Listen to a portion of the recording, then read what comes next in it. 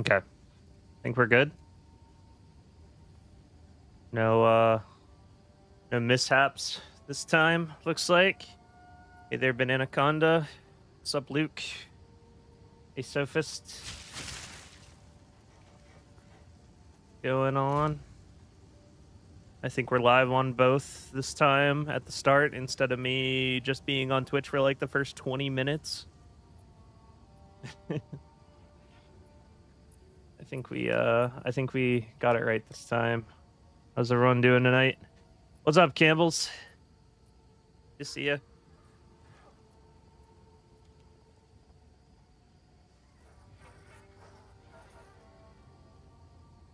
Oh, Face Shifter, I said hey. You guys over there?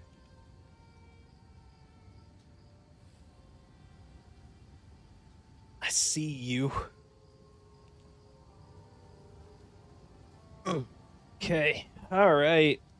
I actually haven't really gotten to play for a little while now. My weekend was booked solid.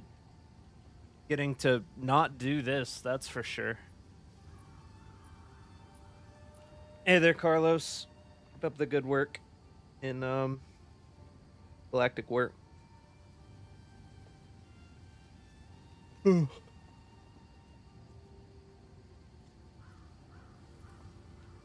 Hey, Ori.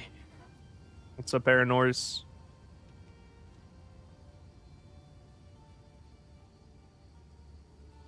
Okay. So, I don't know if you guys can tell, but there was a tab sale. There's a tab sale over the weekend that I might have indulged in a little bit. Got a couple more tabs now. Hey, bro, thanks for the guide. Following at level 71 already. Awesome. Awesome, simple. Glad you like it. Here's work on PoE streams. What? Oh, yeah, here's work on PoE streams. Yeah. No, whenever folks come in from Helldivers, they can still buff their odds. The wheel never gets wiped whenever I'm playing other games, but you can buff your odds.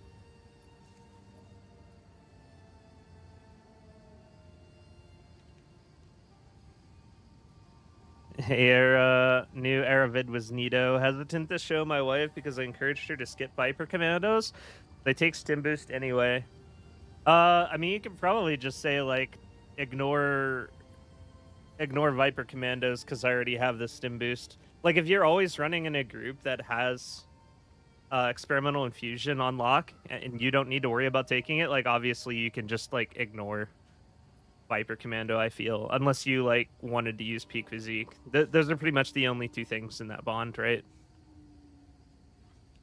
Yeah, I left the wheel commands in whenever I'm playing other games, just like to show my appreciation for the continued support even whenever I'm playing other games, right? Because I know like Path isn't the game that got me an audience. It's just the game that I'm enjoying at the moment and I enjoy playing. So the fact that you guys will still come out and support me while I'm doing something else is like pretty massive. It's like basically all important, right? Otherwise I couldn't do it. Left now is Gasfire, Truth, and VC. We're getting there. Nice. Everyone doing everything in their power to avoid playing Helldivers 2 right now. There's just a lot to do on Path. Like, there's a lot for me to do on Path of Exile, and there's comparatively not much for me to do playing Helldivers. And there's a lot of good work, I think, to be done as far as content creation in the PoE space. Like, there are some extremely knowledgeable content creators in the Path of Exile space. Some giga-brain, genius-level people. But, respectfully, the majority of them do not convey information at a level that newcomers are going to understand easily, right? Like, they don't convey their information well because they speak very like veteran to veteran, I would say. There's a lot of things that if you're new to Path of Exile, you just wouldn't understand what they're referencing a lot of the time. So having like those new player focused guides and like really in-depth, in detail, easy to understand, well-edited guides, I feel like there's like a space for that here. And that's the kind of content I really enjoy making.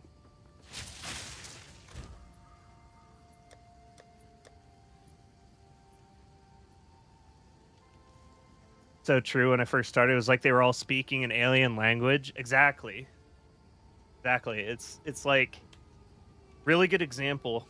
Belton is like insane as far as like the quality of the information he puts out, but it is super tough to follow him for a lot of people, I imagine.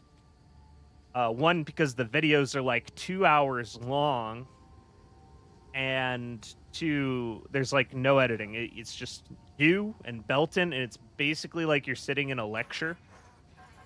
So, you know, like people's attention spans are going to drift in that kind of situation really easily. But like the quality of information that you can get out of Belton's channel and the things that he's saying about Path of Exile, premium. Like the most valuable information in the game comes from that man's lips, basically. But it's super hard for anyone to follow it, or like most people to follow it, right? Really good example.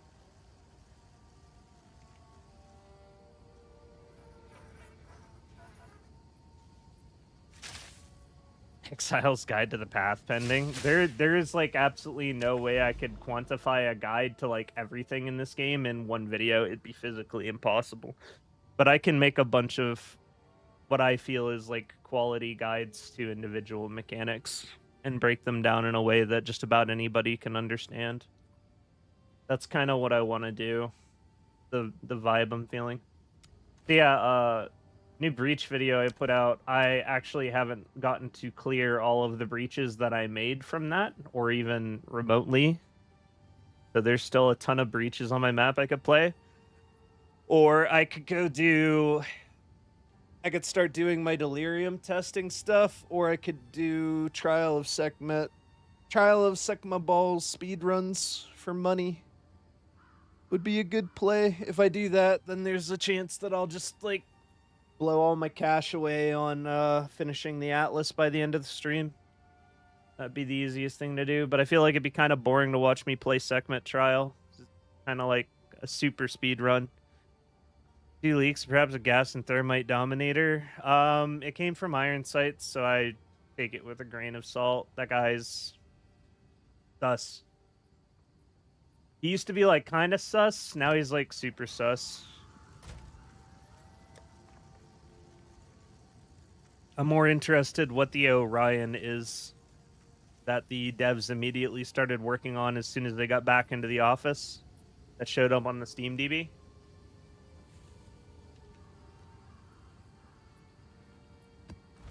Curious what that is. Let's do this map. This look good. Like I said, I haven't gotten to play for a few days. Need like a warm up.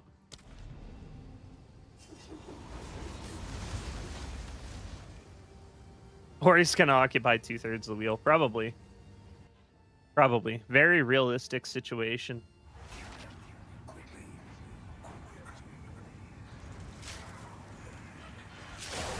Fury.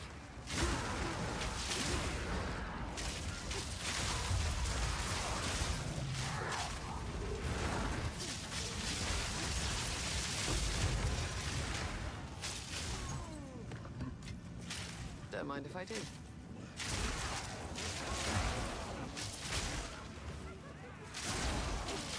Doing 210 breaches, hands. I'm not getting splinters. Should I be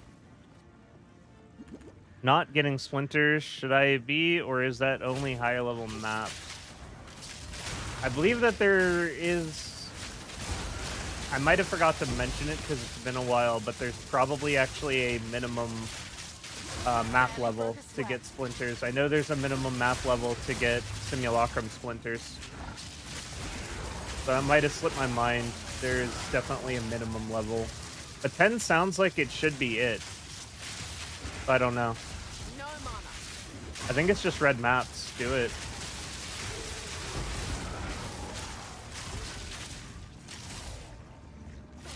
I feel rusty. Like really rusty. I feel like I should be moving quicker. Tier 11's minimum? Okay. Oh, it's level 75 maps. That's what it was, right? Yeah, I think it's level 75 maps. So it would be level 11 maps or 10 plus irradiation. I should have included that in the video, but it honest to God slipped my mind that that was a thing. It's been a really long time since I played below 15.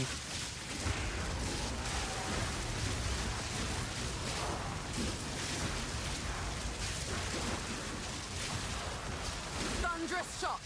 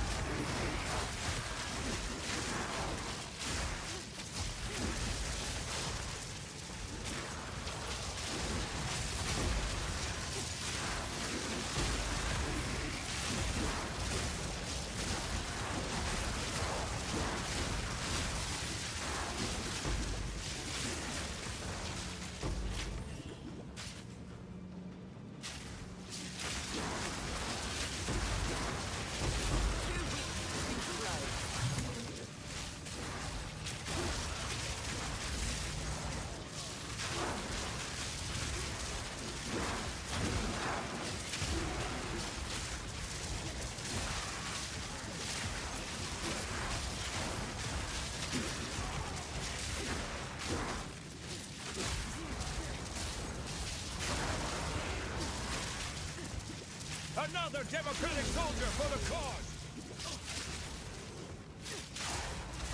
Charged arrow. It's gonna be it. Been following your build. Should I set the cast on shock gem with ball lightning as soon as I get? Then if I have the spirit, if you have the spirit to run it, then you can run it over Wind Dancer. But I think it's gonna be up to personal preference. The thing about cast on shock is it scales dramatically the further you get into late game. So if you put it on, I get a common question where people will say like, I'm not firing as many lightning balls as you, like what should I do wrong? And the answer is basically just like it scales, right? Like it doesn't start off as crazy as I have it. It's just like it's going to scale up the later and later you get into endgame and the more and more damage and shock chance you build up. So if you start off and it's not feeling worth it, then, you know, just turn it off and do Wind Dancer and just try it every couple levels. Maybe you get an upgrade, put it back on, just feel it out, basically. Eventually it's going to click and it'll just be all at once, basically. It'll just suddenly be really good. Father Antithetical, thank you for the follow. Just wanted to say thanks for all the Helldivers content and help me to be the ghost diver I've always wanted to be. That's awesome.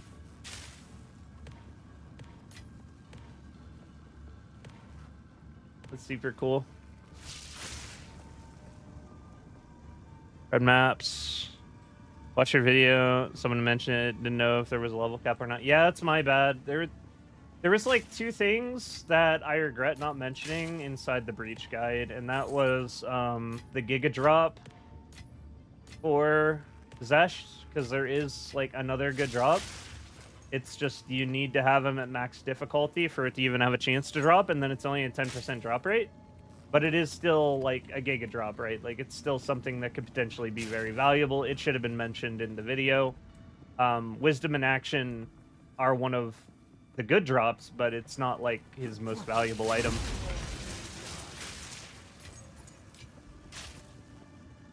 Should you level up with skill gems as you go? You need to feel out your mana when you're in the leveling phase. So like if you're leveling up and you notice that you're just going super but then you get the option to put another lightning level, like another lightning arrow level, into your skill gem, Thunderous shot. probably wait on that. Because this build does have like some pretty noticeable mana issues in the mid game that it grows out of. You got to be careful with your mana. When it comes to the casting gems, though, I've left them all at minimum. Even though I have the intelligence to raise my cast on shock, I've left it at the minimum because I am scared at the amount of mana it will cost me if I make it any better at what it's doing. Like, if I fire any more lightning balls, I think I might outrun my Thief's Torment ring, and that would be catastrophically bad. Considering I would... Ow, that AoE was huge. I can't believe that hit me. Don't mind if I do. Nearly died. Oh, you're already using Thief's Torment. Then yeah, pretty much just go wild. There is like a point where you can outrun Thief's Torment, and it comes around about level 26. Or not level 26, but like level 20 ball lightning is when you're gonna start seeing in certain situations you will outrun the mana regen from Thief's Torment, and it will not feel good. But it is kind of a rare scenario. Been following your build. Should have set up the custom shock gem. Okay, thank you. Loving the build. One other thing, do you have your full passive tree in a spot? My passive tree should be on the Mobalytics page. The Mobalytics page is always exactly what... Well, not exactly what, but it's like... it's updated since the video. It's always updated, at least. What I'm running on stream might differ sometimes, but that's usually because I'm testing something new.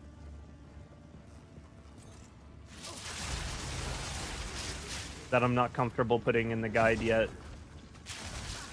Yeah, I think I updated the Mobalytics with a new passive tree setup the other night.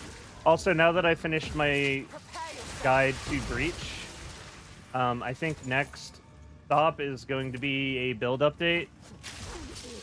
And then after that, next video after that will be Delirium. Kind of where my head's at right now.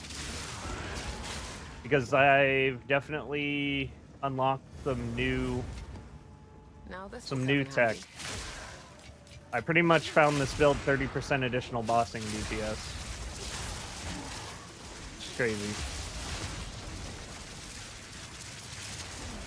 Well, that's a little bit of a take. It's definitely not an overall 30% increase. It's more like you probably get an average 15% multiplicative increase.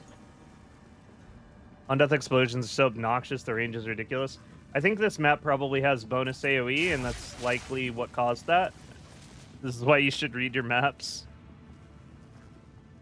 Yeah, let me see what my ball lightning is. My ball lightning is currently scaled to being a level 17 skill gem. If it goes higher than that, I am scared at what would happen.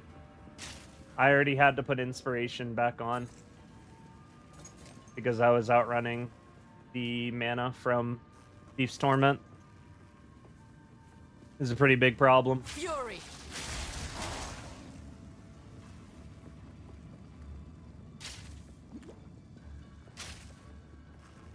And I definitely don't need more balls of lightning, so upgrading the skill gem would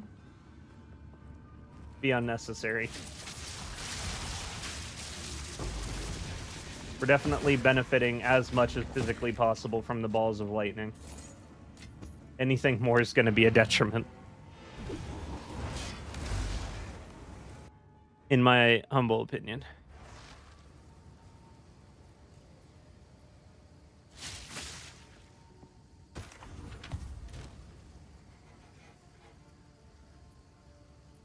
All right, I'm live. We're back to just dumping everything into a crate and moving on to the next. Just to clarify, I don't just dump box everything on repeat whenever I'm off stream. I only do this on stream so you can keep pace. Hey there, Nico.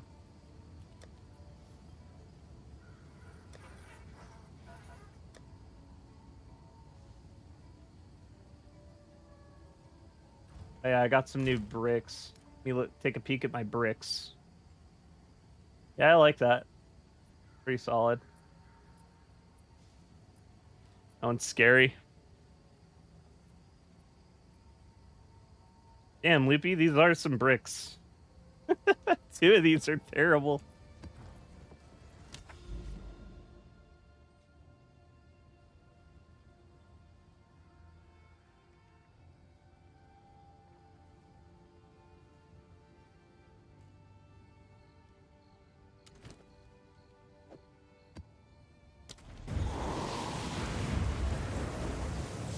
Me and my buddy Loopy, we trade our 15 maps back and forth. All Super Earth citizens are equal, but Based now on you whenever he are rolls super something equal. that bricks his build, I roll something that bricks my build. A good way to do things if you have someone else at endgame mapping, like a buddy. You just trade your maps with each other to get more ideal ones. Yo, Ulu, thank you for the 6 months. Where are the warrior buffs? GGG. I'm sure they're coming. I have to imagine. It might not even be like directly a warrior buff, but I imagine armor needs to be addressed sometime soon. Armor is kind of the issue.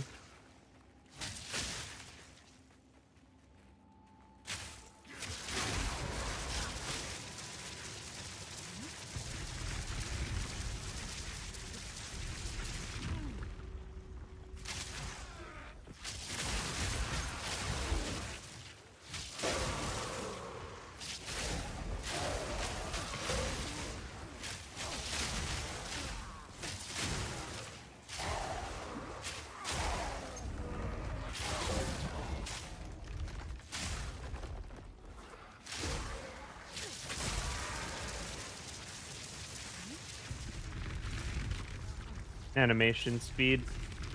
You definitely need a weapon with attack speed to even play a warrior, that's for sure.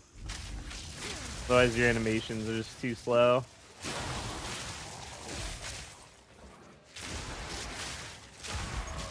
To even play. Silly. Oh, hello there.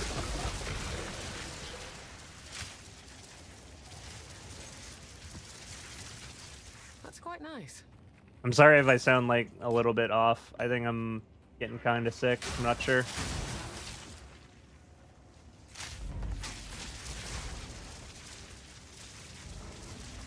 Woke up feeling pretty unideal.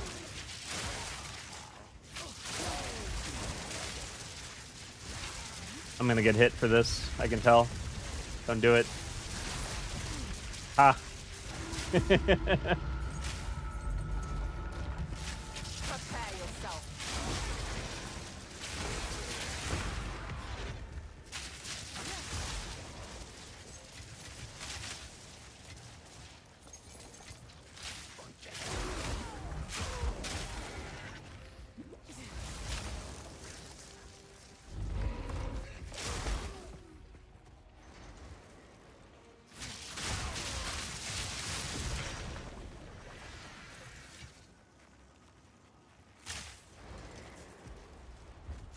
I think the breach might have spawned in the middle of the map. It's pretty good for me.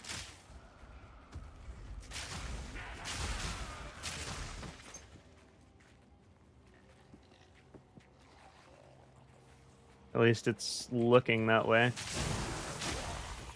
couple more places it could be. How much life do you play? I have 2,254 life. I've pretty much since I got to endgame, I've never been anywhere below, I'd say 1,800, and I kind of stopped getting one shot once I crested 2,000.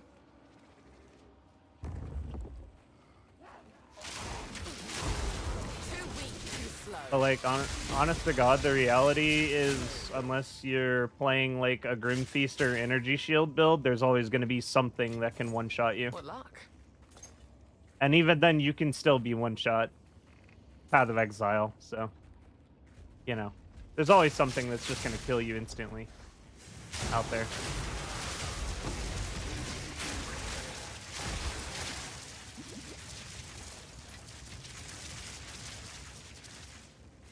I think I just got, last stream I got punched by a rare that just had bonus chaos damage. and I just walked into him. Definitely shouldn't have done that. Definitely should have been more respectful. And yeah, he just like did a normal punch. It happened to get through my evasion, and I straight up died from full one hit. It can happen. Waystone tier affect currency drops at all? Yes, it does. Also, just have to be watching your modifiers. Like if you stack too many bad map modifiers, it doesn't matter what your build is, you're gonna die.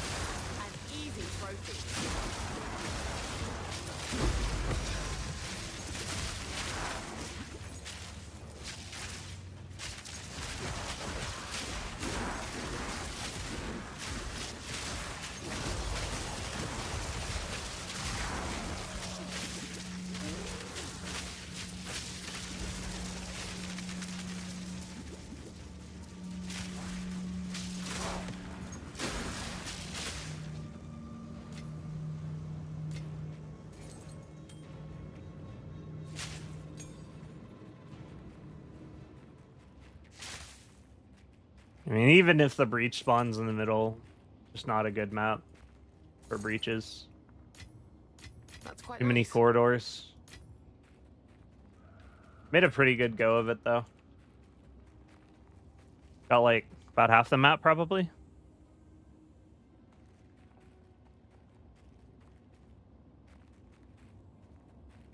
It's weird that picking up splinters isn't making noise. It's kind of throwing me off a little bit.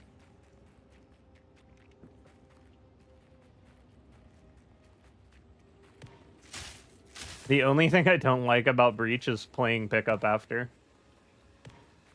So much fun, but then you have to like retrace your steps across the whole map.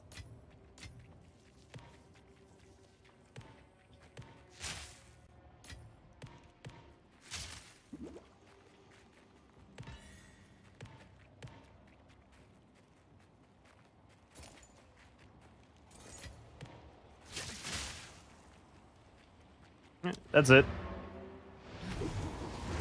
Not bad. 36 splinters, 1 breach. A 5x. Could be worse.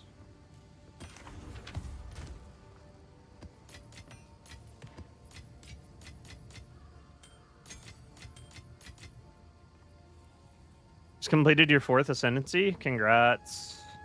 Vacuum splinters.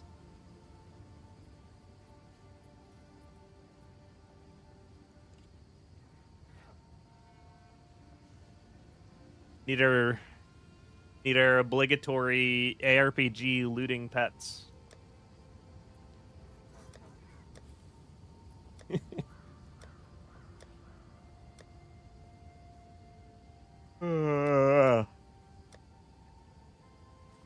Let's see. Which one do I want to do next? Probably this one's fine. Not too great. Not too bad. Good to run it. I haven't played much of Sun Temple, but I imagine it's not very good. We'll do Burial Bog.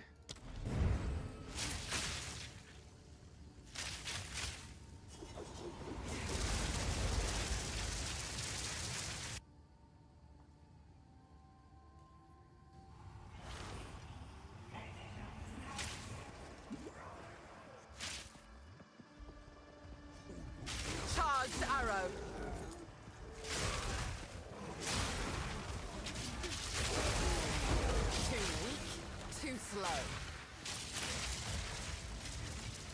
nice.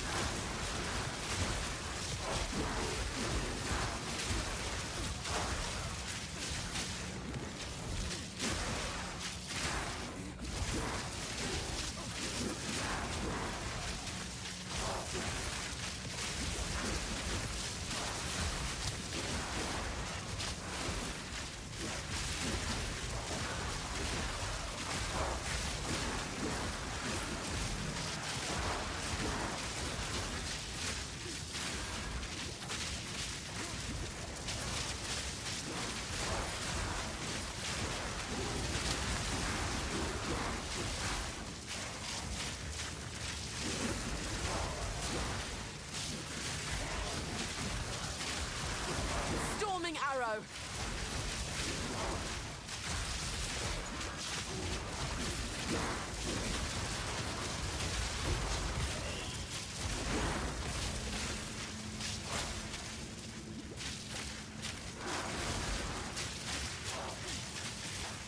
I need more mana.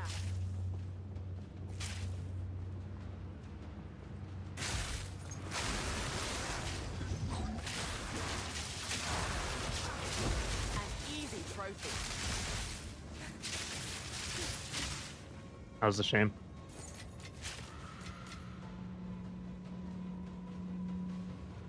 Filters. The filter is in my Discord. It's also linked on a MediaFire link on my latest video on YouTube.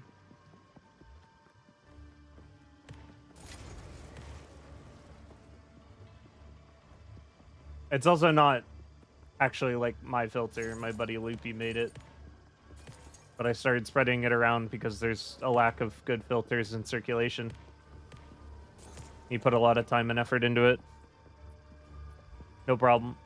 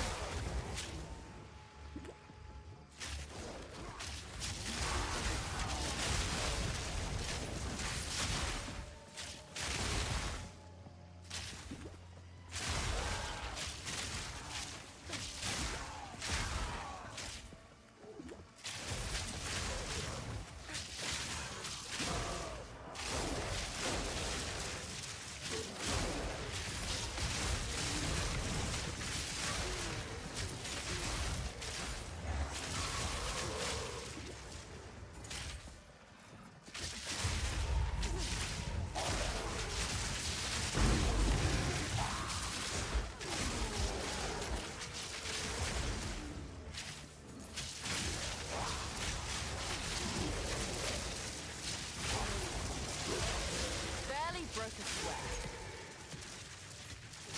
It's quite nice. Storming arrow.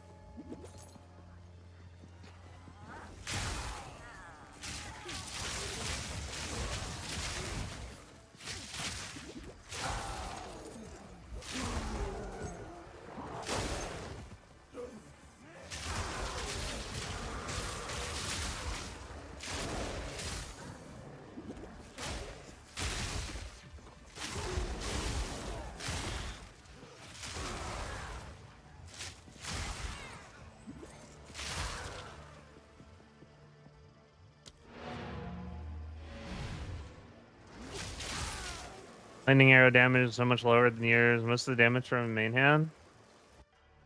Hey there, Heb again. New, kind of have my own build going, and I'm level 83. My lightning arrow damage is so much lower than yours. Well, I mean, it could be a lot of things, but I have Howa gloves. I have, like, for the sake of comparison, I have 150 int, 250 dex. My bow is about 410 DPS total. Both combined physical and lightning equal 410 or so. I have a pretty solid quiver. Not like...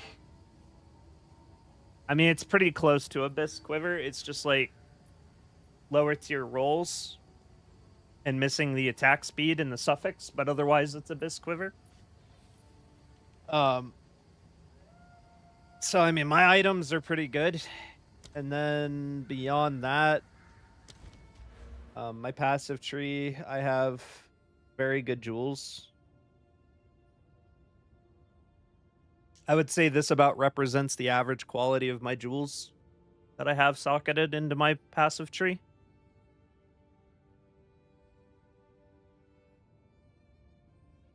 And then I do have 2 jewels in here that are giving me the 20% quiver effect breakpoint. Yeah, increased bonuses from quiver.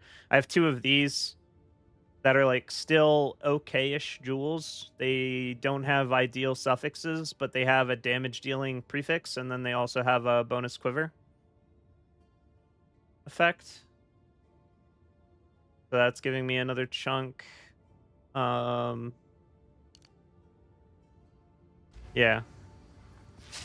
There's quite a few things.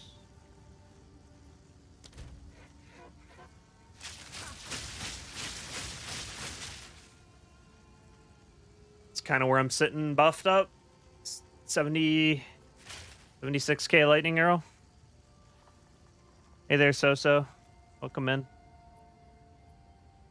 You didn't even know there were jewels that gave that. They're a little bit pricey, especially if you want really good ones. But, yeah. Yeah, they exist. They do exist.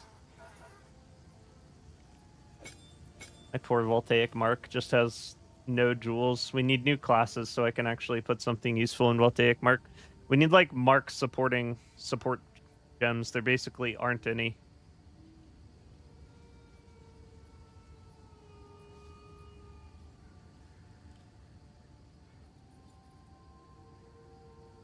Full buff is like 10k.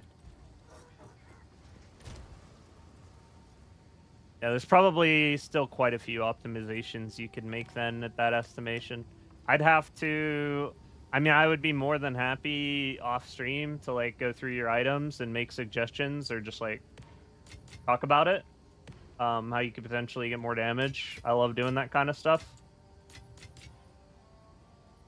If you want to, like, go to my Discord and post some screenshots of what you got going on, like your build, your items, all that kind of stuff, and then just at me, I'll give you some feedback on it later. Would love to.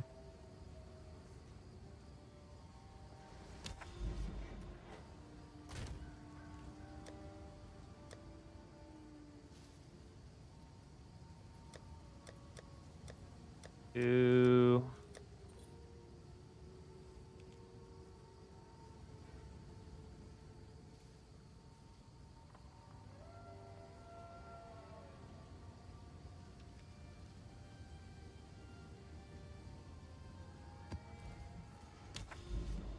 That'd be dope. Sure, I'll hit you up in Discord. Thanks, man. Sure. What's up, Dead Snake? Nice to see you.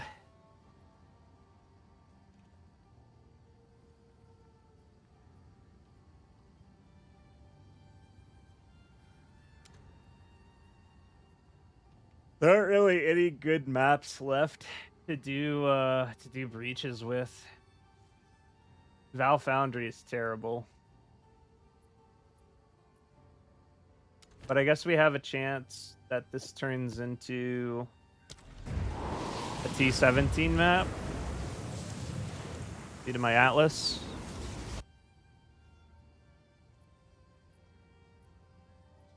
Maybe I ought to pimp my build form section. We do have some skilled PoE players in the Discord. Well, that's what build... Like, there's a build theory crafting channel in the Discord. I would argue that's kind of what that's for. Take this. Like, if someone wants critique on their build or they want to talk about a build, then they should probably just drop it in the build theory craft section. Taking a break from HD. I mean, I said a while ago, and it was a little bit awkward because I said it before the Illuminates invaded. I said that I wasn't going to play purely Helldivers on stream anymore. I was just going to play games that I enjoy. I was going to go back to playing variety when it came to the actual streams. But then the Illuminates invaded, so that didn't happen. But now it's been a little while. There isn't like really anything new to cover. And you know, me being a longtime player of Helldivers, there isn't really anything new for me to shoot for or grind for or really do. Besides just like play the game for funsies.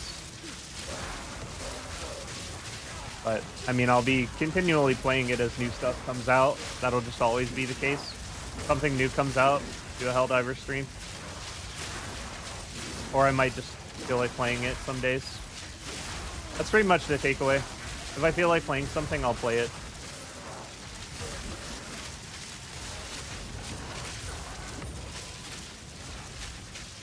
It's a bad map. What am I even doing here? Maybe I can pivot this direction in time. I bet I can. See if it was worth it. It's probably worth it.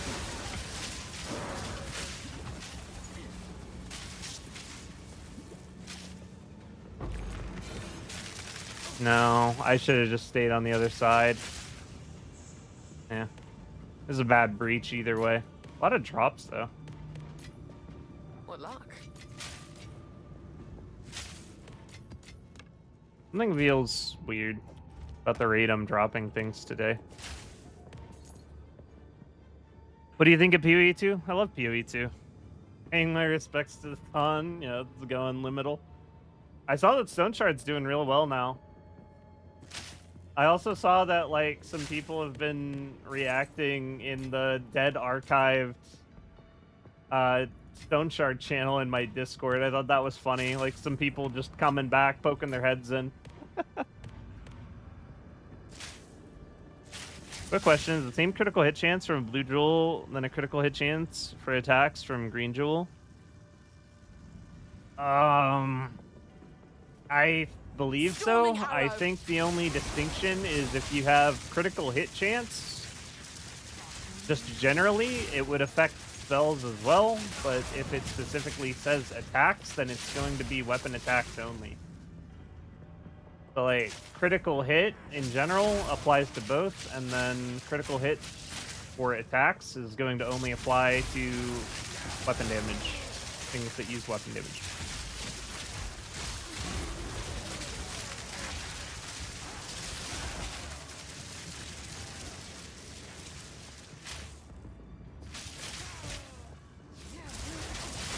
Map sure is gross. Gonna go next. Now that they claim frequent updates again. Don't think it ever popped off this much. Yeah, I saw you and Lovelace have been getting like 100+ people watching throughout the day. Kind of nuts.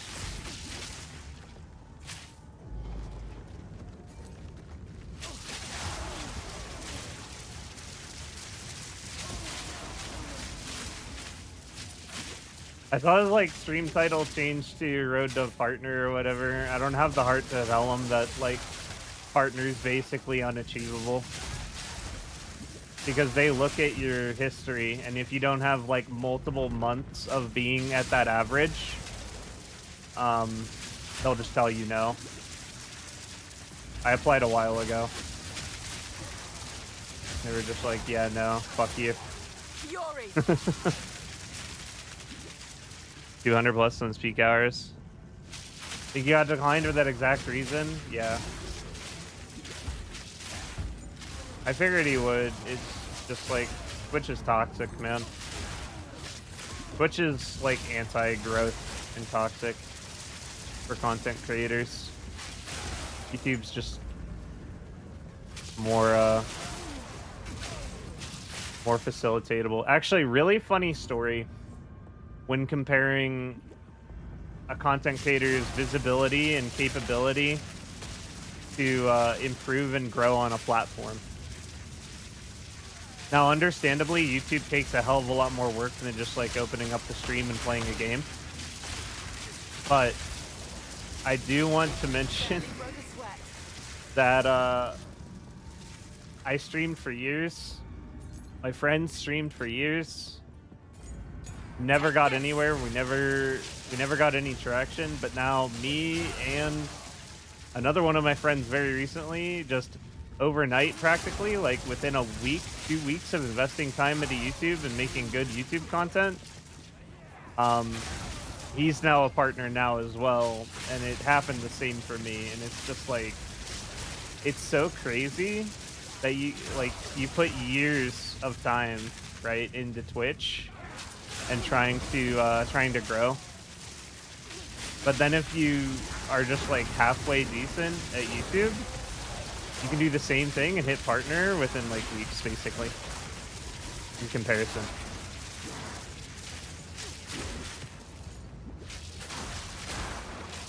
This is like the worst map in the game. What am I playing on? I'm surprised I haven't just ripped from the way this is laid out. It's so claustrophobic. That was almost it right there. That was a grenade on the ground.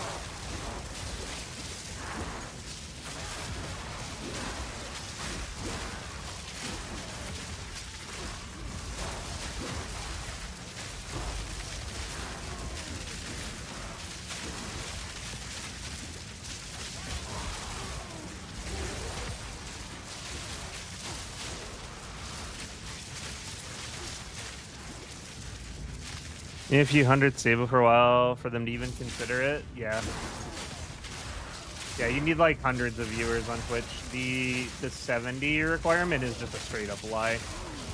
Several hundred concurrent, otherwise it just won't happen. I need more mana.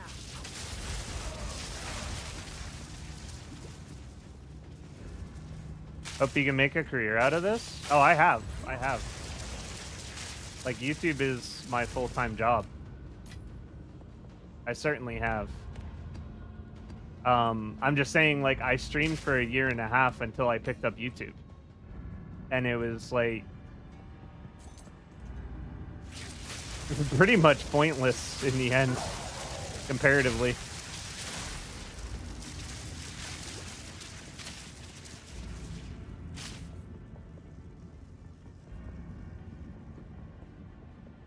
Yeah, that's part of the issue. Twitch does absolutely nothing to promote smaller streamers. It doesn't do anything algorithmic. It just puts you on a sheet, and if you have 0 viewers, you're likely to stay at 0 viewers because no one's scrolling that far to see you. Unless you're playing a dead game that like a small niche community is invested in, which is kind of the only reason I ever found any audience at all when it came to Twitch. I streamed a relatively dead game. Is this fool doing? One of the only like 2, 3, 4 people in the entire channel. So much more content on the way. PoE2 OG. I'm hoping to be. We'll see. This is I haven't actually done this fight outside of campaign. I don't really remember it. But I think he's just gonna get insta-killed, yeah? Surely he just gets insta-killed and this isn't a fight.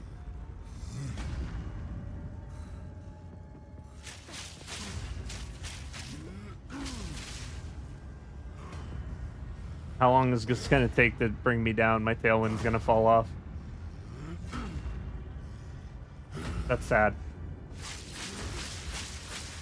Oh, it doesn't matter. Okay.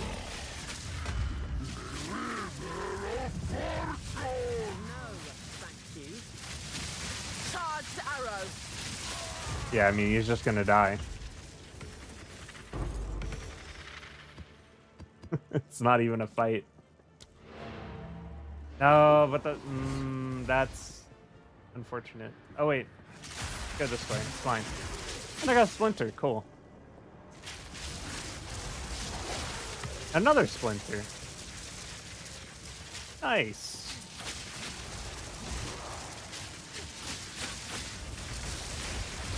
Quick and lethal.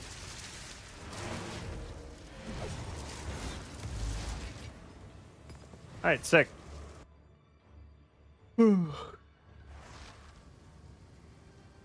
Might as well be completely blind luck if you make it on Twitch. You put in the grind on YouTube and build up from nothing into something. Yeah, almost instantly too. Like, if you put content on YouTube and your YouTube content's actually like legitimately good, YouTube puts in the work to spread you around. It puts you on screens. It gives you a real chance. You could be the funniest, most entertaining person on the world on Twitch, and if you're streaming to an empty room,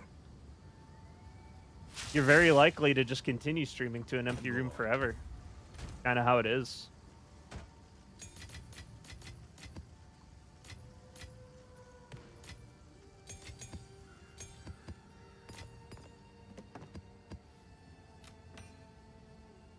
I'm gonna blow this up. Nope.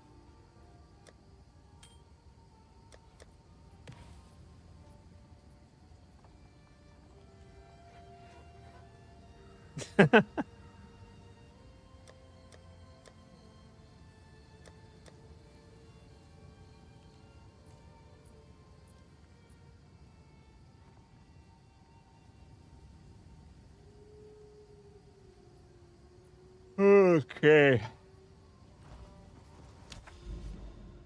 What's next? I could do a delirium mirror. Do I have a good map for that?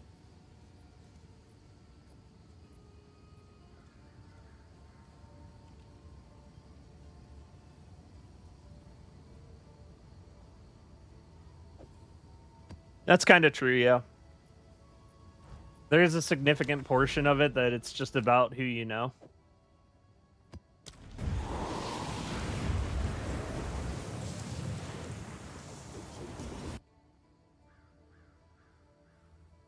Twitch gives incentive for subs and donations more than YouTube. No, YouTube videos and streaming get your audience quantity that you can take to Twitch, maybe.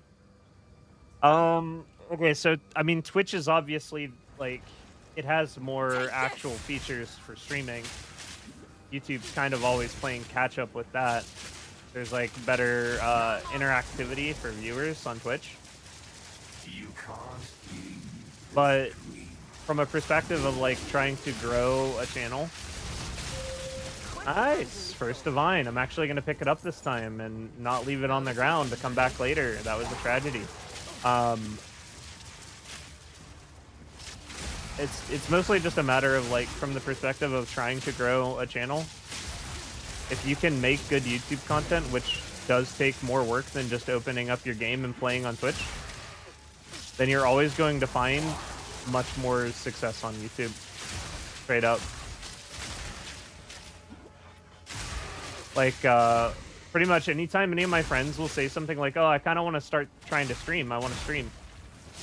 I'll usually say something along the lines of, just do it for fun, or start investing time in learning video editing. Start investing time in learning how to make YouTube content. If you want to stream for anything other than just for fun, you basically have to, in my opinion. If you want like a real shot and you're not just going to rely on luck. I've been playing PoE 2, let's go.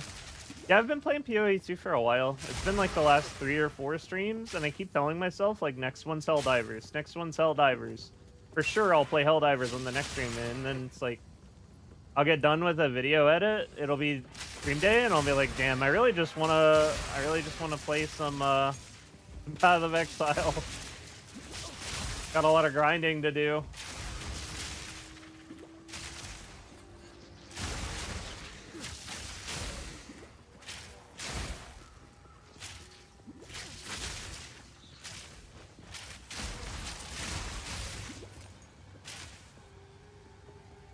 I would also say that networking's pretty good for YouTube too.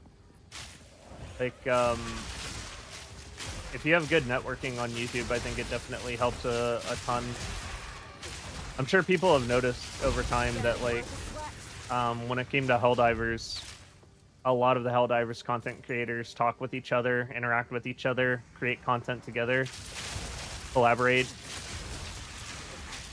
It's a very, Fury. very close-knit community of creators for the most part, if you don't count Odo.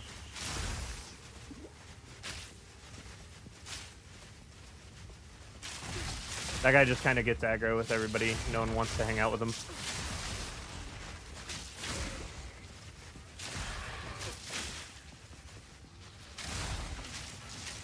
But the rest of us are pretty chill. Like, we're in, like, Discords together. We have calls together sometimes. We hang out. I would say the majority of us are legitimately pretty good friends.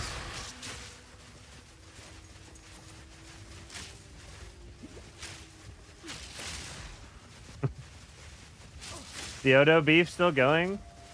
I wouldn't say it's beef. It's just like, you know, we're just not friends.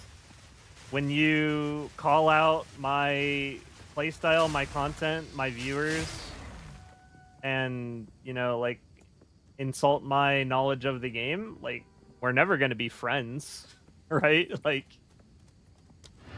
I'm never going to say anything other than that.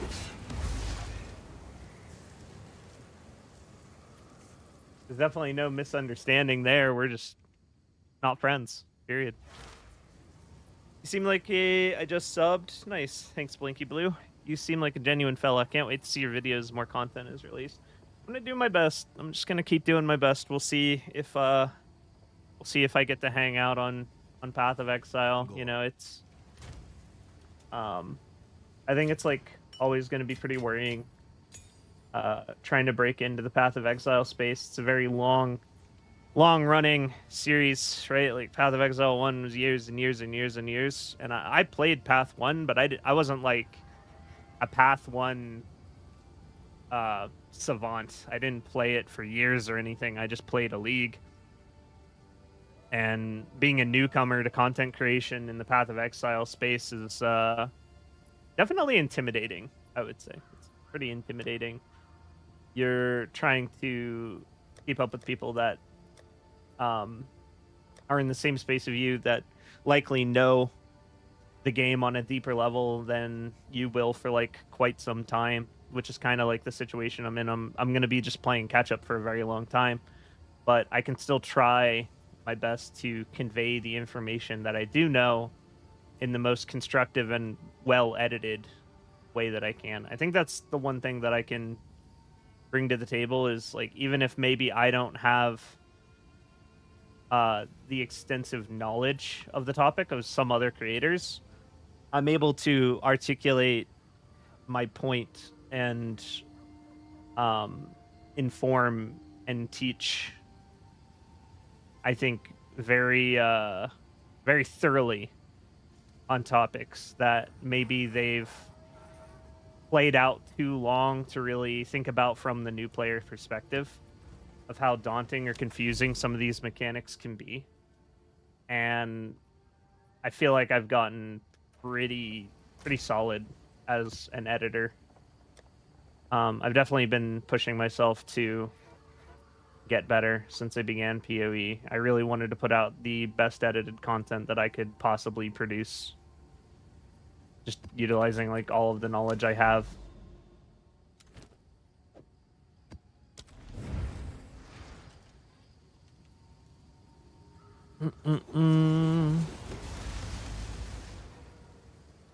If you're looking to profit off a social media presence, including Twitch or YouTube, makes the most sense to tag into all the routes simultaneously? Yes. No, it does. It does make sense. You want to spread yourself as wide as possible across social media and things. I don't really like social media, though, so I've abstained from it. Used to watch Odo for a little bit. That was before he became super negative about everything, every game. I do feel like Odo was taking shots at other streamers, specifically you, and some of his content I saw. He did. I mean, he did. That did happen. You're one-shotting bosses regardless of hook, bro. Basically saying is you're a pro, but a noob. Makes you relatable. PoE is always evolving every season. Constantly need to keep up the knowledge. This is also true. Easy to get into, hard to master. Would say PoE is. You can use your experience as you learn to make relatable tutorials, though. You've got a fresh start, and we'll see the game through new player perspective. It's a great opportunity. I would agree, yeah. That's kind of Storming arrow. that's kind of the nice thing is like I've played Path of Exile. I understand Path of Exile, but I never really understood Path of Exile, and now I'm willing to put all of the time in that's required to become that that knowledgeable savant about the game and try to share that from my perspective with an audience. And I think there's value to be had in that narrative from what I can see.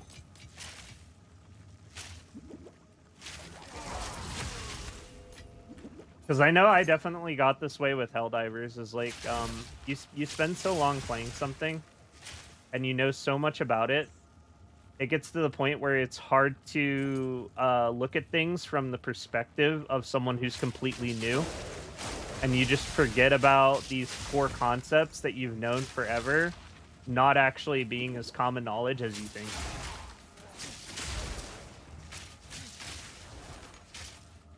And it makes it harder and harder to convey that information and that knowledge to newer players. Because you're kind of out of touch with their perspective at that point.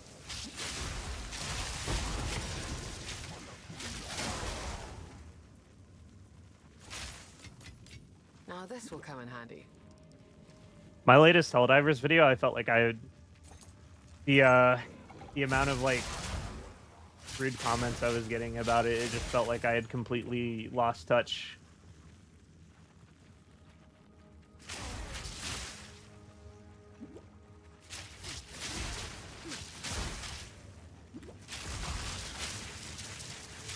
But also I feel like too many people took that as a tier list when it wasn't a tier list. It was like a buy list for new players.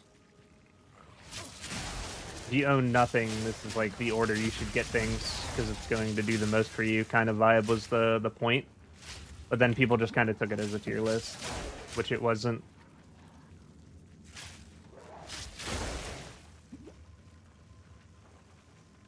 Yeah, the one about the war bonds. Still watch Odo, follow him a long time. It doesn't bug me. Takes pop shots at other people though. Hand waving Aravan because he's a LARPer.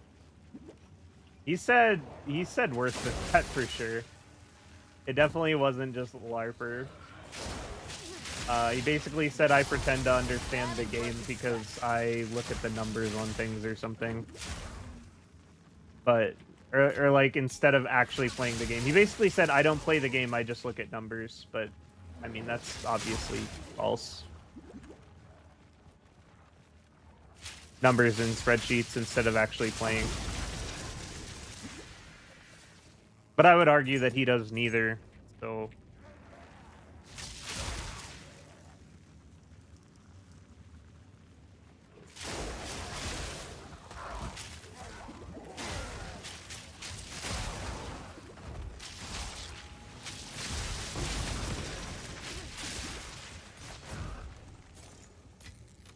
What luck.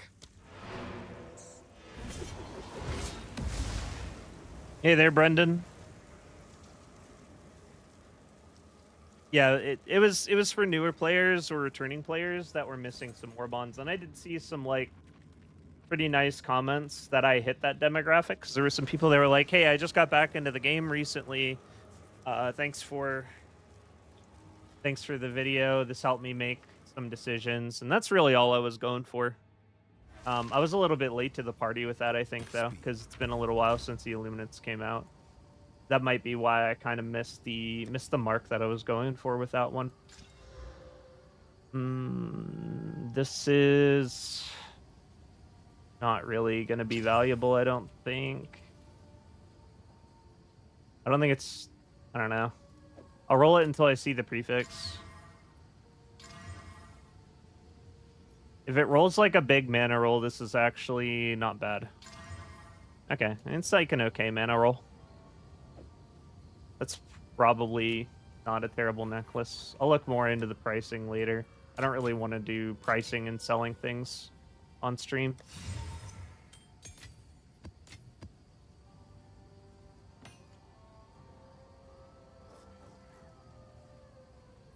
Not a single penny in the game. Only have 2 war bonds left to get. It's sick.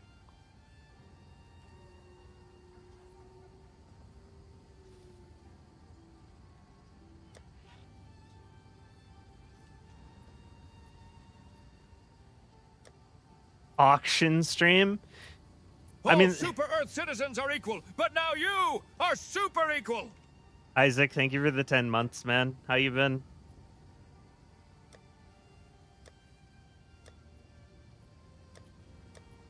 What's up, dude? Teach people how to play the auction. I mean, it's not an auction house. It's the trade site. It's slightly more personal than an auction house. And I have thought about maybe doing like some streams to talk about the market or talk about how to spot value in items. But I feel like my knowledge, it's this kind of thing that like takes a lot of effort to really understand. Even if you think you understand it, you like don't. It's gonna take me a while for me to like really lock in and understand everything going on with value spotting. But I definitely want to make content on seeing value in items, how to spot valuable items, the kinds of things people want, what you should be rolling currency on, what you shouldn't be rolling currency on. And this is something that Belton, I'm going to be talking about Belton a lot whenever it comes to trading. He does a really, really, really good job of teaching this topic. He does. He's very, very knowledgeable about it. One of the most knowledgeable people in the world on it, I imagine. But it is a 2-hour lecture section of you just looking at Belton doing stuff in the hideout, right? So it's like, it definitely puts folks' attention span to the test whenever that's the way the information is conveyed, I think. But all the information on his channel is actual gold. Pretty much anybody who's serious about profiting from the trade site or just profiting from trade in Path of Exile 2 should actually pay a visit to his channel at least once. There's likely to be something in there that's interesting to you, or you will learn something. Like seeing some PoE. I love PoE. Belton. Belton Another democratic soldier for on the cause. YouTube. And he also streams. Thanks for the follow, Lunchboxin Bradley. Your vid on breaches was excellent. Thank you. I tried my best. Glad you liked it. Been playing PoE since 2013. Still haven't really focused on learning item value. I just currency flip. I mean, whatever works, right? Like you don't have to understand everything. That's for sure. Please make a video on how to prioritize loot because I've been exhausted trying to organize or compare every little thing I come across. Okay. How about we just like go over like some really good baselines real quick?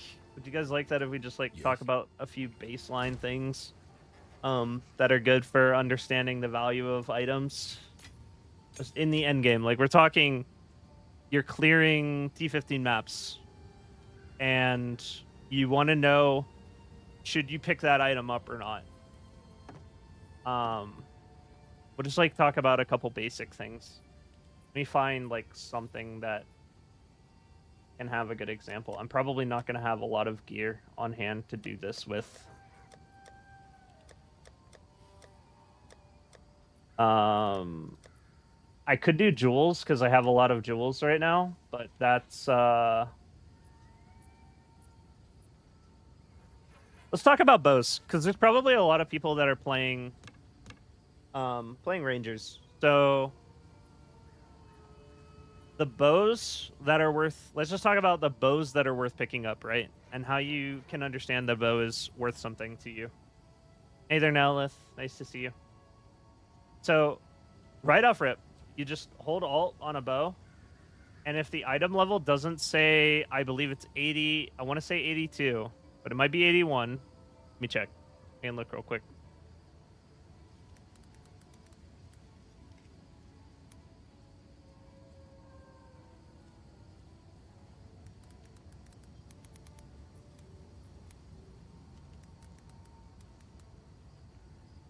Okay, level 81.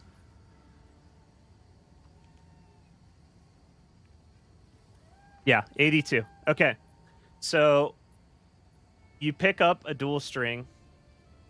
Right off rip, you hold Alt, and the item level doesn't say 82.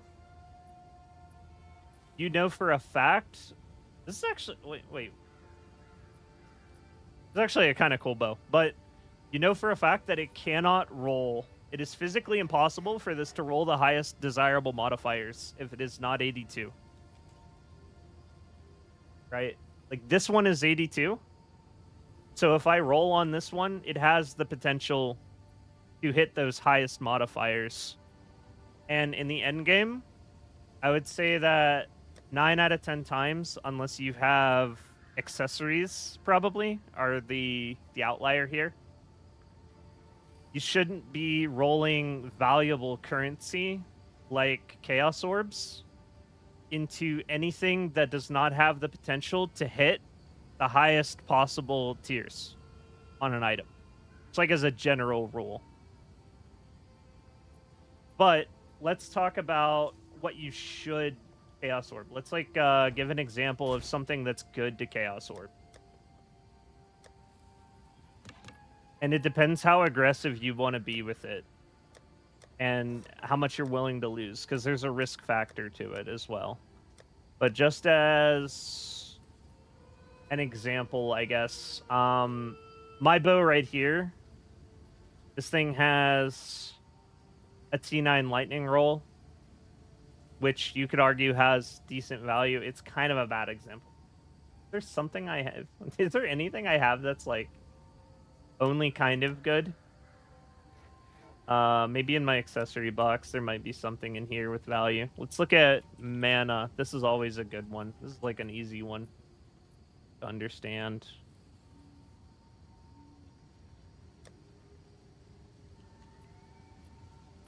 Nope. Okay.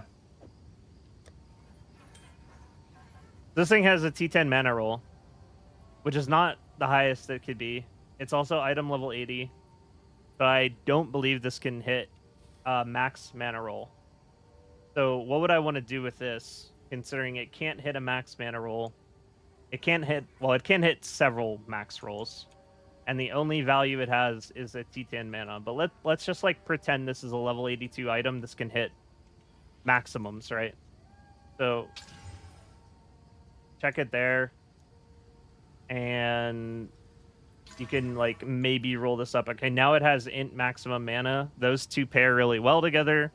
They're desirable on items together. So this like is showing that there's still like some promise. That's a low cold roll. Now it's kind of bricked to some extent. The only other prefixes I can roll that are going to add any value to this item are going to be pretty few and far between. And if this was a level 82 item, say this was a level 82 item, this had a max mana roll. It was like a T12 mana roll, or T13, I forget what it is. One of those two. You would probably want to Chaos Orb this, because it's a 1 in 6 chance, basically, that you ruin it with the Chaos.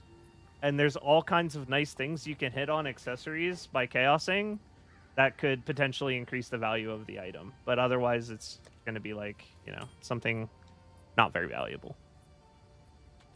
I really wish I had a better item to explain this with, but I just kind of don't.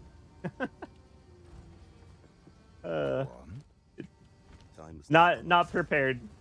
Not prepared for the lectures.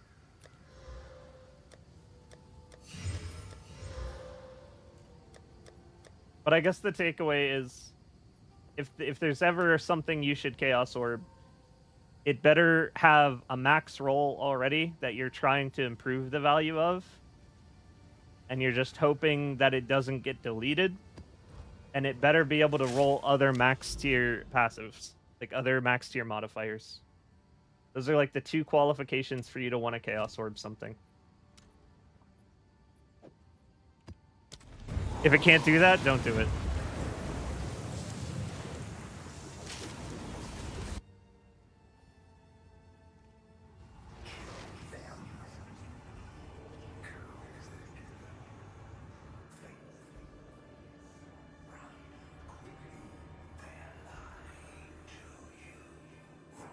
There's a down, I'd be stoked. 20% gone down a bit. Okay, I hope that ramble was like a little bit insightful to the process. That's something I would have to rehearse and think about, I think, to really get the point across. And I would also just need to have items.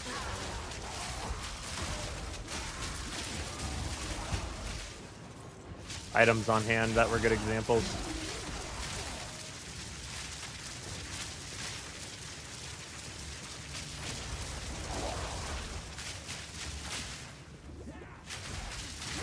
Barely broken thread.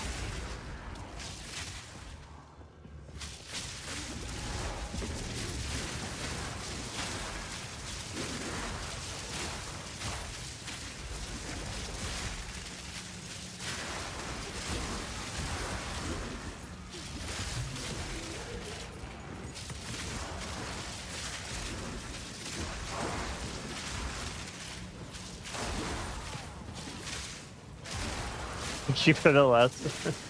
Thank you for the $10, medic. I don't have enough mana. I'm not a good teacher. I can't stress enough how much, like, how good Dolphin is at it in comparison.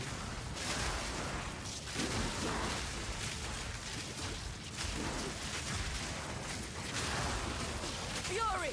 I don't feel like I'm taking damage out in the Sun Temple the way you do in campaign. I haven't actually been to this map since campaign, though, so it's a little bit sus. It's kind of good for Breach, though. Kind of liking this. Density is great. Giant ball on my screen is kind of damaging my vision, though.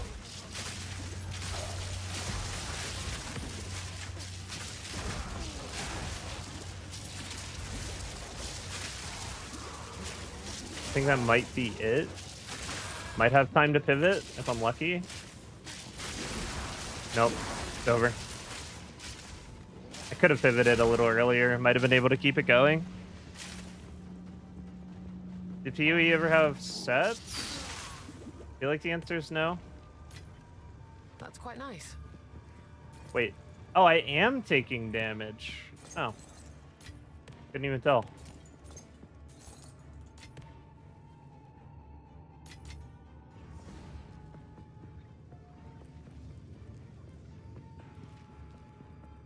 Teacher. I'll get better at it over time. Belton's vids make me think I'm in uni again. Yeah, that's an accurate way to look at that. I agree. It feels like you are actually receiving a lecture. I'm kind of with it, though.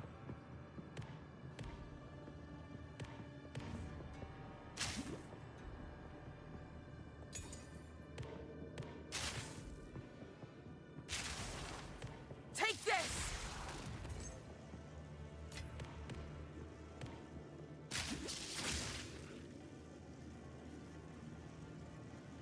Learning the way the modifier is calculated is already super informative.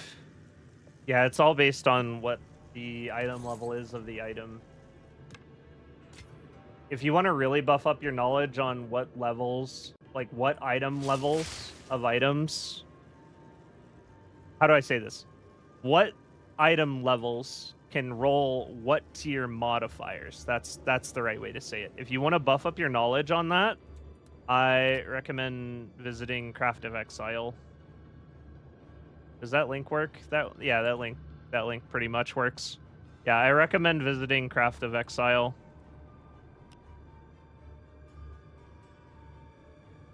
It's like a kind of broken link, but it still works.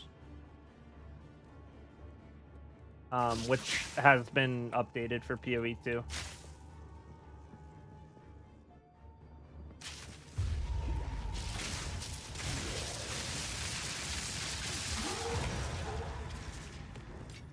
I kind of just stopped shooting. I expected him to die sooner.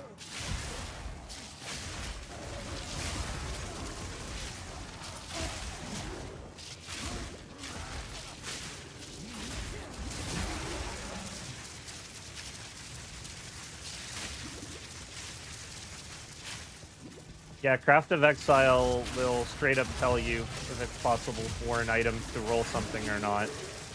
And it'll give you the full, complete list of what modifiers can be rolled on an item, as well as what their weightings are, how many orbs it'll take on average for you to achieve your result. All that kind of stuff. Very important tool for anyone that's serious about crafting.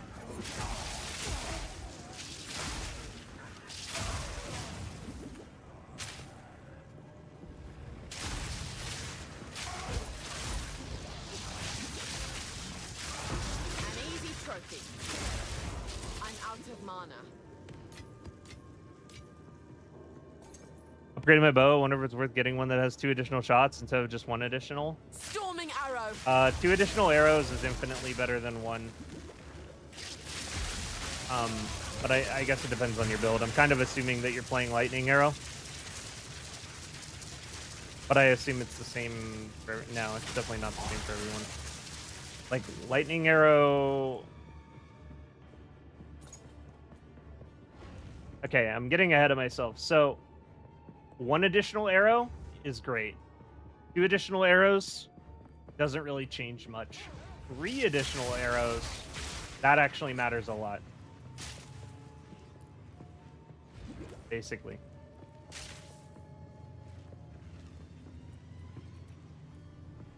I'm actually dying. I think I have no more flask. I keep hitting the button too much.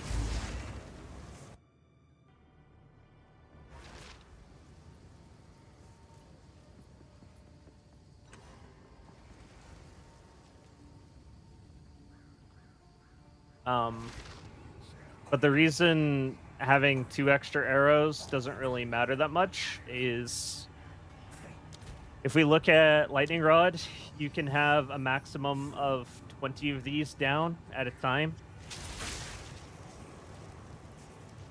Does it say that right there? Maximum active arrows 20.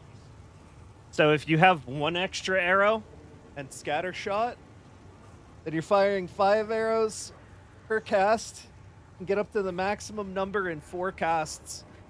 But if you fire 6 arrows, you still need to do 4 casts to max out the number of lightning arrows or lightning rods on the ground.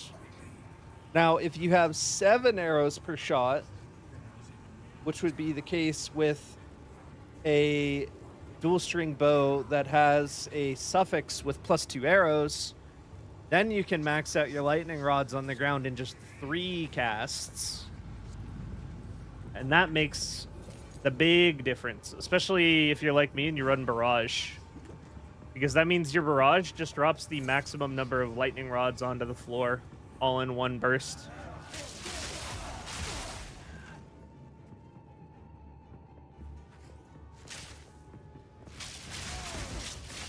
Barely broke a sweat. I'm playing this game, play all the same builds. I don't think any other streamer plays my build specifically.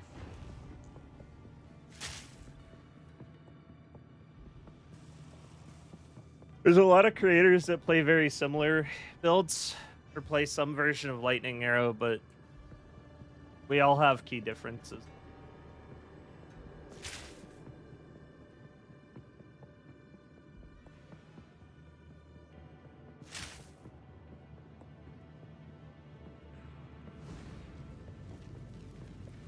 Yeah, 1 extra arrow makes a big difference. 2 extra arrows doesn't make much of a difference compared to 1, and 3 extra arrows makes another big difference. but also a bow that has the 2 extra arrows suffix. Nice. Has to be a level 82 bow to even roll it. Item level 82, and a base with it on it, even just a rare base that has garbage rolled onto it, is a divine orb. So the community is very much aware of what I just said. That it's best in slot suffix, so it carries a lot of value. Even having the opportunity to chaos it carries a divine worth of value.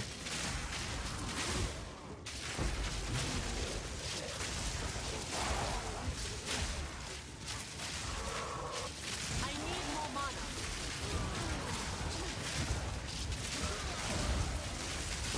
An easy trophy.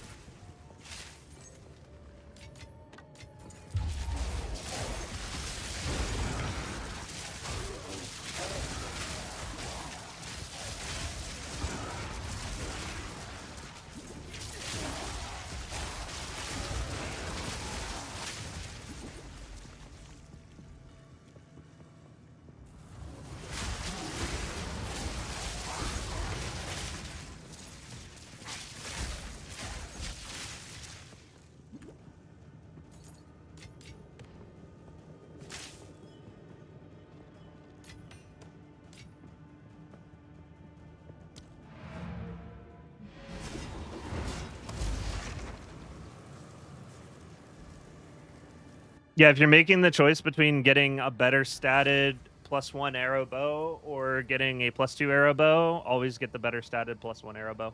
If you're playing lightning arrow. Build highly reminds me of the Bladefall Blade Blast Chieftain from PoE 1. Very OP builds, very few people blade. I vaguely remember Bladefall Blade Blast, but like I said, I didn't play too much PoE 1. Dang, I got 15 splinters from that one map. That's kind of crazy. Feels like a lot. Has there been patch notes yet for the weird mini patch they did a little while ago today? Or was it just like some maintenance stuff, or maybe they got rid of some kind of exploit?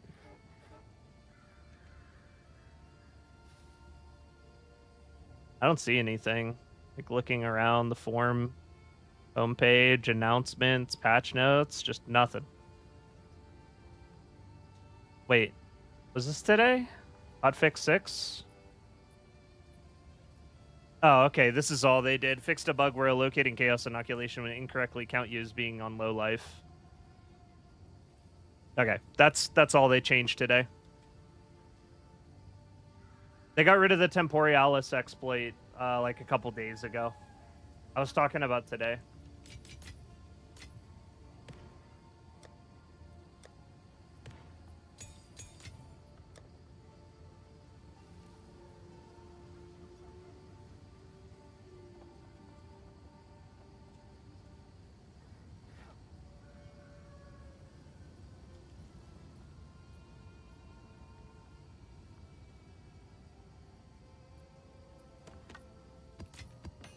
I really just want to sit here and look at items.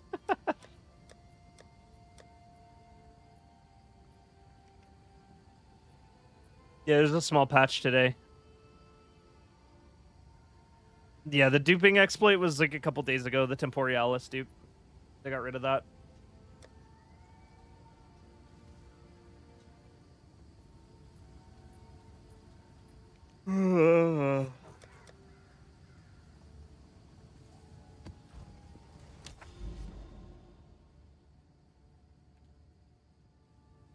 Oh man, these maps suck.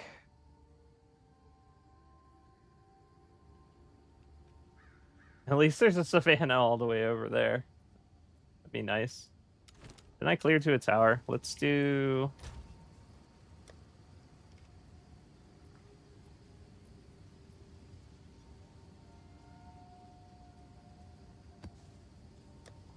kind of want to do a delirium here. Kind of want to start doing a little bit of delirium, because I think that's going to be my next guide video is going to be delirium.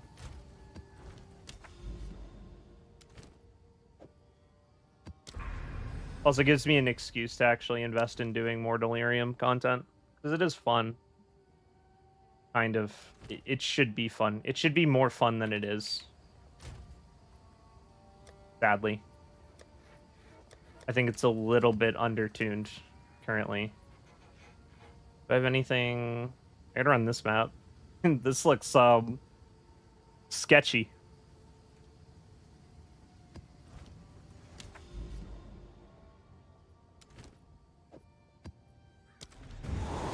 Currently attempting a monk build from low level after playing the ranger. Some vast speed differences. Telling to my monk to move his ass. It's always a little bit weird for me seeing other classes move after playing ranger for so long when you get so much bonus movement speed from the passive. I don't have enough mana. You are rotting from Take this! Probably. Quick and lethal.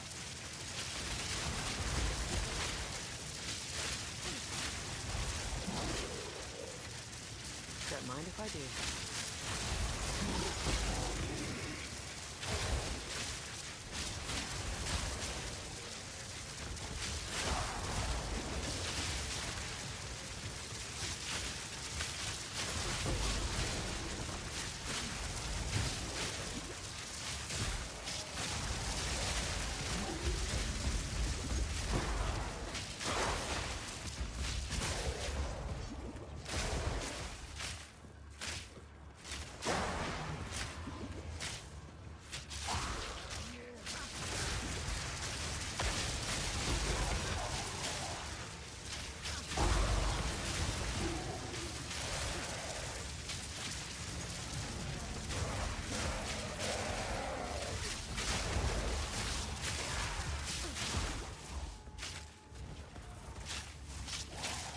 Gonna end.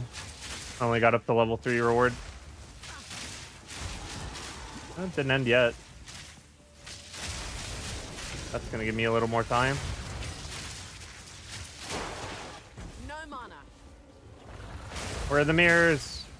I need a mirror. No. Just 0 mirrors, man. Rough. Traveled so much distance, not a single mirror. Too weak, too slow.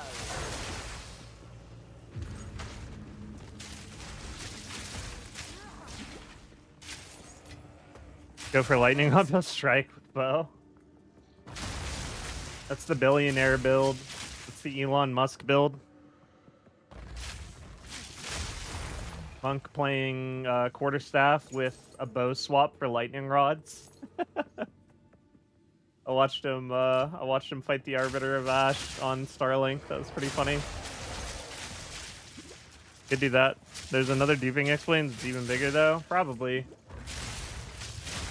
I wouldn't be surprised.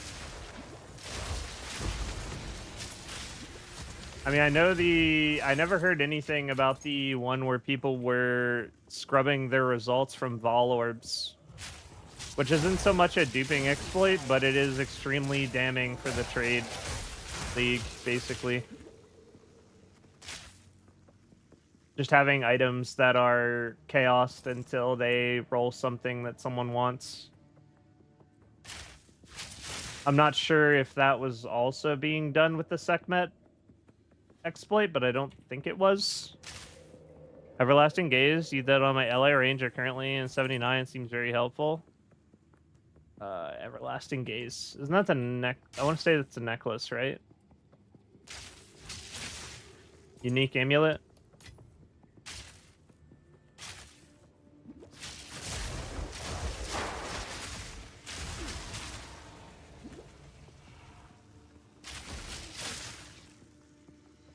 Listening to your stream, trying to play, I keep hearing out of mana. I think it's mine. Sorry.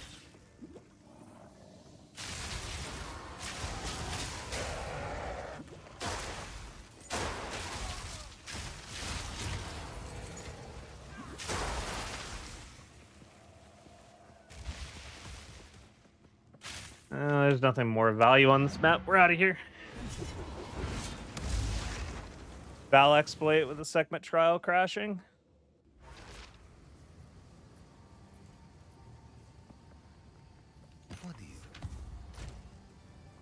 That's crazy. It all just comes back to Sekhmet trial.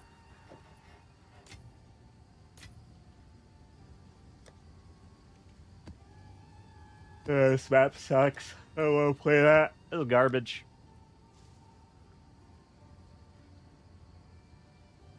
There's a lot going on this tablet right now. There's a lot to take in there. Oh yeah, I can get another delirium mirror here. Maybe I can get a little bit better luck with the mirror placement. Much better is this realistically going to get though? I kind of wonder. So what would you take? Double difficulty, distance from the mirror, increased stack size of simulacrum splinters found from non-unique monsters in your maps. Okay, so this doesn't affect anything else. Waystones found. Wouldn't want that. Fog dissipates 30% slower. That helps. Bosses have increased life, increased splinters. That seems good. Map, 30% chance to generate additional reward type. Manifested delirium demons in your map deal. Wait, delirium encounters in your map have 30% chance to generate an additional reward type. 50% increased reward progression. Fog dissipates faster. Okay. This is like actually low-key kind of good because you run into an issue where there's just no more mirrors. What's up, Toxic Hazardous? How's it going? If you just have no more mirrors, it doesn't matter how much time you have left. Sketch maps in PoE 1. Balling a bad map, getting Ellie Reflect on the pure Ellie build, going if we ball. I saw something so sad. So, whenever I was making my defenses guide video, I was looking for like a classic PoE 1 rip to chaos damage. I couldn't find one, but I did come across a really funny death where someone finished their hardcore campaign and they were just doing their very first map. They didn't read it and they Ellie reflected and killed themselves, and it was so funny.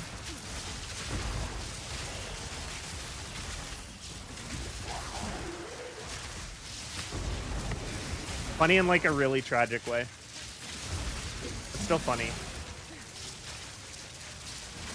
The mirrors, the mirrors. We're getting so many mirrors.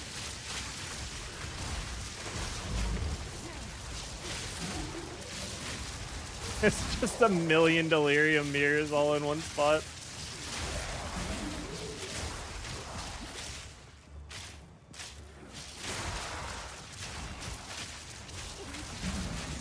All Super Earth citizens are equal. Like but if I now had you 50% are extra super reward equal. for that, the amount of mirrors we just popped, we'd be chilling. It wouldn't matter how much time we have left. Lucid Thought, thank you for the Prime. Appreciate it. Thank you for the support. Welcome in.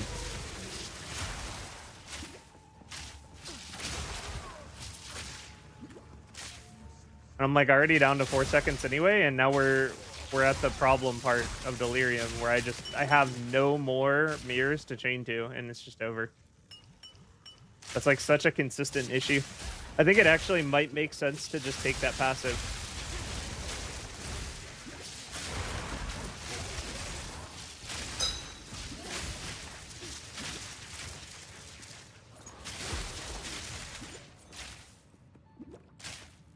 Gotta make dinner, be back later. Later, Ori.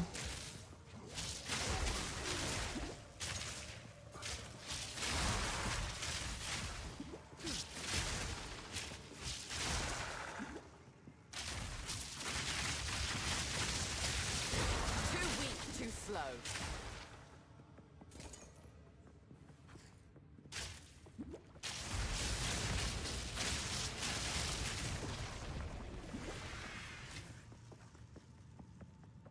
Just died starting snowing on our satellite, and game freezes up.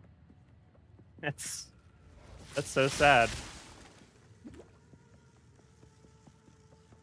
That's been my reservation about looking into Starlink, because I live somewhere where The law has not caught up, and there's very much a monopoly on the internet providers available in my area. There's like a quote-unquote monopoly without it being a monopoly, so it's not illegal, haha, right? That kind of thing. And they just suck. They provide bare minimum service. It's overpriced as hell. So I thought about alternatives, and that was one of them. But the fact that, like, you know, the dish would just freeze up or it would rain or something and I'd lose service, especially considering, like, my work and streaming, like, depend on it, is just pretty much not viable. You see your gloves? Sure. I just haven't really decided exactly what direction I want to go with sockets.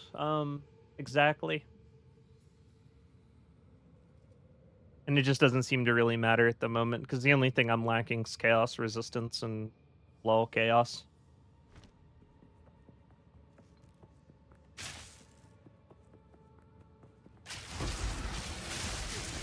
easy trophy. Don't mind if I do. The 1 in 1,000 chance I run into something with enough chaos damage to axe me, I probably just dodge it, and then the 1 in 4,000 chance where it actually hits me and it can kill me, I mean, I'll just die. Holistic take on service providers. I've never seen their take on it. At least it's a heated dish. Well, that's good at least, yeah. Could be worse then.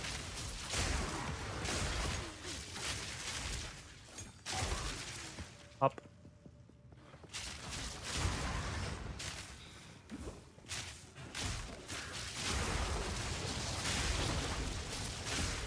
Fury.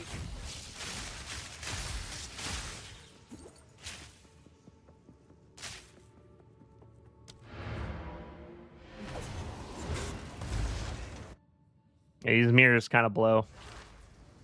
I think I just need more points in the tree. Or it might just be a lost cause. To try and play for this mechanic. Let's do... How expensive are simulacrums right now?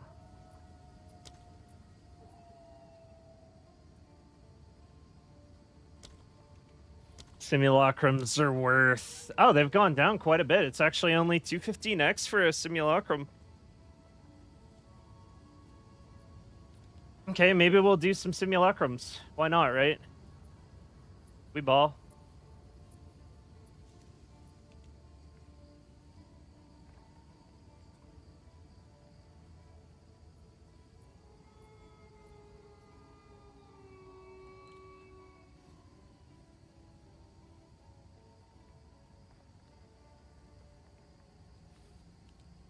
Another democratic soldier for the cause!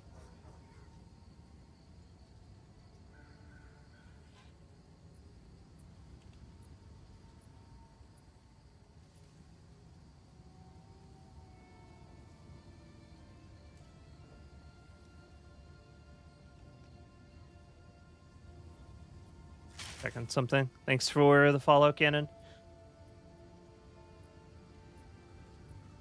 Nobody cares about getting us internet. Sad.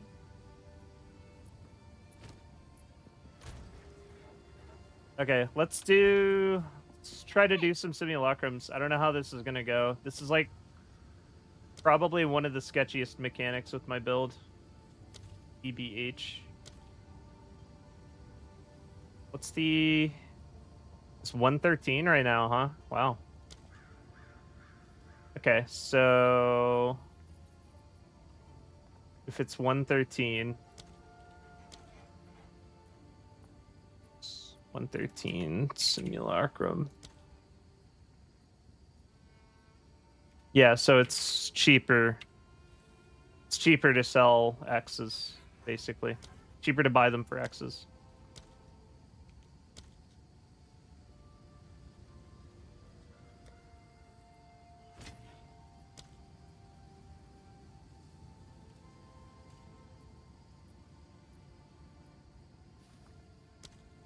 Oops. I want Simulacrum or Exalts, please. Thank you.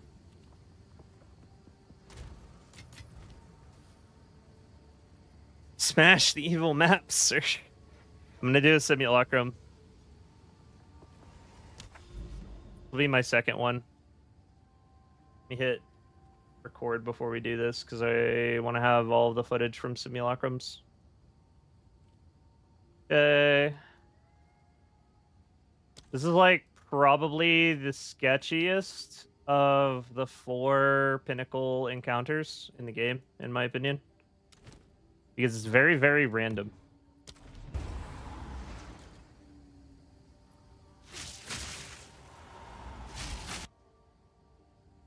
Very good chance I just die.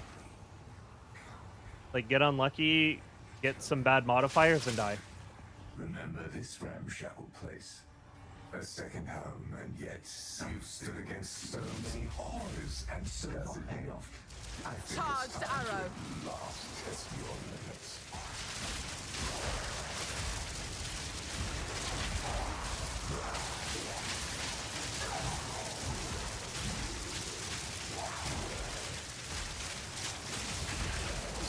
And lethal.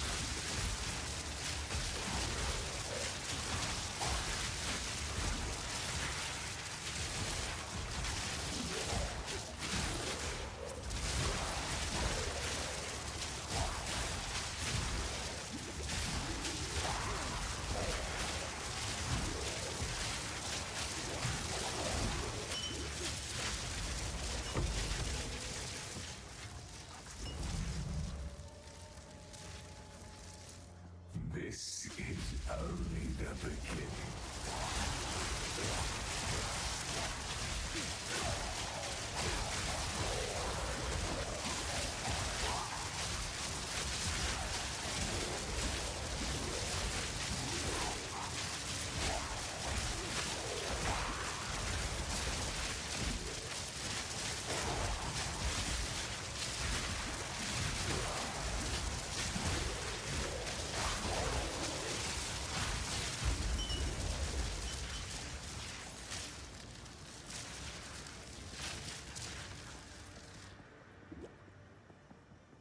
Do do do do do do do do.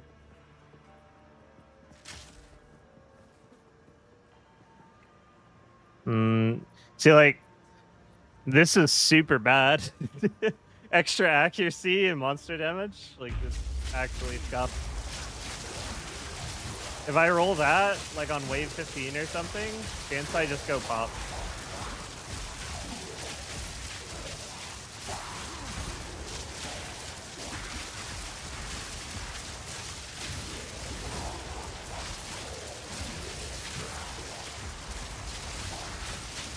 But I guess there's pseudo, like, a lower chance that it comes up again by the end now.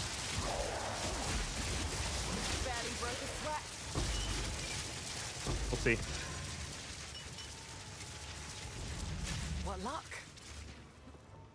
Monster damage. Chaos damage is also bad. Be drawn into the mind. Since, as we've covered, I don't believe in chaos resistance. Charged arrow.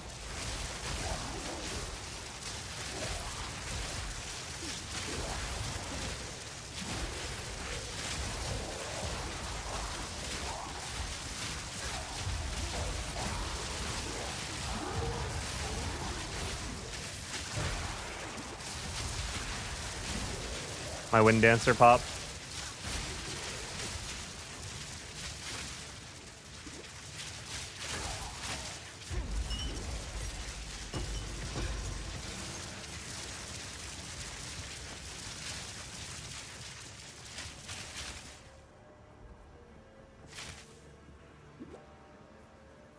Cold damage. Elemental resistance is fine. I got lots of pen.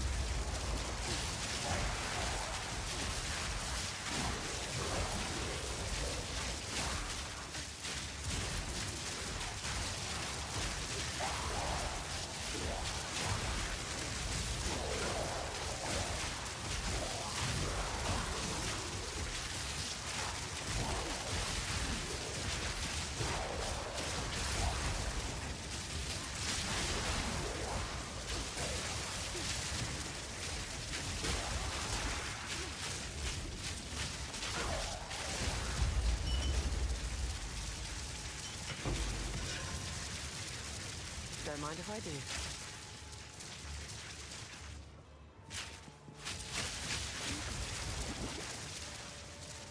Are you trying to cleanse yourself of me?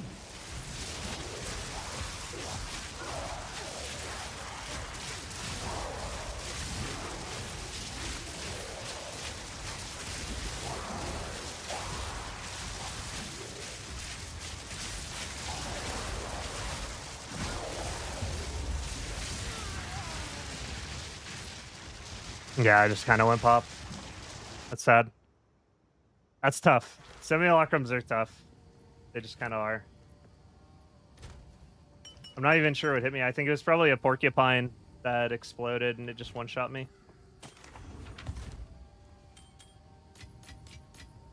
I wasn't like conscious enough of staying away from where stuff was exploding.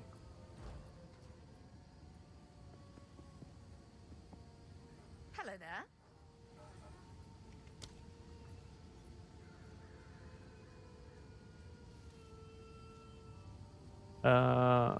Get another amelioration. They're not too bad. Hasn't gone up at least.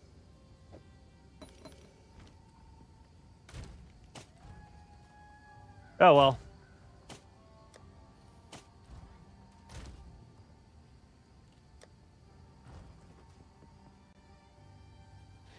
The Ranger, Destin, did I have the boss touch you? No, not that. It's just simulacrums are very...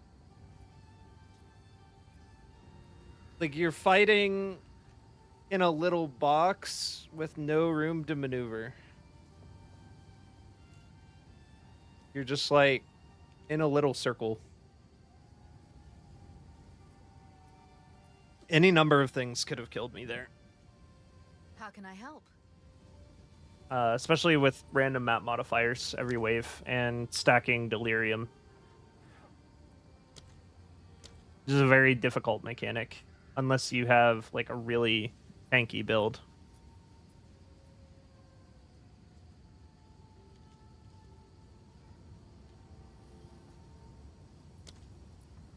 How much do these cost right now?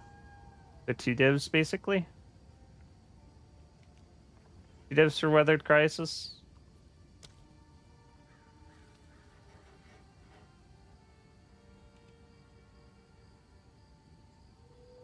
"17 Jack Skeletons with you." Struggling with Breachstone boss currently. He's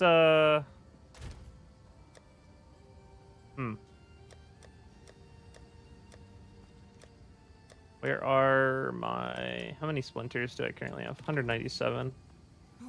What are they currently going for? We can do one of those real quick. 113. Going for 26x. Not bad. No, I bought a little bit more than I needed.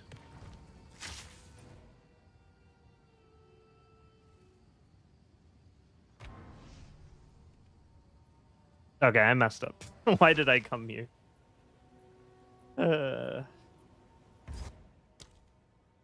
What's up, CJM?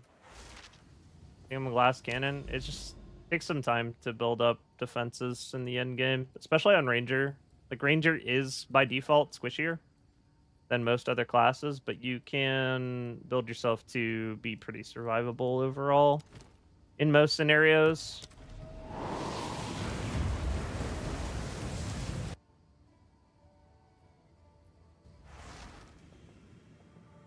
can do one of these. It'll be fun.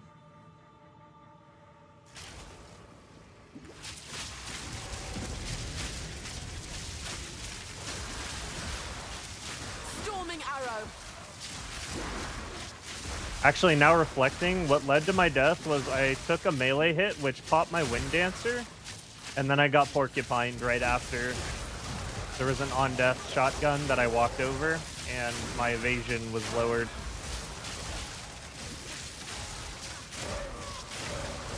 Because I took that melee hit.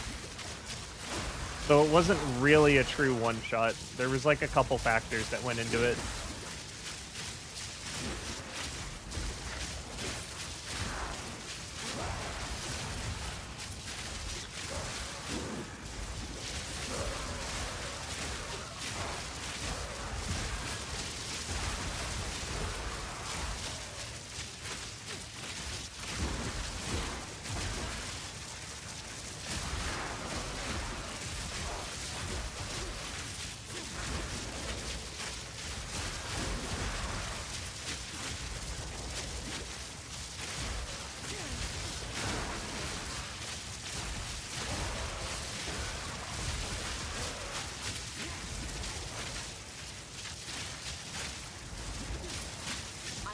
Mana.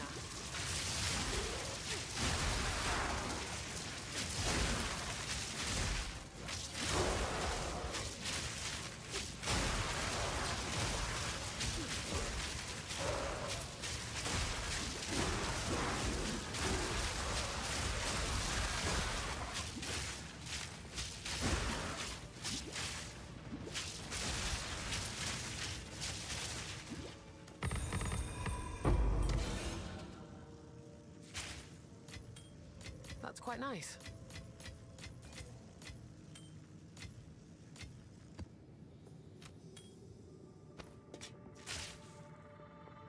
Still haven't done Reach. Insta-swarmed every time and die. It's unfortunate. Can tank like 4 hits while I get blown away. It just kind of depends on like what the hit is, and also I would advise like if you're doing pinnacle bossing, the majority of kill mechanics in every fight except for like Trial of Sekhmet, all of the attacks are not really projectile based so much as they're just slams, and evasion's useless against slams unless you pick up acrobatics. So in a fight like this guy, you might as well have acrobatics because it's going to give you a chance to survive that you otherwise wouldn't, even if your evasion isn't at a very pretty level whenever you take acrobatics, potentially. Ideally, you want to scale up to the point where you can take acrobatics and you're chill, but that can take time.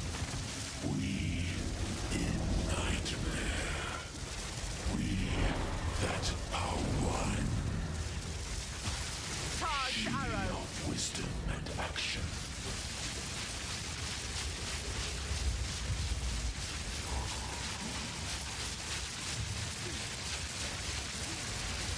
Within our grasp.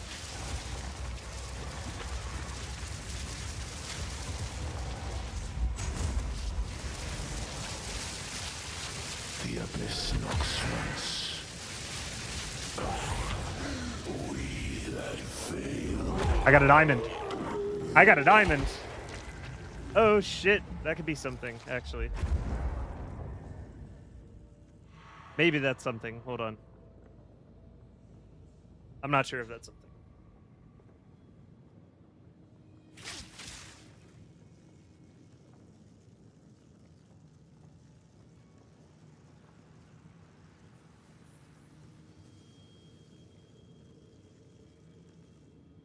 Okay, how much is a unidentified diamond worth?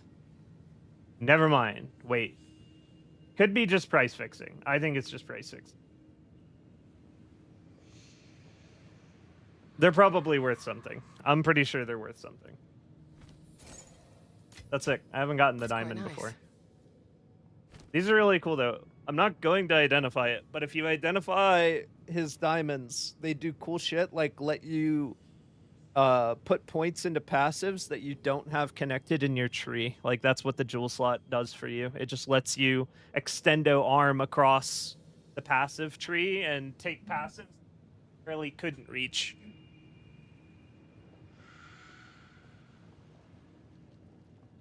But as far as what the size is of the area when you Rather not activate it, break my it's pretty back. random. That guy kind of gets blasted now.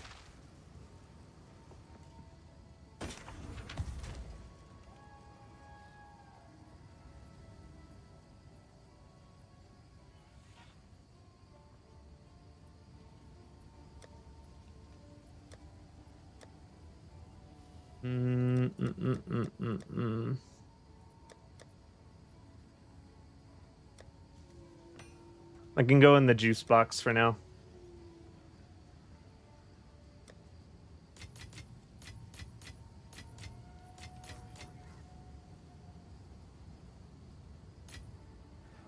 Okay, we can kind of... Let's roll these really quick, and then we can potentially look at what I was trying to talk about earlier with, like, spotting value. So just, like, as a general thing to know, breach rings are arguably best in slot for people running Archmage builds, because of the ability to do max quality 50% on mana-related stat groups. This is also true for stat stacking builds, so the tri-stack people playing like Gemlings, people playing Hawa are usually interested in well-rolled attribute-based breach rings. So those are like kind of the two things that give the majority of... There's three things that give value to breach rings in majority. There's rarity, because people are rarity pilled until GGG nerfs it. There's stats, so high stat rolls, high tier stat rolls. And there's mana rolls, all of which are like the big hitters for what give these things value. And then you kind of mix them with other things. So like if you roll, say, dexterity, intelligence, and flat damage to attacks, that is probably going to be a Hawa enjoyer ring. Like, Hawa players will want that. If you roll mana regeneration and mana on a ring, and then roll intelligence or something, or just like intelligence mana, then Archmages are going to want that ring. And you can kind of manipulate this a little bit. So if I use an Essence of the Infinite on a blank breach ring, it's always going to roll an attribute, which is a suffix, which means the next roll is always going to be a prefix. Like, this is already a bad start because it's a bad strength roll, but you're never not going to see it out because these bases are worth like 5 exalts each. So you should always keep rolling at least a little bit to see where it goes. So I rolled this up to Regal, and now we don't really have anything that gives this item any value. It could still hit, and like I said, the base is still worth like 5 exalts. You're already in 5 exalts technically by even attempting to roll this thing. Honestly, you probably might as... Exactly. That's why you do that, right? So I just increased the value of this item pretty substantially by getting it a 210 mana roll. And that's not like it's amazing or anything. Like, it's not going to make me a div or anything as it is. But that's an example of why you take that chance. Because now it's definitely worth more than what you would have bought in for this thing with already. Like, without even doing anything else with it. That's all the time I'm going to spend on that, but I just wanted to give a real example of what I was talking about earlier. And breach rings are like the easiest example of value spotting.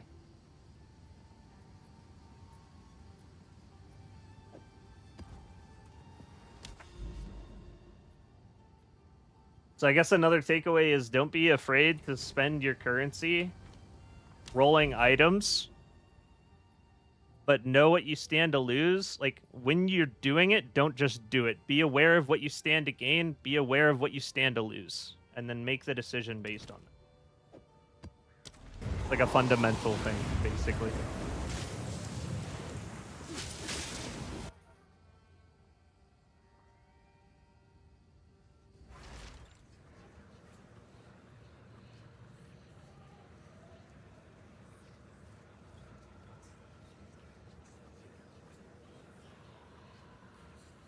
Another democratic soldier for the cause. Thanks for the follow, Muffins. Trying to mess with my windows here. All right, here we go. They will turn you into red milk. Hey, monkey. Storming arrow.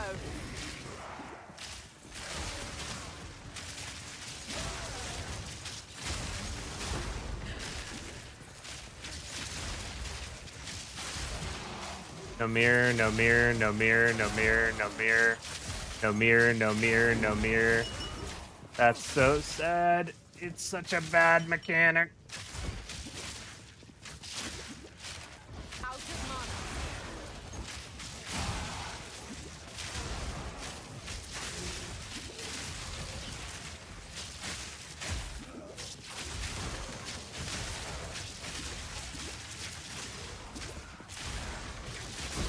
Too weak, too slow.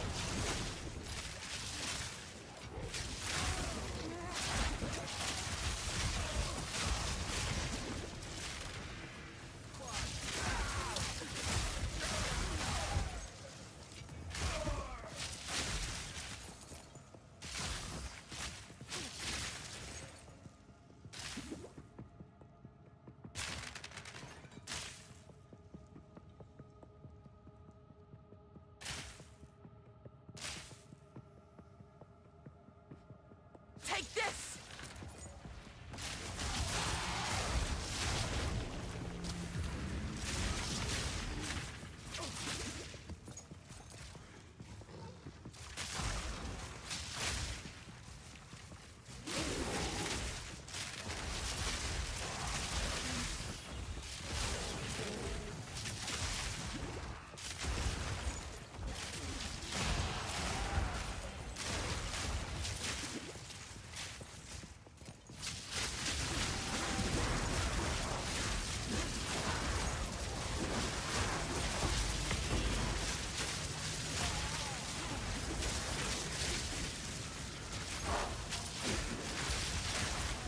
Out of mana.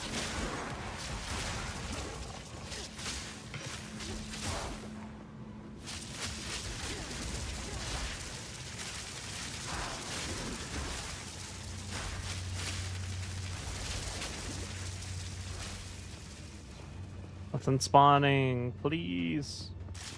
Crypt, why? Quick and lethal.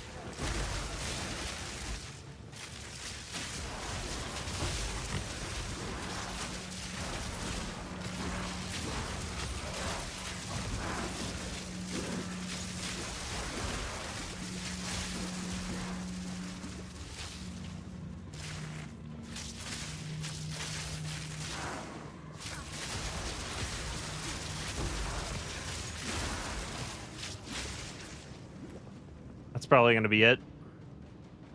I doubt I get a chance to clear anything else. There might be like one more pack before it starts to fade.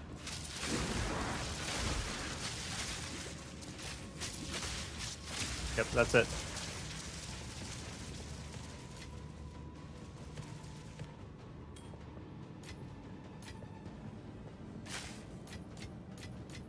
Don't mind if I do.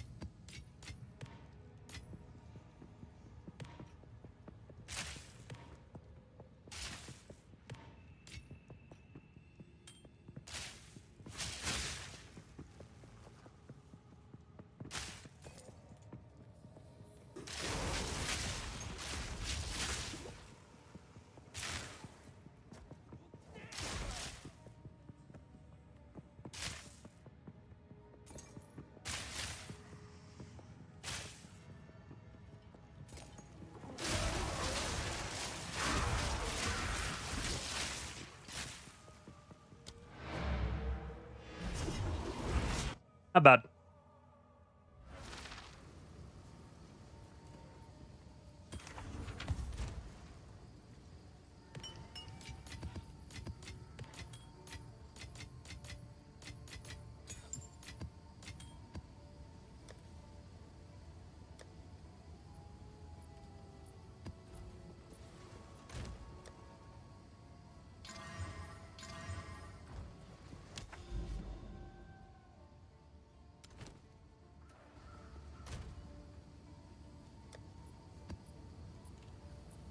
Need to get out of this part of the map.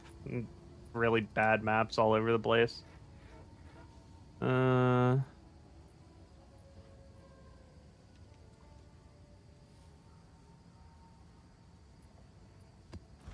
of okay.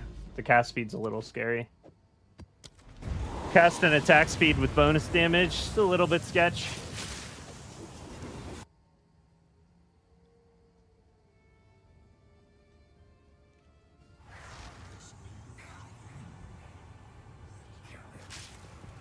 Yeah, this map sucks.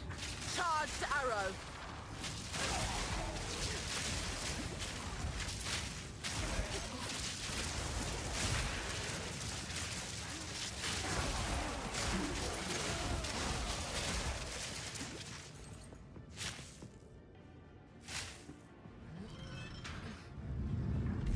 Another ancient contraption.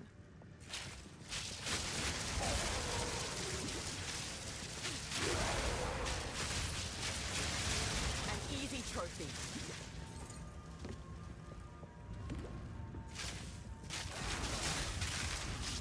Never seen some loot filter. Think about changing it up. I want something that highlights superior gear as well.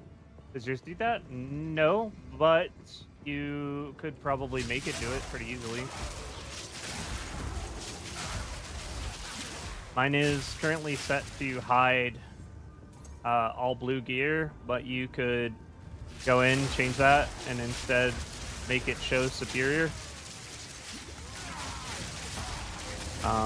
If you wanted to see how to do that, it's currently set up to show superior flasks, just kind of as a meme,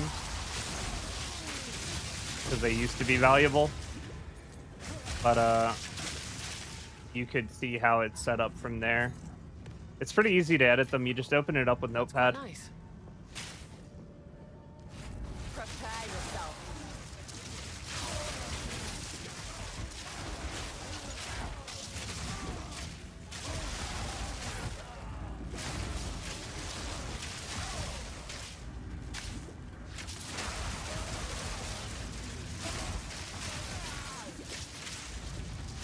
Things down. Thanks. Gonna watch your guide for now.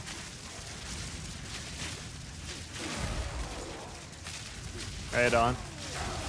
I nearly ripped there. I should not be just charging through doorways. It's a good way to die.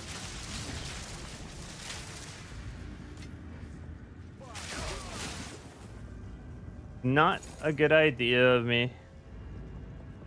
My filter sees...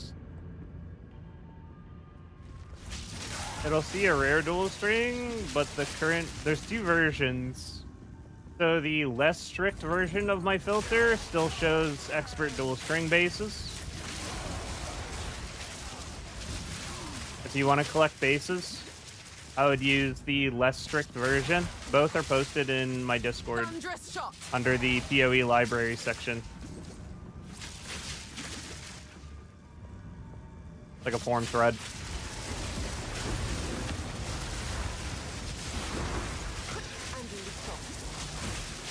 The more strict version does not currently show bases for dual strings.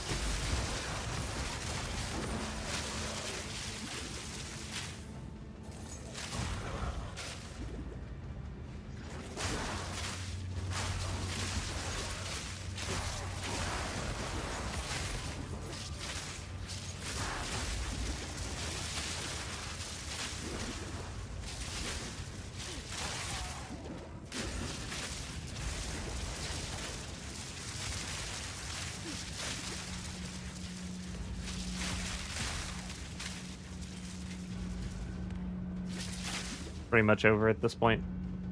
Won't be able to get anywhere else. Maybe if I'm lucky, I can get through these next two doors and clear some stuff over here.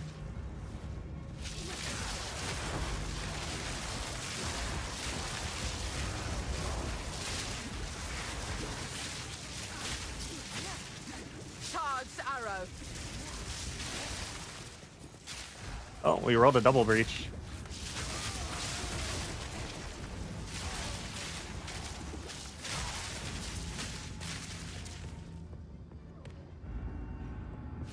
How much HP and ES do you have? I have no ES. I have 2250 HP. Yeah, 2250 HP, 23 ES. The ES is just from my Hala glove.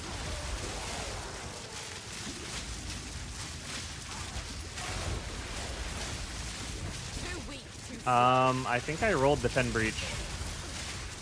Well, remains to be seen. I could have rolled the 10 breach. What is this fool doing? I think it's just going to be a 3 breach, though.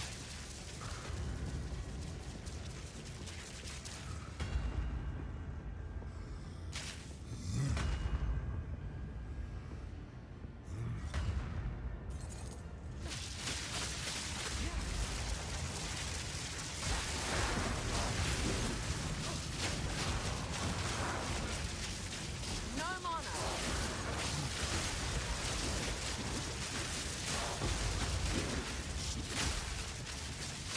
Really good example of just like playing the long game with the breach. I know that I'm gonna have very limited space extending this direction, but I can just clear this lesser side of the breach while I wait for it to expand on the other side. And as soon as we're done on this side, we just go and we pivot all the way to the other side that we've been letting expand this whole time. Out of mana. Charged arrow. If I don't get body blocked, that is. But now we can just try to push through all of the stuff that spawned on the side while we were doing that. Pretty good way to go about it whenever you have one short side, one long side to breach.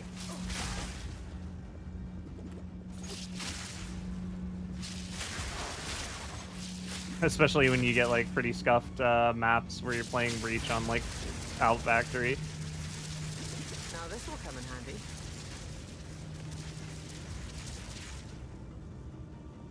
We realistically got every single bit of kills out of that was physically possible.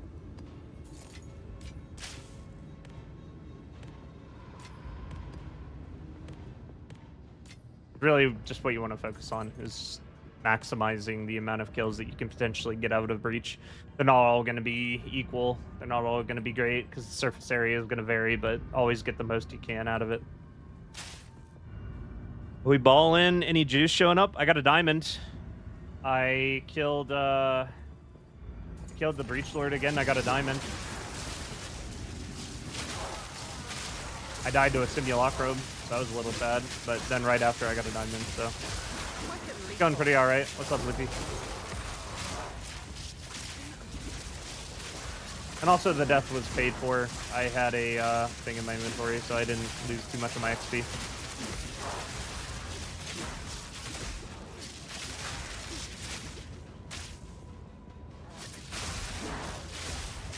I haven't identified it, but I feel like it is likely better to just not actually identify it. Probably more expensive if you don't. But I didn't bother looking yet. Unless you get something juiced.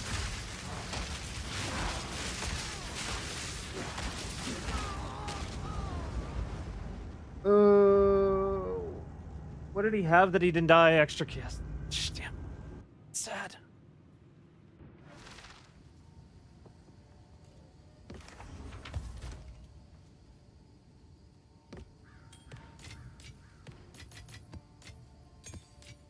Another tragedy befallen from playing breaches on hallway maps where you can't maneuver.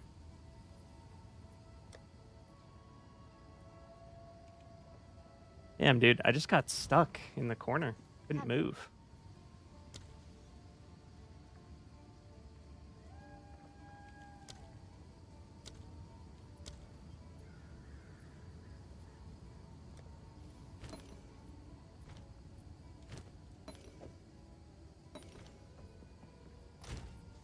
Dying is in fact cringe.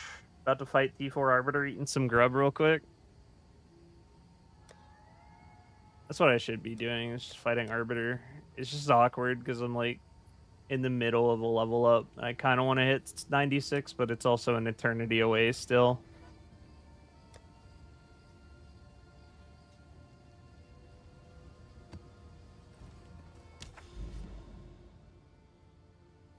Oh god, the map isn't even finished. I can't even keep going this way. What a disaster.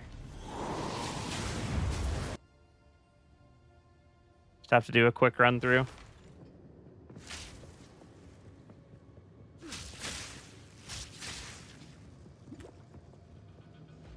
Storm point.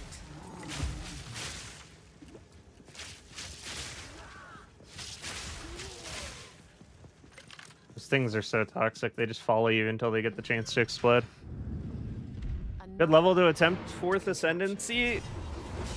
I started attempting it as soon as I got my first 4th Ascendancy coins to be raw dropping. Like I was doing maps where they could drop, but that's gonna vary a lot. That was around the time where I was first able to start attempting it and having the potential to win. But yeah. Hello.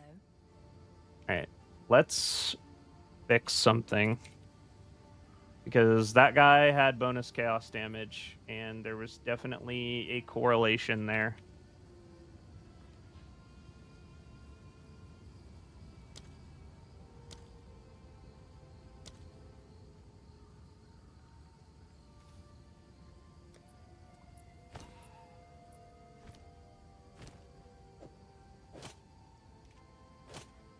There, be a little bit better. I don't think chaos resistance is like that important, but that is the second time I've gotten got by a random rare that just had bonus chaos damage and some other nasty modifiers attached to it. Like that guy had an energy shield. He had an energy shield, he had chaos damage, he had random explosions nearby, like the fiery orb explosions you can't see that just detonate underneath you. You need some other shit going on. Trophy.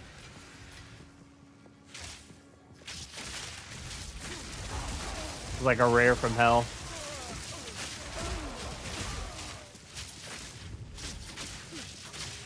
No mana.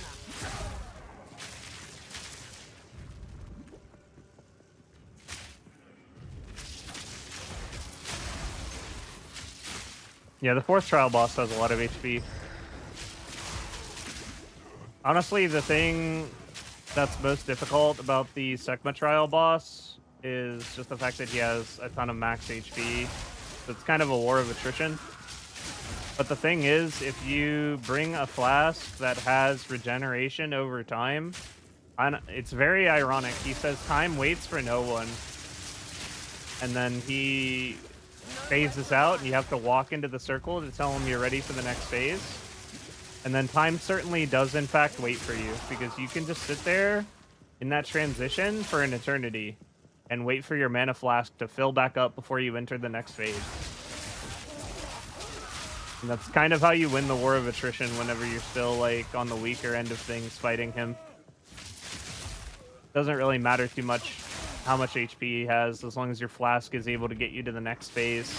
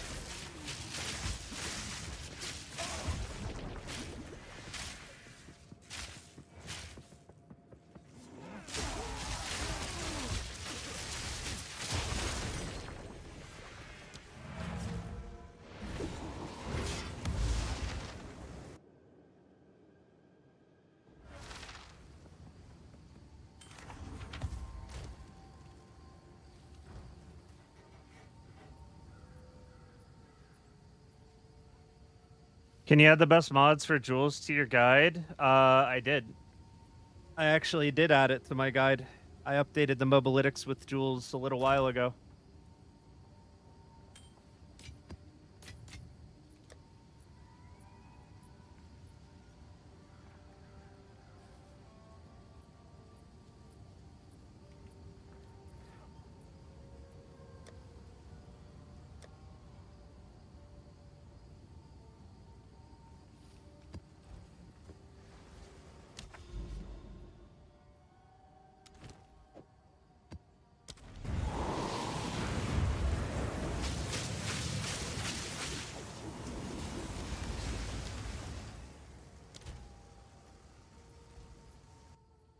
"31 Chaos Res probably a little bit better than 17.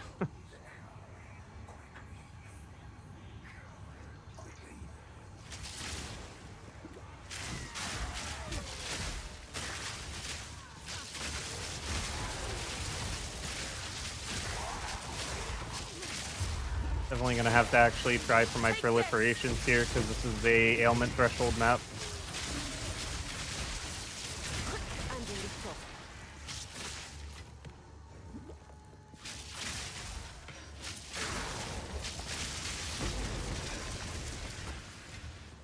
Don't mind if I do.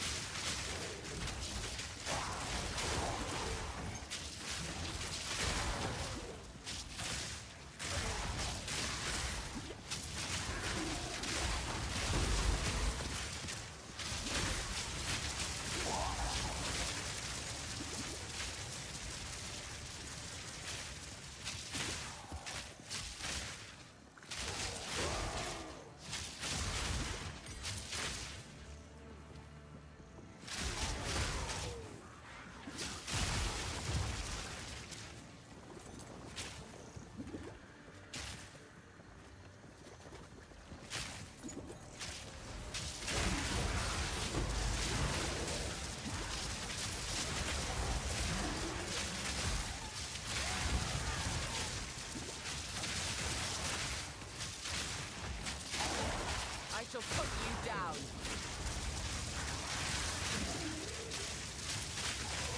But even with the ailment threshold, it's not really a problem per se. It just means I have to actually use Lightning Rod against normal packs. Hey, Divine. Let's do Day-Day. Let's go. Sick.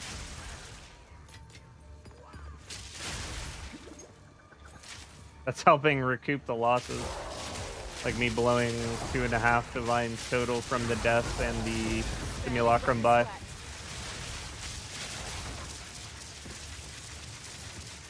What luck.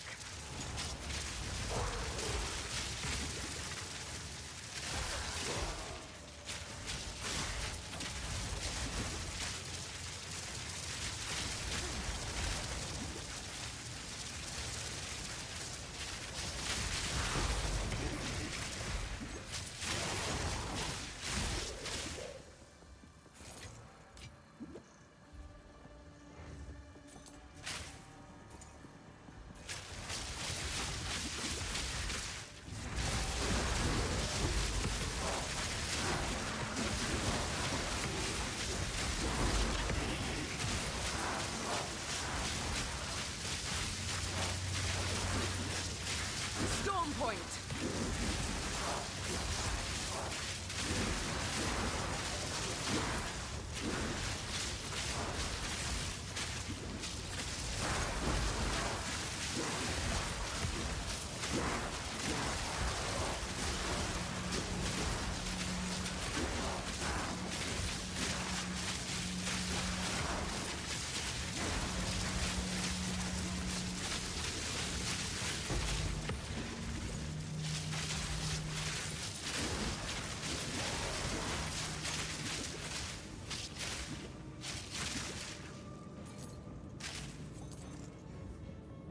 And maybe get left.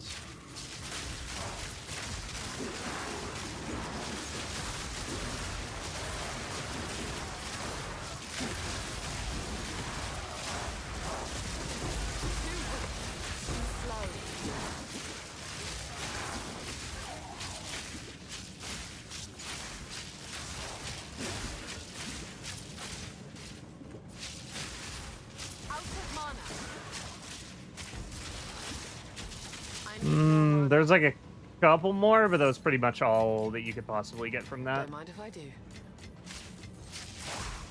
Like maybe 2 more packs. Would have been max. What's your issue? Start juicing maps with Delirium? It's really something you just kind of feel out. I probably wouldn't juice until you were playing 15s. I don't think it's really worth it to spend the resources until 15s.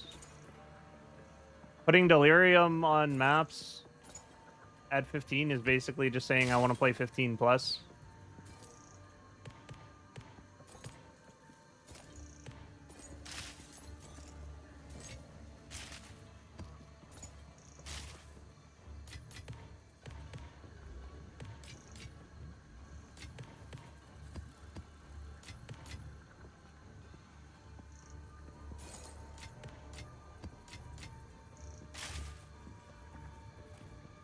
Breach Pro.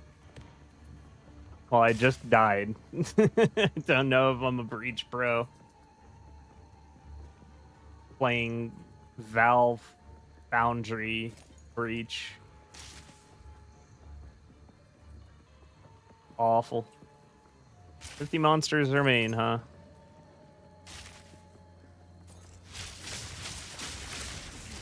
Storming arrow.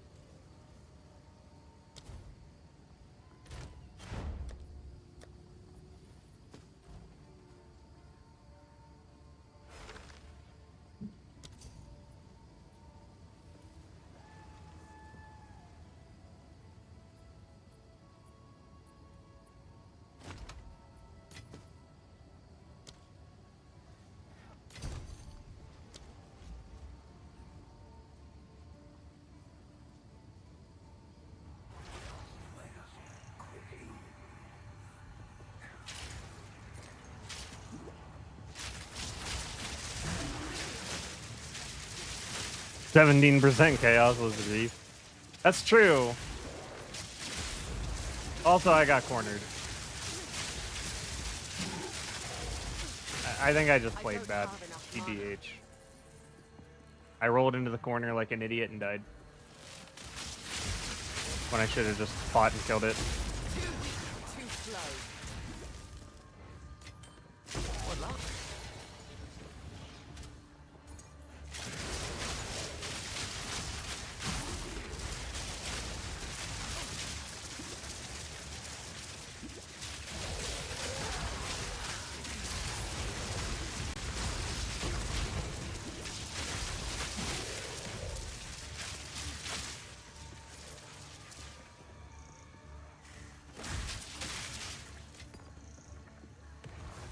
I wonder if it make more enemies spawn based on breach surface area would be a good idea. More enemies kind of do spawn based on surface area. The more area they have to spawn, the more of them spawn. Typically, if they don't have anywhere to go, they kind of can't exist.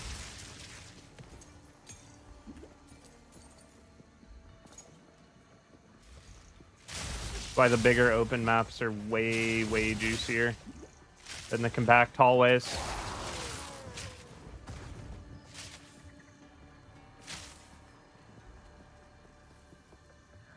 So I'll never argue with some self-diagnosed skill issue. I don't know why I rolled into the corner or like rolled at all. Rolling's so worthless.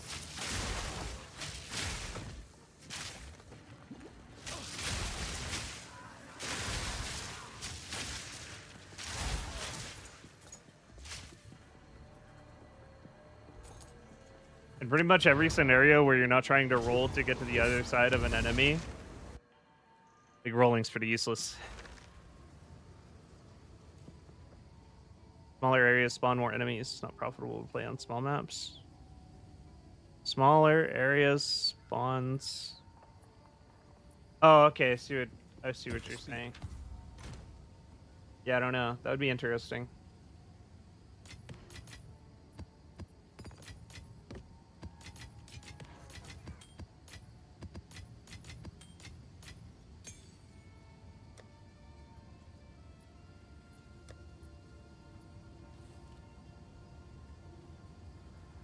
And you know what? I think that map also had evasive. Maybe that's why I got so tripped up, because he just like didn't die. I shot him with his regulated amount of damage that I would expect a rare to die with, and then he just wasn't dead.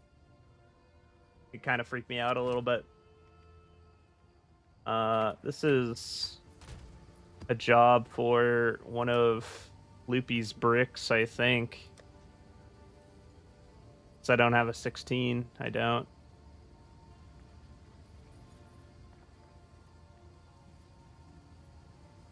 Oh.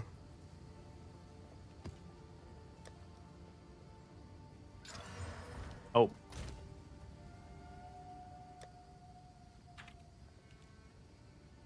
right. Here's the plan.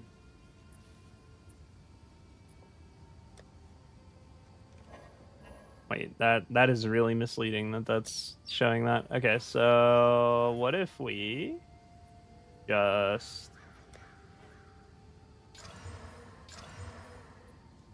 There's a little bit grief, but I really want a 16 to play without going to look for one. That's not too bad.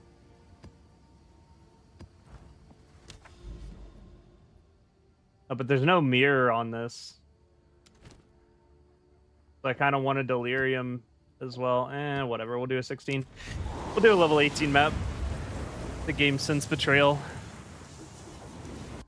All right. Time for Arbiter. Good luck.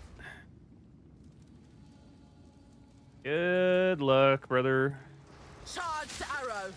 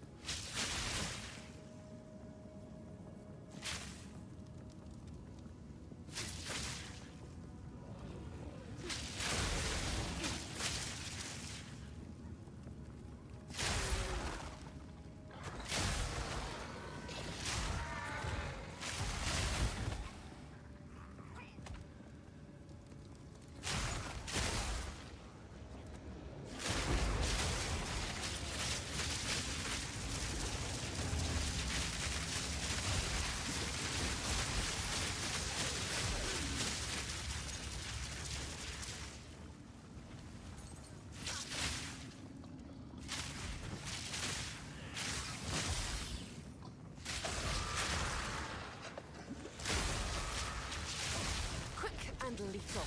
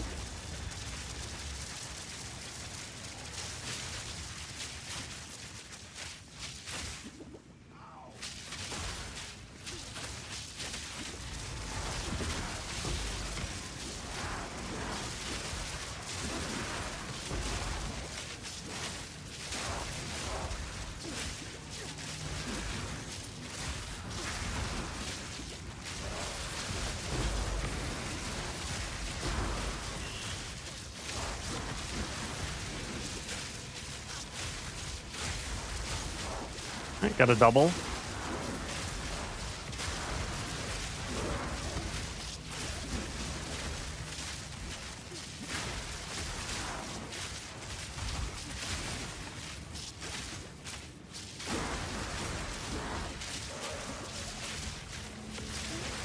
Thunderous shot. Barely broke a sweat.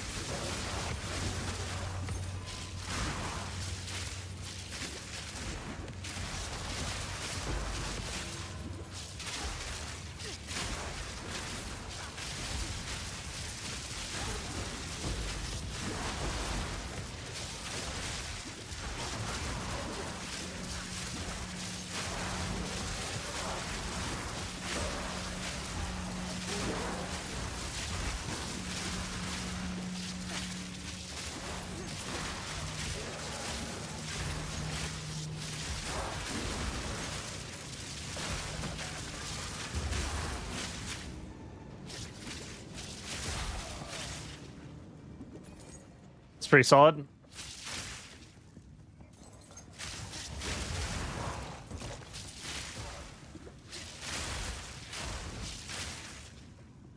Storming arrow.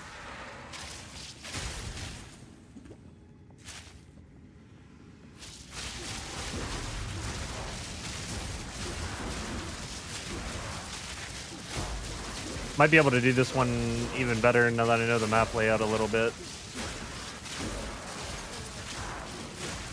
It's gonna be up to how aggressively I push out. The tight hallways like could get me killed if I go too hard.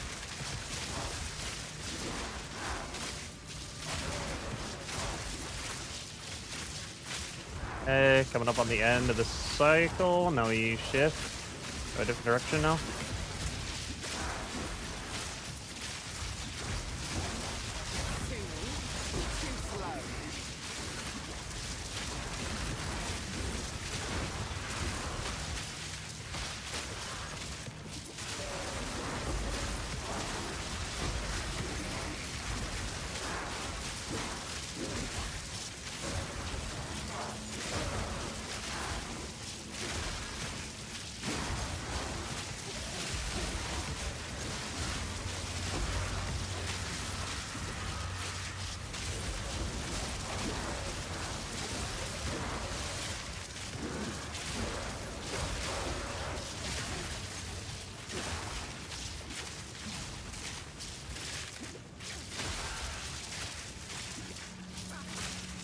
Oh, there was no door there. Damn.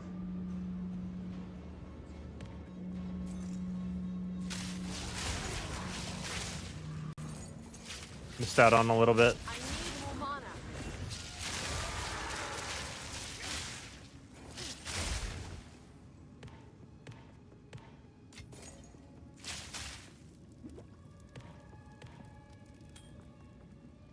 You didn't put points in before I opened the fight, so he's T3, not T4.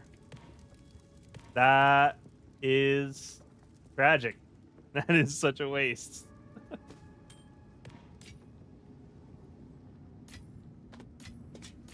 Sorry to hear that.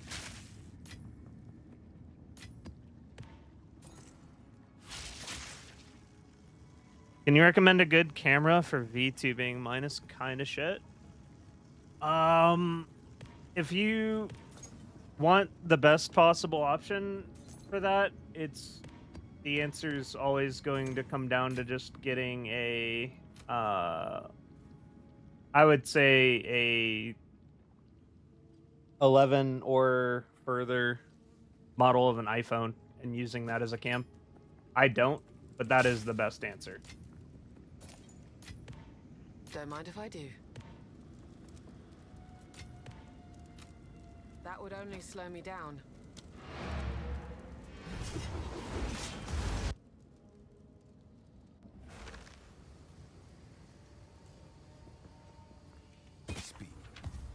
And then the way you make it the best is by putting additional blend shapes into your model afterwards.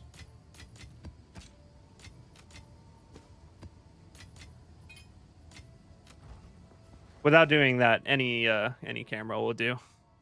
What's the budget for this build? The original version, or like what I am right this second? Because there's like a budget version that was mid-tier and it's able to do everything as far as budgeting is concerned. And then what I'm doing at this point is just going beyond what is necessary. So it depends.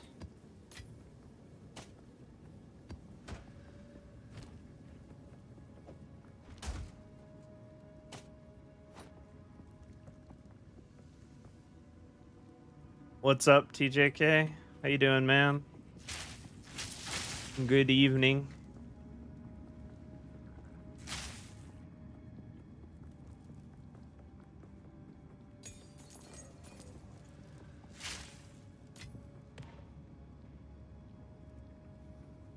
I guess it'd be easier to go through, like, what are the necessities of running this, and that would be...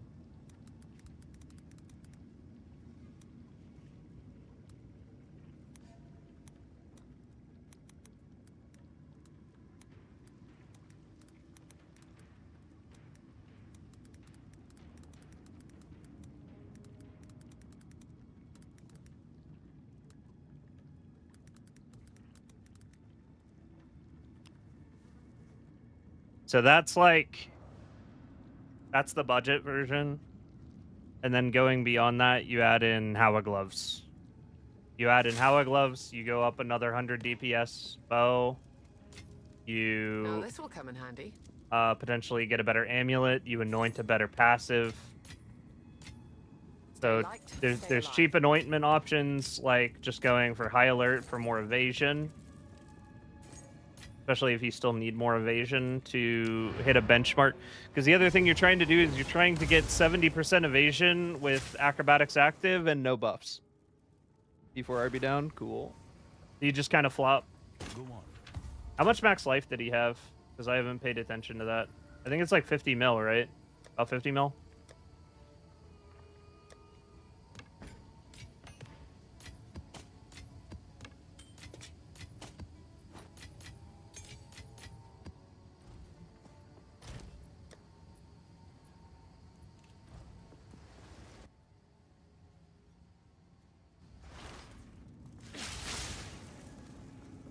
And as far as the budget of what it cost me to achieve that setup, what I just posted, it was probably... The character was definitely worth less than 10 divs. Fury. At that point. Definitely worth less than 10 divs. The character I am now, adding in the Howa, and then still maintaining my resistances, having 2250 life instead of just 2000 life, having a 400 DPS bow instead of a 300 DPS bow. Probably all comes down to like maybe a 50 div build. Oh, and the jewels. Like, I have decent jewels as well. It's probably closer to a 50 div build, like a 30 to 50 div build is what you're looking at. As far as gameplay on the stream.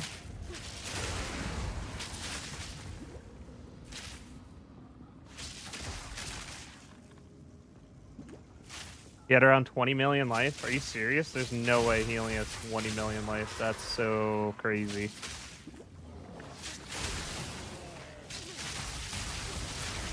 They gotta give that man some HP. Arbiter of Ash is on life alert. Barely broke a sweat.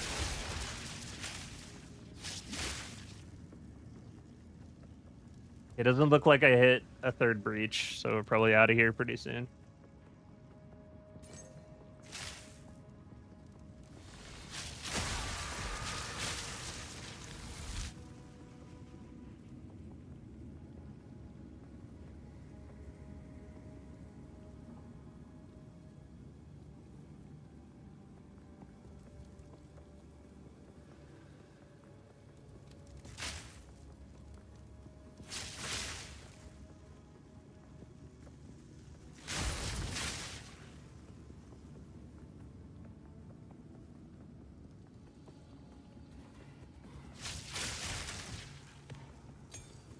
Well, I'm saying for less than 10 divs, this build will do all of the content in the game.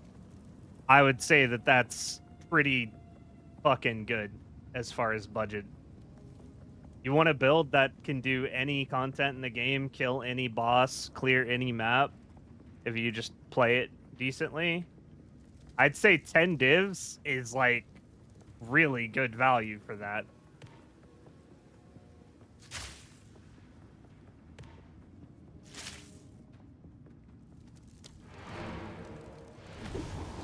I don't know where the other rituals were. I think I've ran past one of them at some point.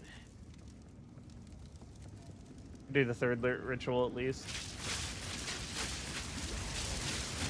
Fury.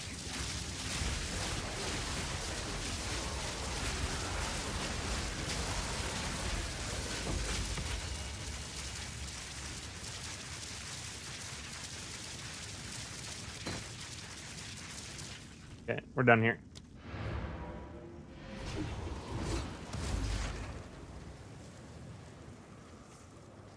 Best solve this build, it progresses nice once you get the Thief's Torment.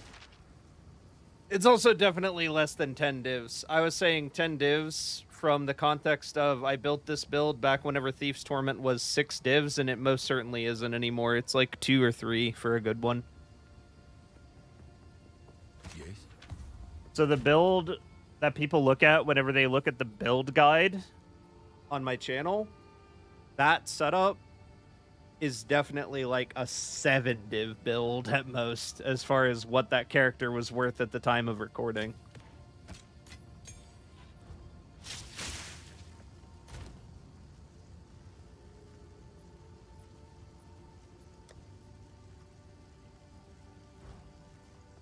Hey. Where are the... I imagine it's cheaper to do this conversion, right? Typically 1 to 72.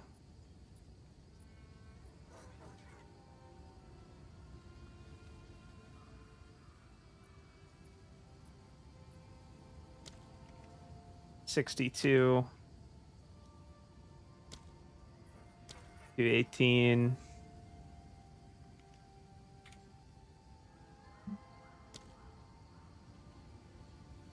Wait, that's faded. Ancient.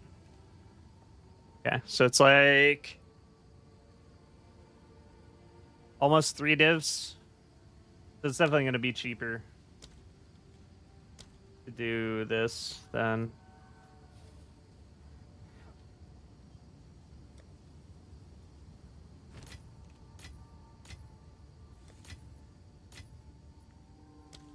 Okay, I want prices.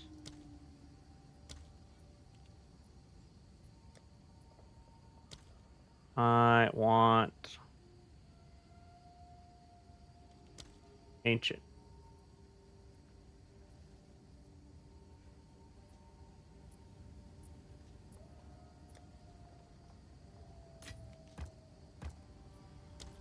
I want weathered. I don't get to have weathered. Okay. I want exalts.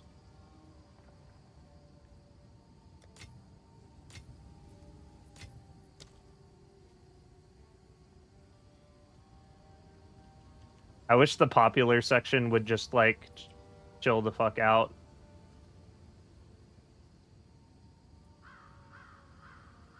Yeah, weathered. Yeah, I need a weathered one.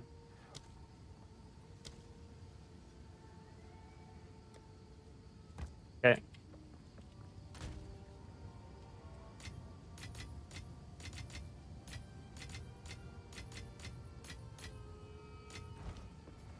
Do this real quick. Are you at a point where you don't feel any stronger? No, I still feel like I'm getting stronger, but I don't feel like I'm getting particularly stronger in the context of normal mapping anymore. No, I feel like everything I look at dies when it comes to maps. Level 18 maps, level 18 delirium maps, level 18 breaches. Doesn't really matter. Everything you look at just kind of dies. I don't feel like I'm getting any stronger as far as maps. I feel like I'm still getting stronger as far as my bossing capability, like how fast I kill a boss. And because of how kind of scuffed the Arbiter mechanics are at the beginning of the fight with the fireballs, I feel like having nuclear level bossing damage is kind of good.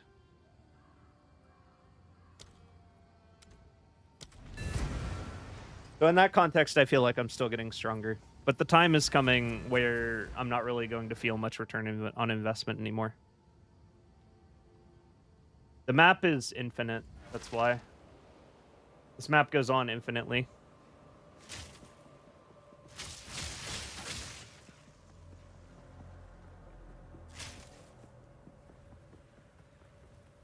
Let's see about grabbing the 3rd Arbiter kill. See how it goes. I might fall prey to the one-shot mechanic. We'll see. Depends how fast he gets blown up. This is only 3rd Arbiter kill, so I'm not expecting him to have that much life.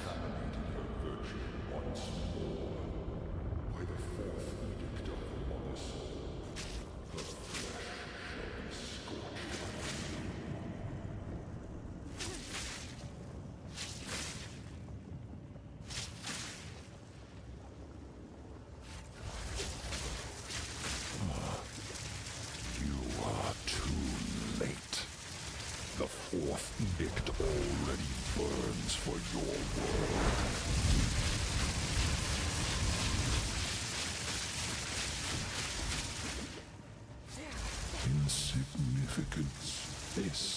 is the legacy of humanity. The mother soul. Yeah, I mean, he didn't get to fight back.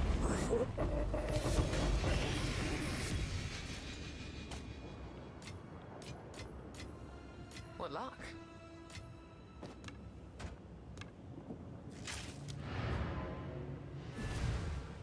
He just died. Yes. But you kind of want him to just die, because if he doesn't just die, his first phase mechanic is some nonsense.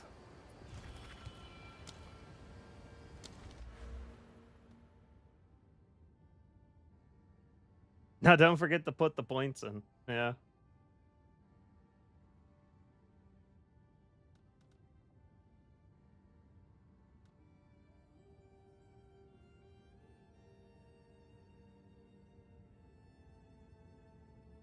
Balled out.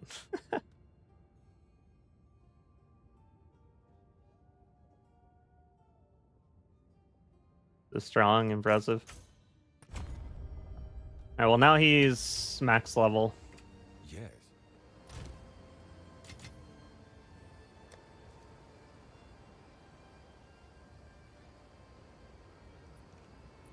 How much is my DPS? Couple million. Probably 2.5 million. The only thing I can really test my damage on is the Trial of Sekhmet boss, because he's the only thing that has enough HP for me to really feel like I'm getting a real test in. Everything else just kind of gets bursted. Go on.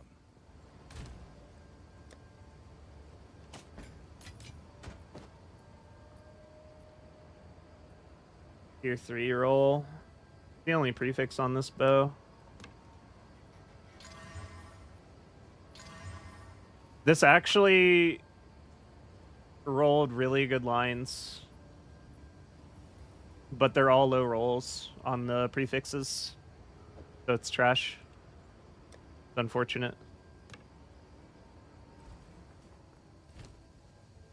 And then yeah, this could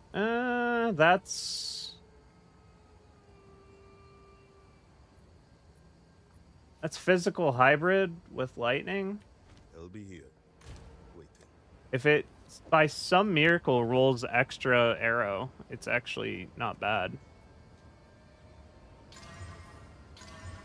It did not roll extra arrow, so it is in fact worthless.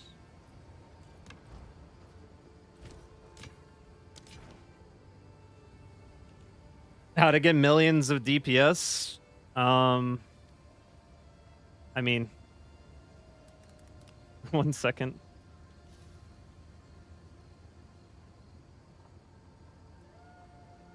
Video. Content.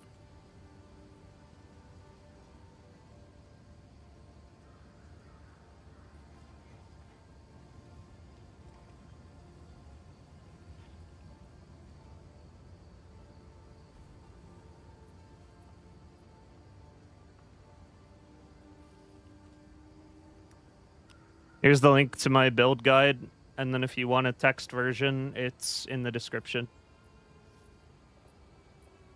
There's a Mobalytics link you can take if you'd rather have a text guide. Up to you. Any tip on what to pick from the ground on 15 plus? Still struggle to know what to pick up or not. I get my inventory full of trash. Okay, so rules for setting up a loot filter, like a general rule.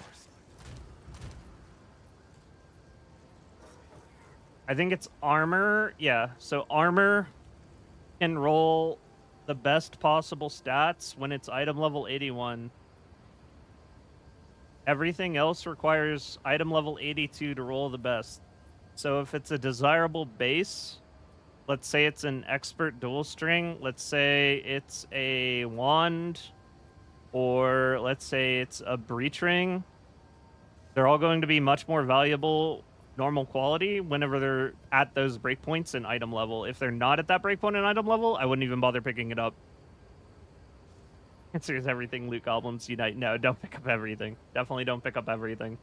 curate what you pick up, because every moment you spend sifting through piles of shit like this is a moment you could be blasting instead. So we don't want to do that. But yeah, item level plays an important part. The first thing that you could set your filter to curate is just not letting you see items below the best possible item levels to get maximum rolls on items. But this is, again, like, it depends on what part of the game you're at, right? Like, if you're okay with sifting through gear, looking for 5, 10, 20, 50x sales, then don't curate your loot filter to only seeing level 81, level 82 items and above. But if you only want to be bothered to be looking at gear that could potentially make you divines, then you should set up your filter in that way. And also be mindful of the kind of bases that your peers use. That's another big important factor. I'm still learning that factor, so I'm not really good for teaching it. But here's a really good example. The expert studded vest has the highest base evasion of any torso, like any body armor in the game. So if it's an evasion chest piece, like, all it does is evasion rating for its base, and it's not this one, it's kind of already on the back foot. If you curated that out of your drop pool, it wouldn't be a bad idea. Same thing goes for the Hunter Hood. This has the highest base evasion for helmets. So if you curated out the other evasion helmets, you'd probably be doing yourself a favor, because it's less likely you're going to get items of notable value that don't have this base in the evasion set of helmets. And you kind of just have to look at everything like that individually and then set up a filter, which filter blade will probably update soon, and then everyone can kind of do that for themselves. Oh, I got a breach ring. This is level 82 breach ring. So when I see this, right, level 82 breach ring, I know that this is worth 5x already, just because of what it is.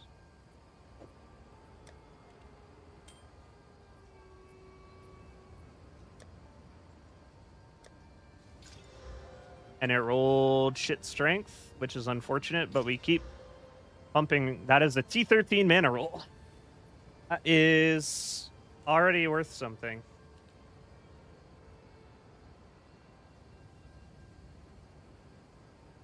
Magic T18 mana. Or not 18, T13 mana. So I rolled T13 mana on this ring.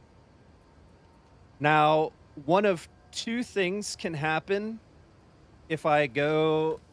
What you would want to do is something like this, just like as an example. You go to the currency exchange, and then you look at, like, how much a Greater Essence of the Infinite is.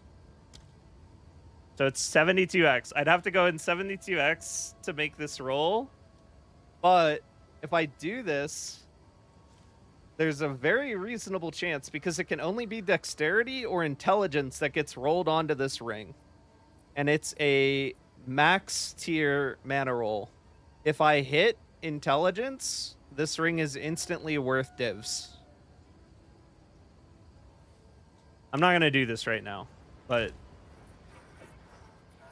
I was asked about, like, explaining value and how to spot things and stuff, so I'm just going to do a little bit of that every time we get the opportunity.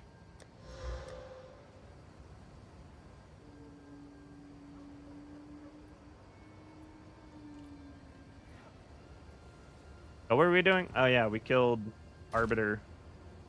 Yay, we killed third Arbiter. Let's see...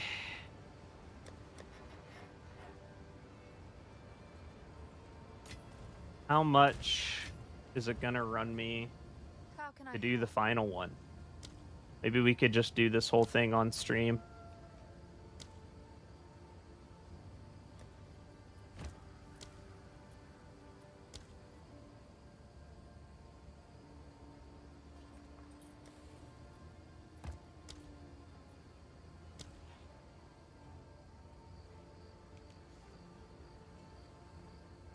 Damn it.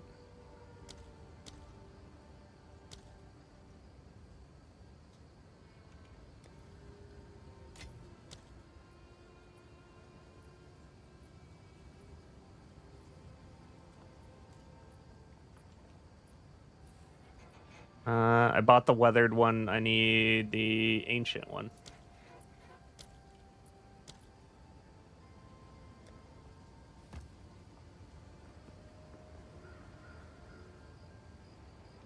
You had to buy... What did you do that you needed 4 other sets? What's the deal with the drops having tier X next to it? What's the highest? You need to...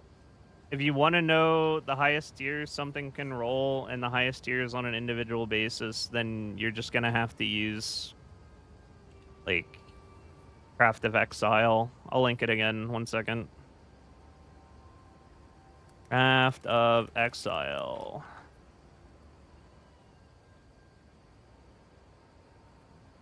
PoE 2 edition. Okay, here it is.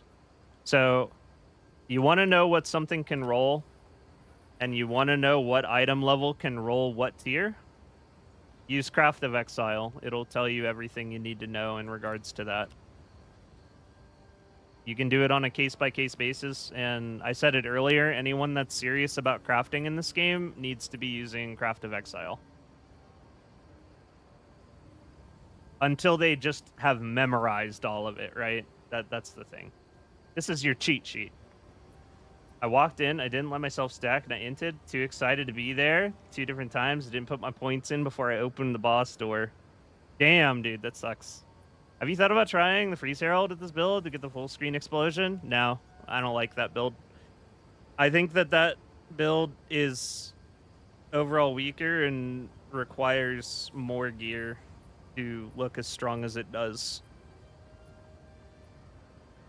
Because it doesn't deal with rares well until you have quite good stats.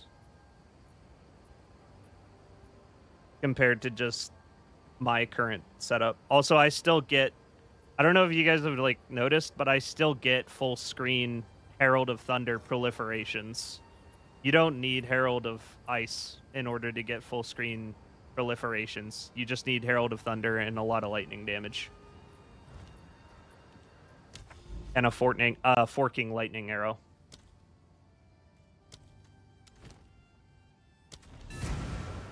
Alright.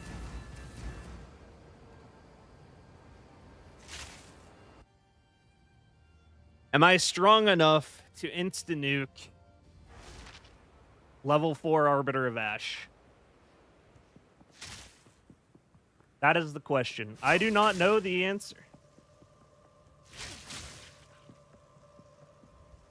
Changed my build since the video? I've changed it some, yeah. There have been some changes. The changes outside of gear have been reflected on the Mobalytics page, though. So I've written new notes in the Mobalytics. I've changed the passive tree on the Mobalytics, and all of that reflects what I'm currently doing. All right. This is a high-stakes fight. This is like, what? About 3.5 divs on the line? 3.5 divs? Okay.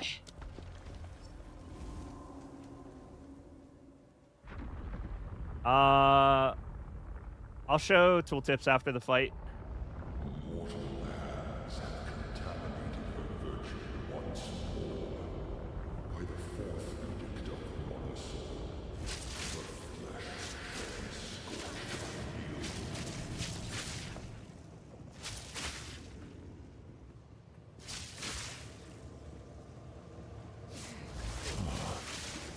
You are too late. The 4th edict already burns for your world.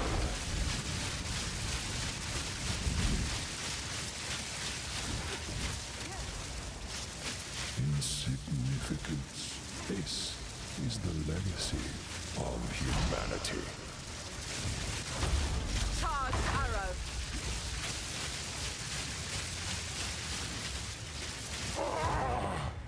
The Mother Soul was...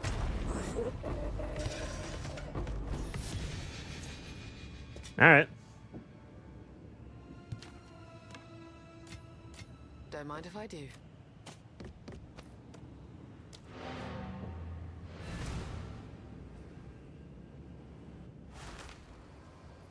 So yeah, that was the hardest boss in the game, I guess. Speak. Probably time for the build update video on that, I would say. Because he kind of just, I mean, he went pop. Like, he got insta-phased, and then he just died. If he didn't jump as he entered phase 2, he would have just been dead.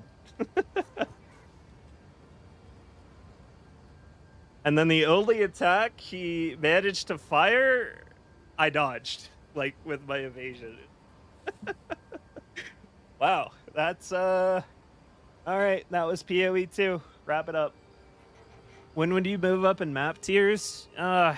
It's really hard for me to quantify it. It's really up to you, you know? I would say a staple of deciding when to move up in map tiers is always going to be based on, are you currently dying at the tier you're playing? Are you just perma-owning, no chance you ever die? Probably move up a tier. Keep moving up until you notice, like, okay, I'm dying too much. If you're dying too much to make progress in experience, that is the point where you have probably either gone too far or you need to upgrade some stuff and get that back on track. As soon as you hit a point in your mapping progression where, like, you are dying too frequently to make experience progress anymore, or you feel like you're losing too much experience progress for it to be worth it anymore, that is your sign to either go down a level or upgrade until you can handle it, I would say. Grab a drink real quick. Right back.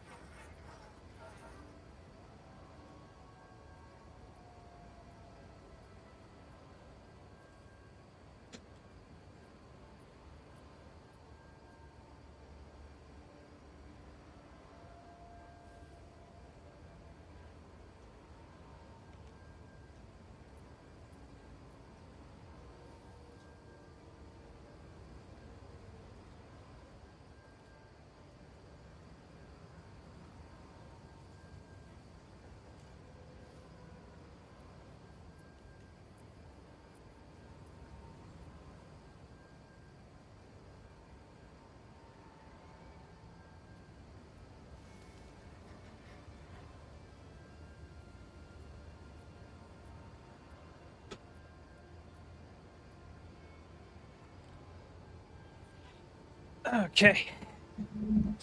Back to Helldivers. Yeah, that was the hardest boss in the game.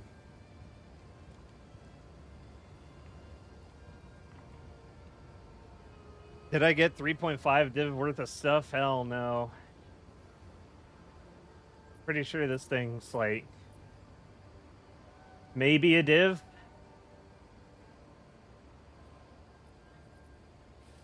At best.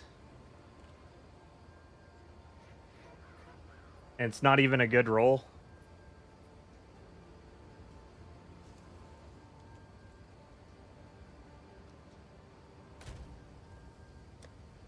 I guess we'll see if I get spammed, because I really don't know the price on that thing.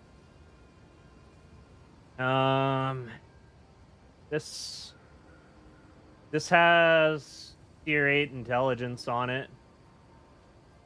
Problem is its prefixes. No, it only has 2 prefixes. If this goes mana, this is not bad. If this goes mana, it's not bad. If it goes double evasion life, or not double evasion, if it goes double resist life, this is pretty good. So we'll slap that twice. Oh, it's sad. So it went double res, but then it went 20 life. So it's kind of a bricked piece.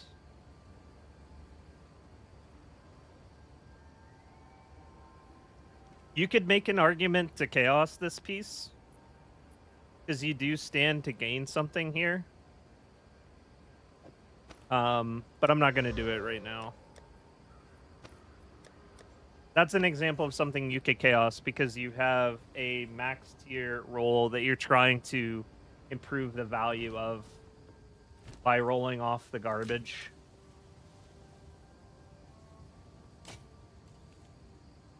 This is a rarity hat. This is actually a pretty good hat. Oh, and I think I misspoke earlier, maybe? I think the felt cap can also roll pretty high res, or not res, pretty high evasion. I'm not sure which one can roll higher. I see them both. I kind of misspoke earlier. I think this one's also a good hat.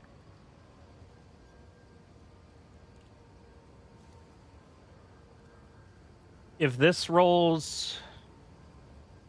This would have to roll flat evasion and another resistance.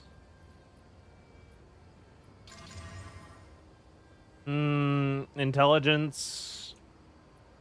That's a T9 intelligence roll. Okay, I was wrong. Tier 8 is not max. Tier 9 is max.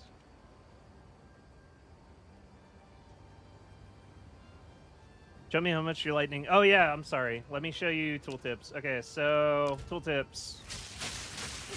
Here's the amount of damage I was dealing. Right. But I had some new tech. I have some new tech that I incorporated the other night. I haven't shown this on stream yet. Some of those that are more astute observers might have noticed that this build kind of has Kaioken going on.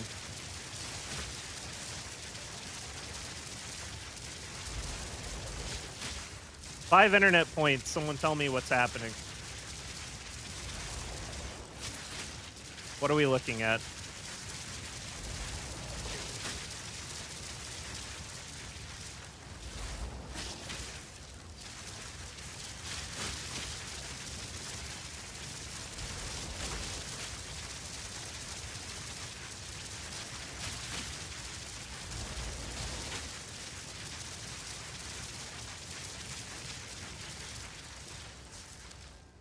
Like visible now. All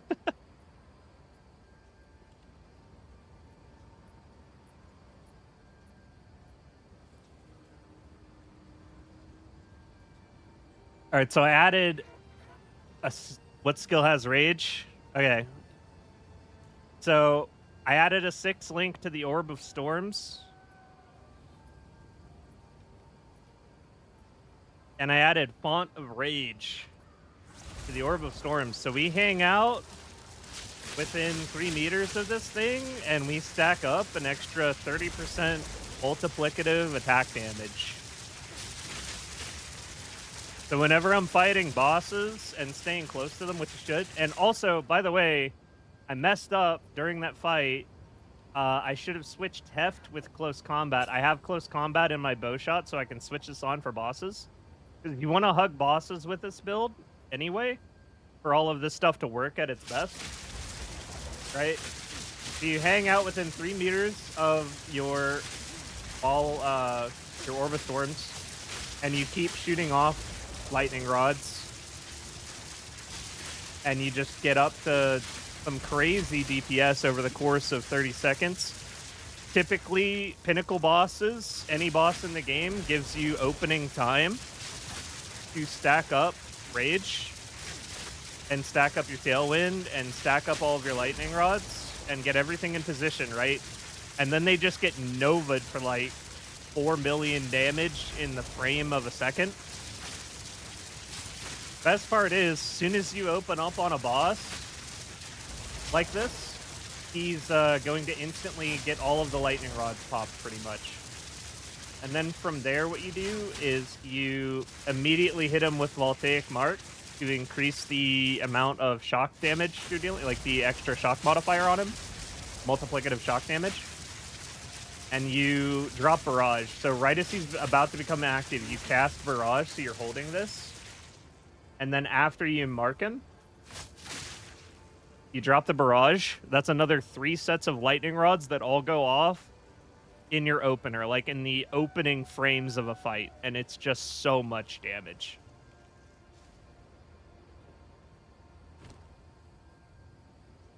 I have a 400 DPS bow. 410 DPS. It cost me 7 divs.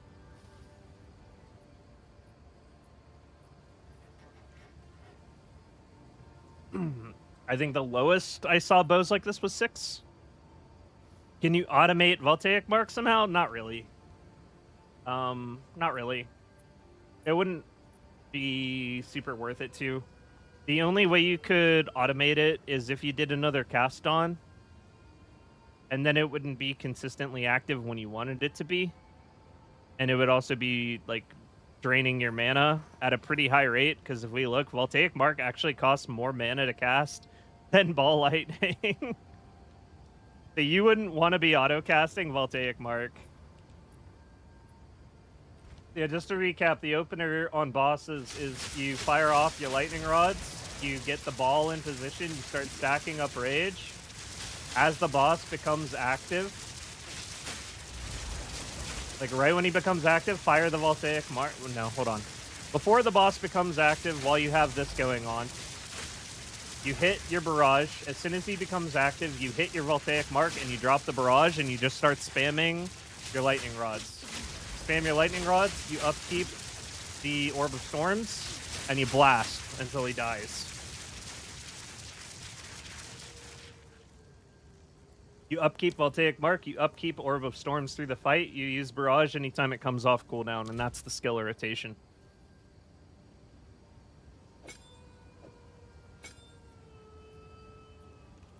And yeah, during Pinnacle fights, switch close combat from, like, just leave it on your bow shot, switch it with Heft, it does more damage. It's also possible, I haven't experimented with it, but it's possible that losing... Oh wait, no, I'm an idiot. What am I saying? Don't replace Heft, replace Overcharge. It's better.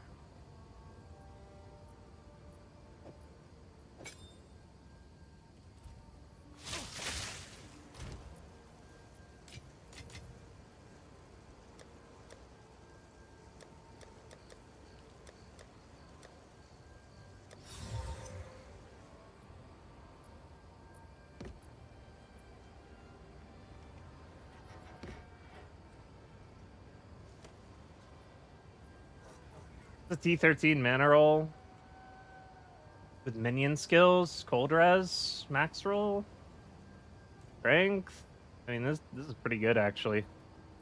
There's only 2 bad rolls on this thing.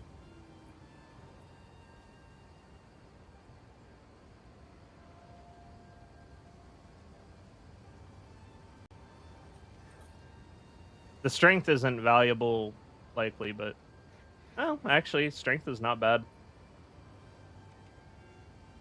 But it's probably not good for a mana stacker.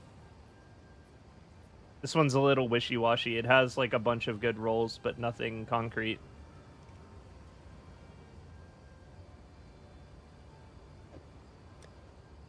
It's not going to sell for that, but I'll just throw it in there so it's somewhere. I don't think that's a 5 Divine Amulet, but I can hope. Oh yeah, what were we doing here? I think this one's a lemon. I don't think this is worth anything.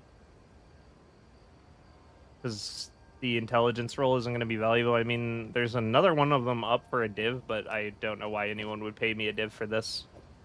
Unless I was quirky about it. And maybe did this a little bit. And I get it to sit at 350. People like even numbers.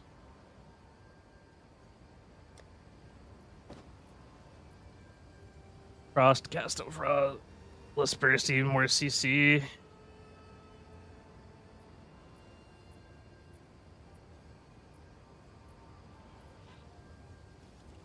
Good for witches. I was thinking that, yeah. Go on. It's probably good for witches. All right, we beat the game. Good for us. Kind of. I mean, I kind of beat the game. I beat the game a little bit. You know? Probably just socket currency, I guess.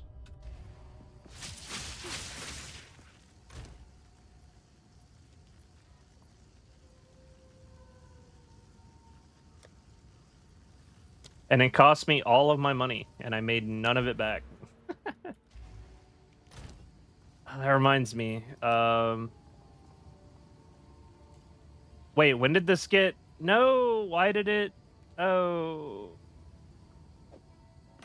Why is it identified? I didn't identify it.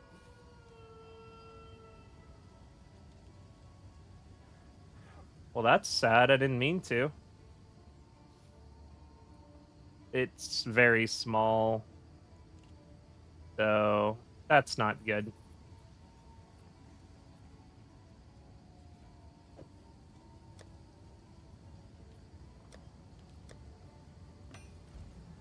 And that's in the wishful thinking pile. That should never ever sell for that much money. I don't think. I'm just setting it at 2 because I'm not sure if people are price fixing it 1.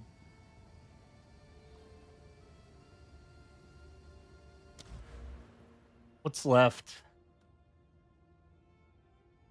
I want to do Delirium, but Delirium also wants to do me. And not in a good way.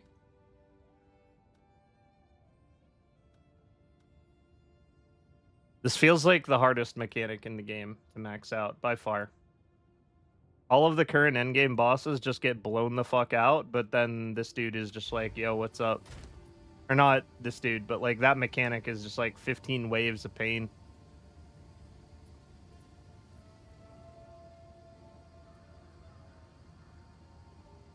In a small cardboard box, just a little fight club with random map modifiers.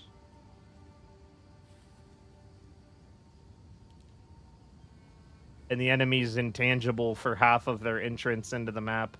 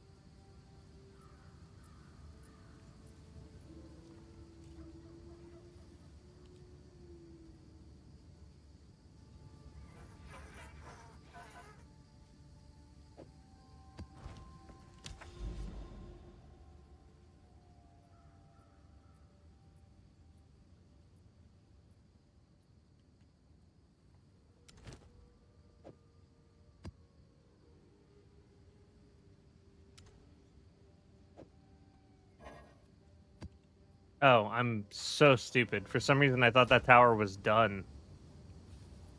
Bad maps.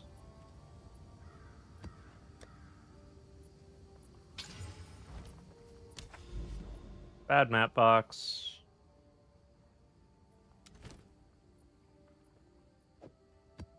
Do I want to go this way? No, not really.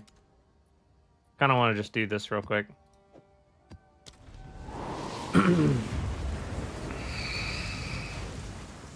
How'd you beat all the other bosses? They got butchered. Pretty much in the exact same way. What's up, CJ? Oh, good night, CJM. My bad. Is the Mobalytics info up to date? Yes. Yeah, pretty much. Storming The only arrows. thing that's different is I haven't updated the gear section to include Howa because that version of the build is still supposed to be the budget version. I'm going to be adding a new version within the next couple days. I'm going to be... Well, now that I've finished Arbiter of Ash, I think it's time for me to do my build update video. So that's going to be happening in the next couple days, I imagine. Not tomorrow, probably the next day. And when that goes live, there will be a new version on the Mobalytics. So there's going to be the what to shoot for entering endgame setup, like the mid endgame setup, and then the high end game setup. I need more mana. No mana.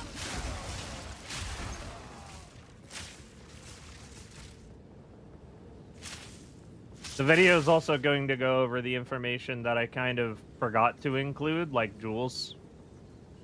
I'm going to go over the frequently asked questions that I've seen in the comments from the last video.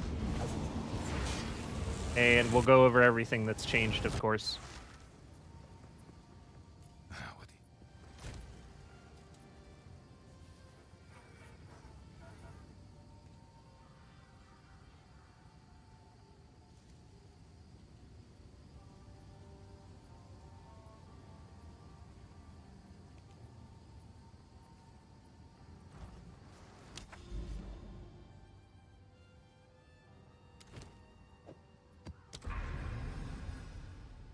That was a nice tablet.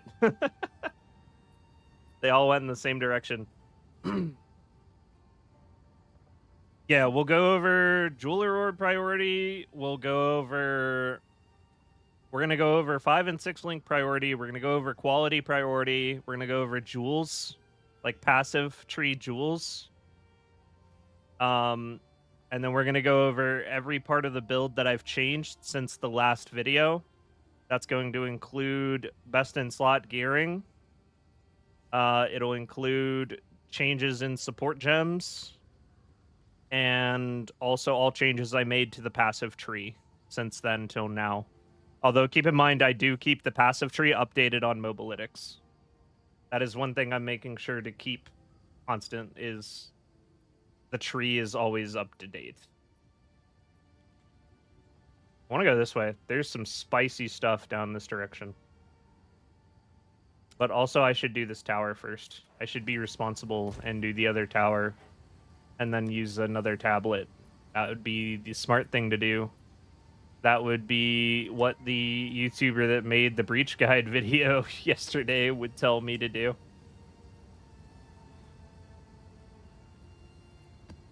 Kind of a junk one.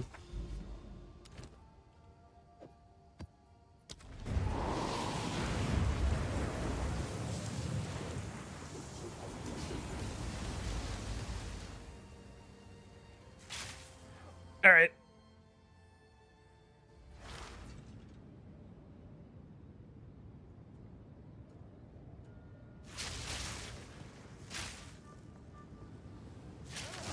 Thunderous shot.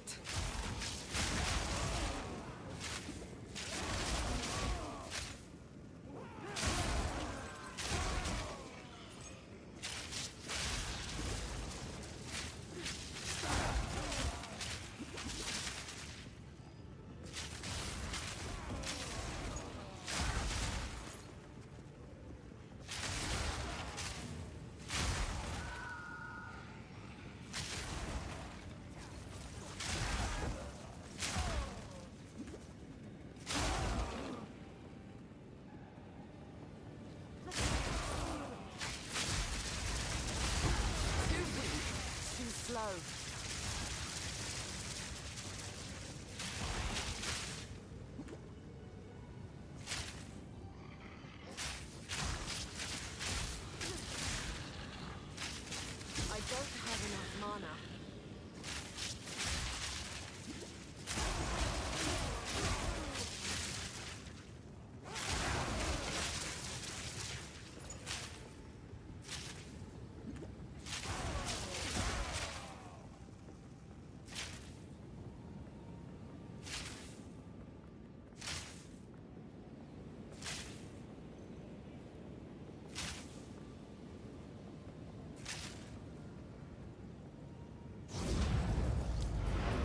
Yeah, I'll do the build update video for this build, and likely the next time this build will be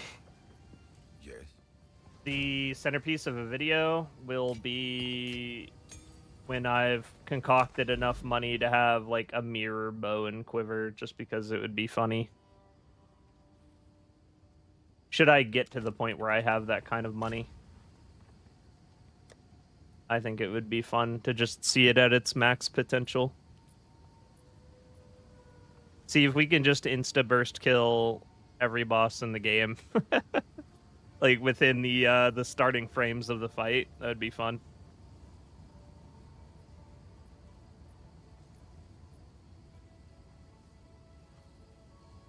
I don't know if I want to do another breach. I could do an irradiated. Do I have a good irradiated?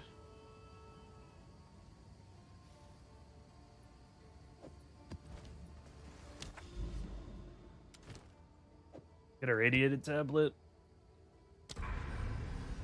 That was big.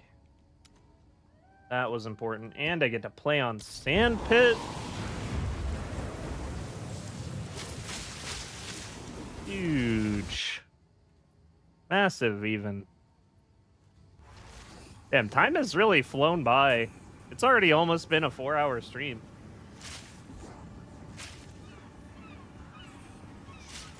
It really doesn't feel like it. Die.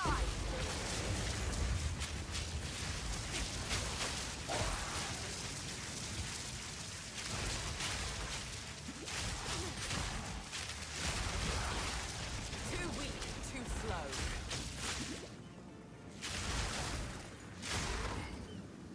This is a good map to show this off, by the way. We were talking earlier about like the Herald of Ice, Herald of Lightning thing. But kind of as you can see, whenever it comes to normal mobs, magic mobs, even without Herald of Ice, you can still just proliferate, kill everything if you do enough lightning damage.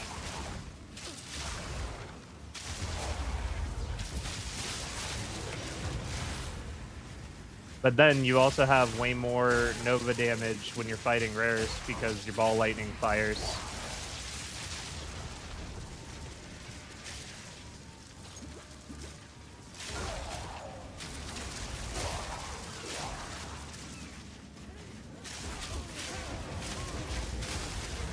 I need more mana.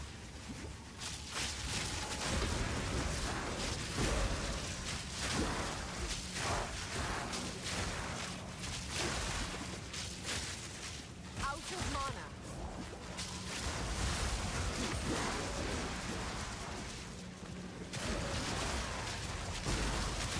Like the proliferate just goes crazy on breach.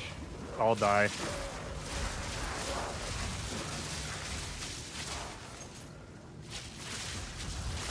Yeah, I thought he would at least kill me once, not gonna lie. I thought I would like not do enough to phase him instantly.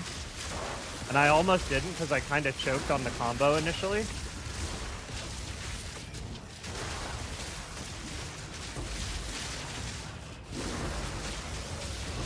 Quick and lethal. We talked about in the breach video. Thundershot. Like I went on a tangent talking about how good slow siege is, right? And this is just a perfect example. Slow siege, I'm able to just keep switching sides in the breach. And there's another divine. And we're almost at the map edge of the entire map with the size of this breach at this point because I've just confirmed so many kills. And that would be much, much, much harder to do without slow siege. So those extra few magic packs can go fuck themselves as far as I'm concerned compared to that. Pick it up. It's not gonna happen again. I killed the final boss. It's fine. Nothing's gonna stop me. Don't mind if I do. That'll never happen again.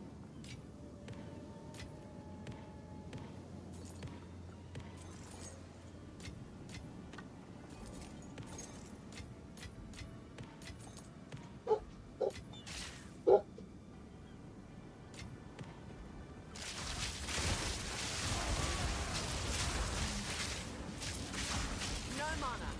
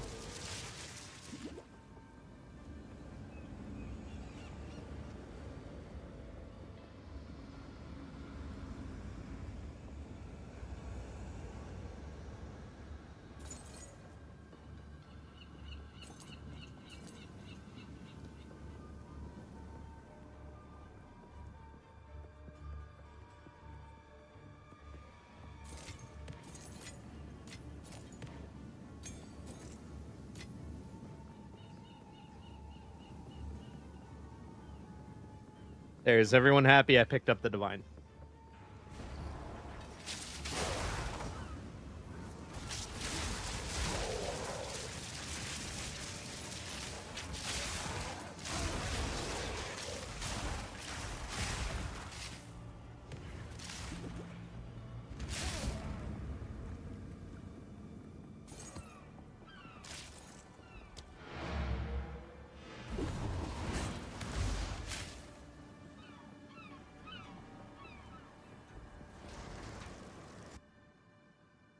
Yeah, well, you have like audiences with the king and whatever.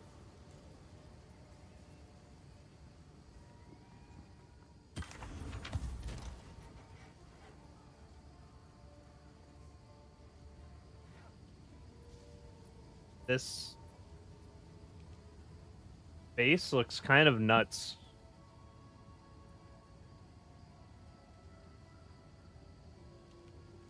I think there's a problem with it though. The maximum mana, yeah. The mana regen's good, the cast speed's good, but the maximum mana is a prefix, so they're not all bundled together.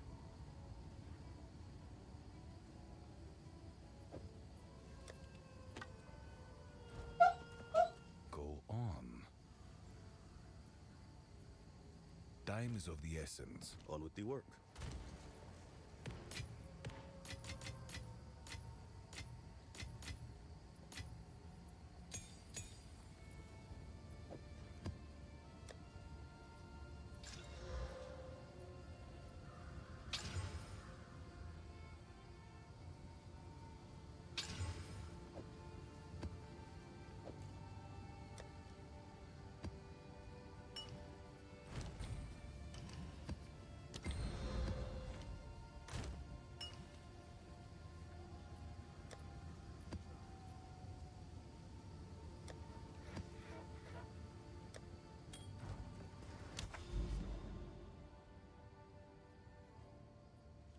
First divine on a 6.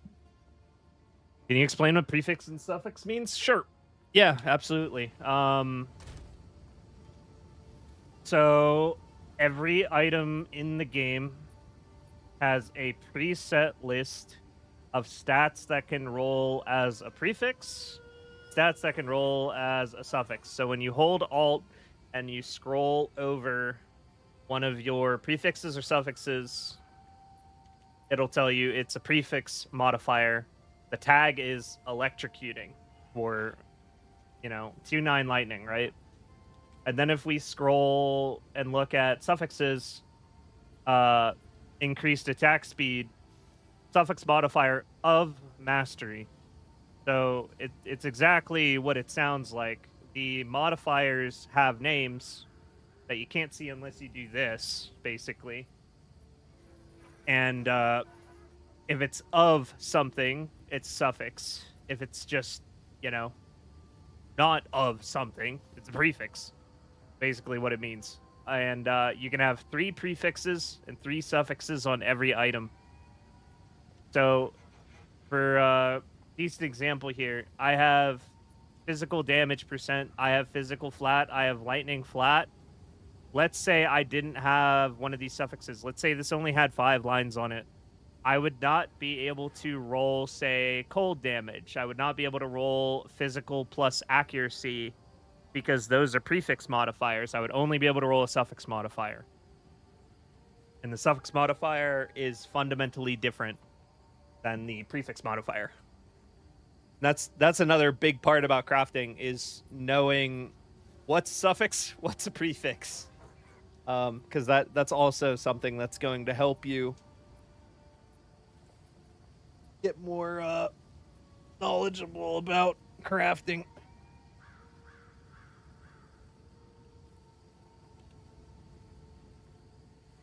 Like, you could look at this ring and say, that looks kind of cooked. It's just a T10 mana roll, but you could actually find some value on this ring because it still has 2 of its suffix slots, and attributes are suffixes. So if this thing were to just ball out and roll all ats, or roll intelligence, or roll dex, then suddenly this becomes a desirable ring.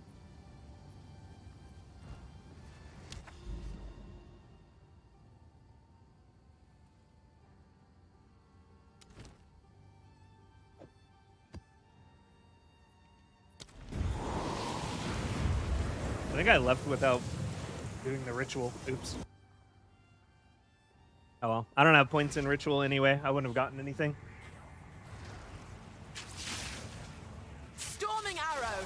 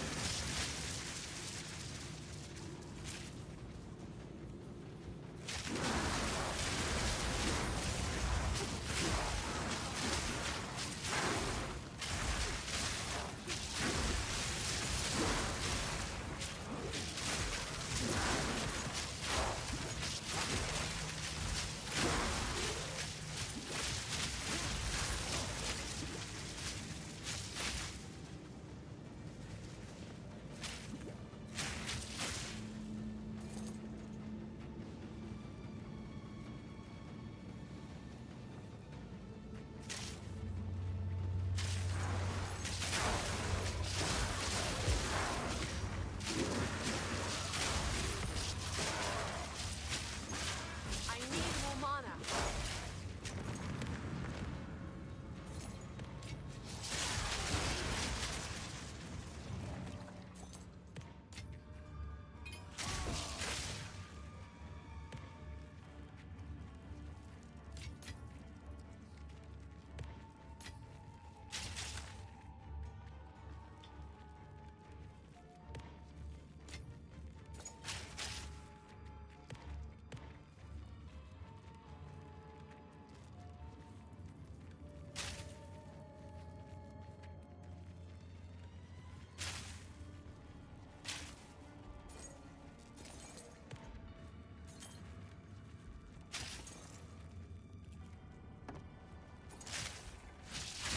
Fury!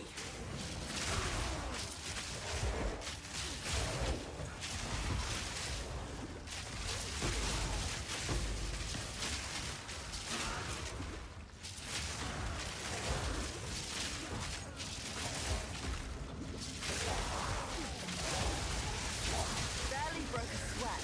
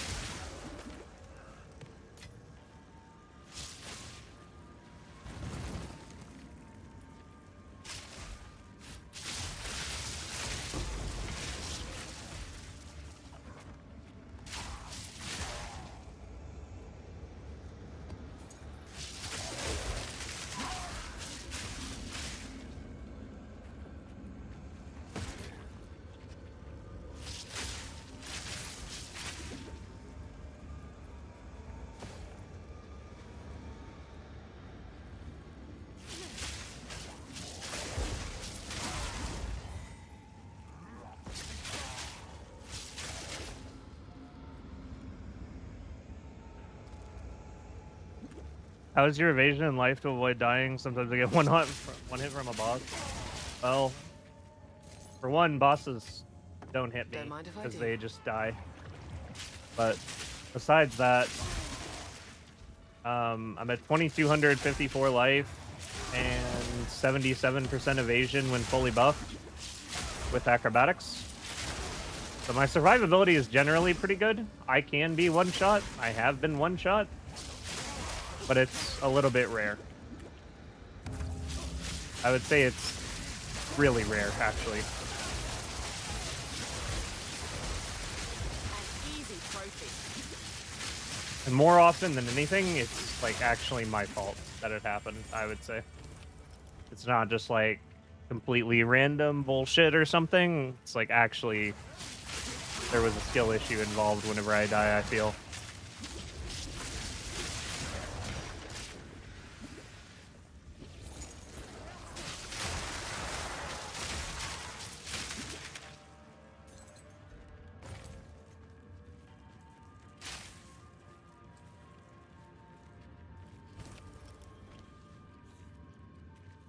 What's the same as the div drop?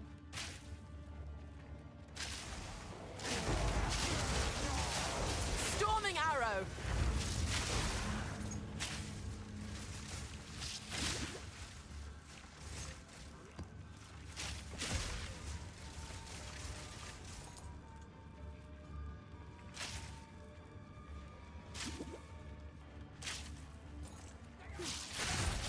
Oh, yeah.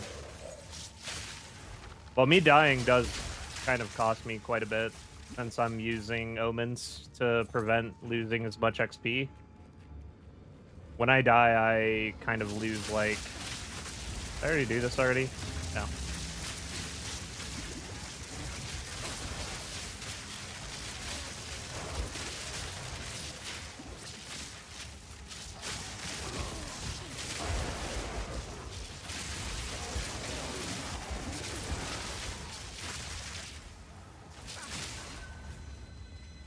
Whenever I die, I lose about 70x from losing the omen. In exchange for preserving my XP. Omens from rituals, yeah. I mentioned them in my defenses guide. I talk about how once you're like above level 90, 93, it's worth considering keeping an omen of amelioration in your inventory. They cost about 70x, but they prevent you from losing 7.5% out of the 10% of experience you would have lost on death. Going for level 96, it's not uncommon for 10% experience to represent more than an hour of my time. So for where I'm at with the speed at which I can generate currency if I put my mind to it, it makes sense for me to preserve that experience through an investment in currency.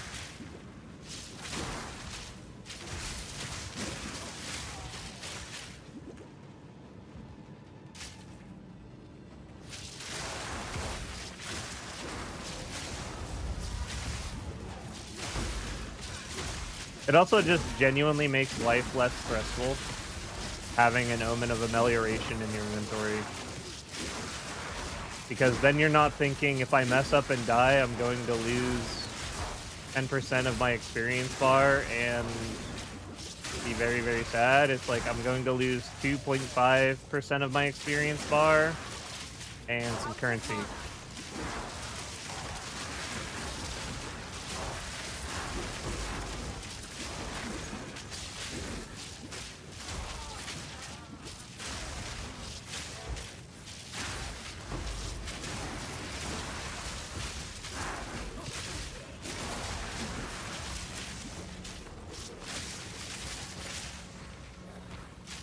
Fury.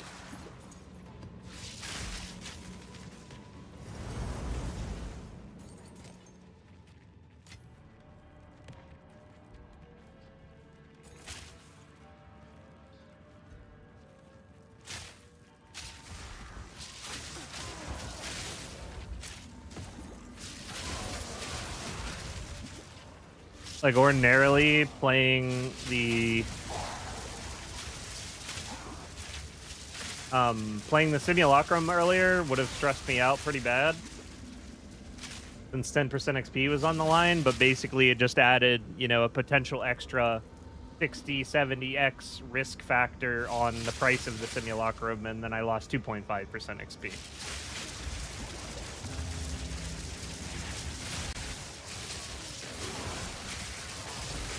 Barely broke a sweat.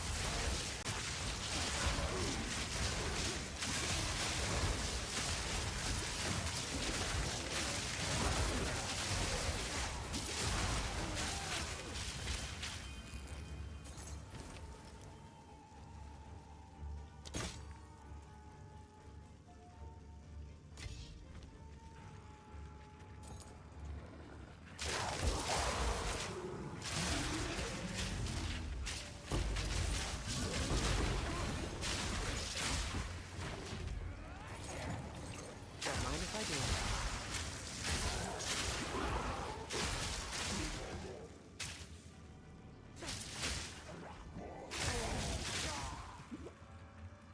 Thunderous shot.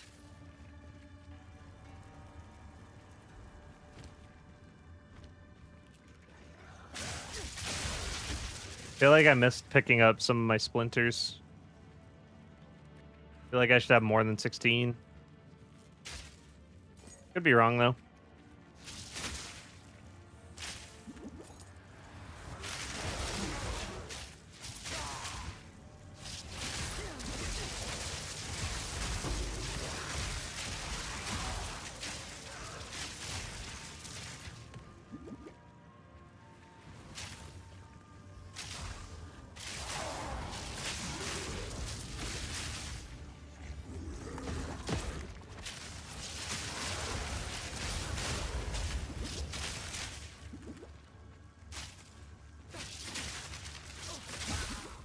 Not always. No, that's impossible. It will always catch the filter.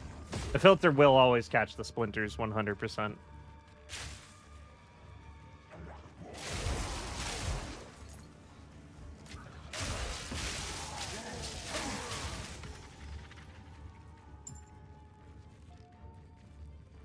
Might have just been unlucky. I know the breach didn't go super well. Here we go. Yeah, I missed some pickups. Felt like I did. This will come in handy. I didn't very well loot the south side, looks like.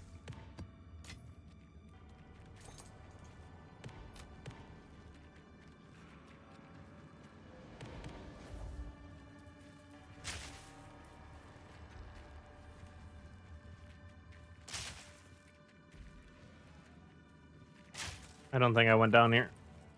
I think I went up and left from here.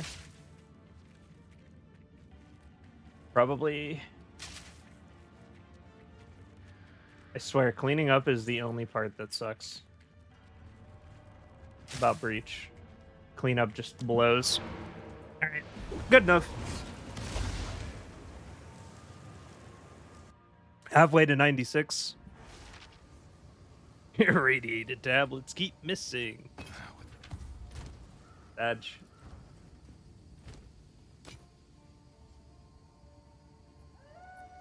Thing is dog.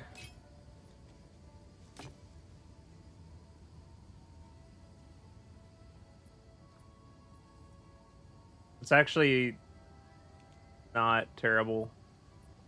I mean, it is actually terrible. Yeah, this is terrible. What am I saying? It is terrible. Giga trash. That thing is.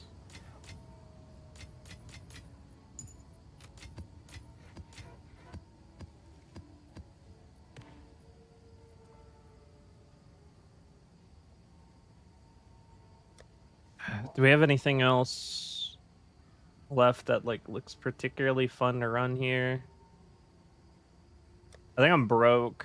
Yeah, I spent all my money on the Arbiters, so we can't really do any more bosses tonight. I need to go farm more currency.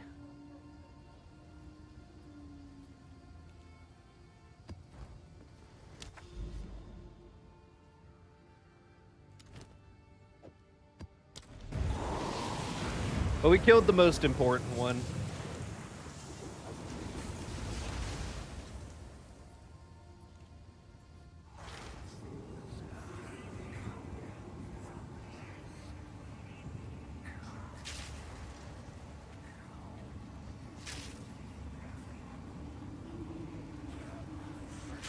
First arrow.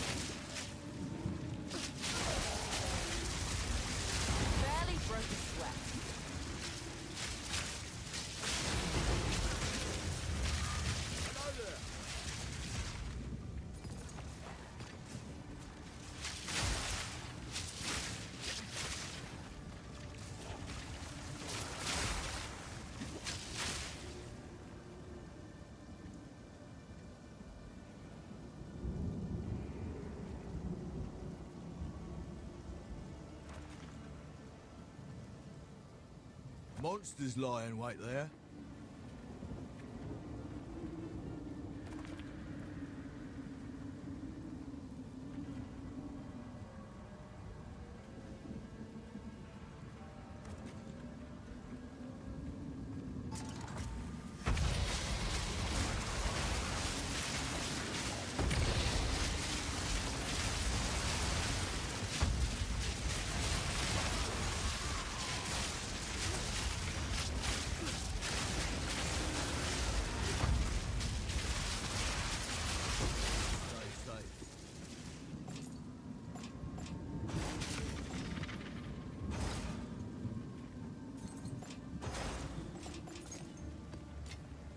That's quite nice.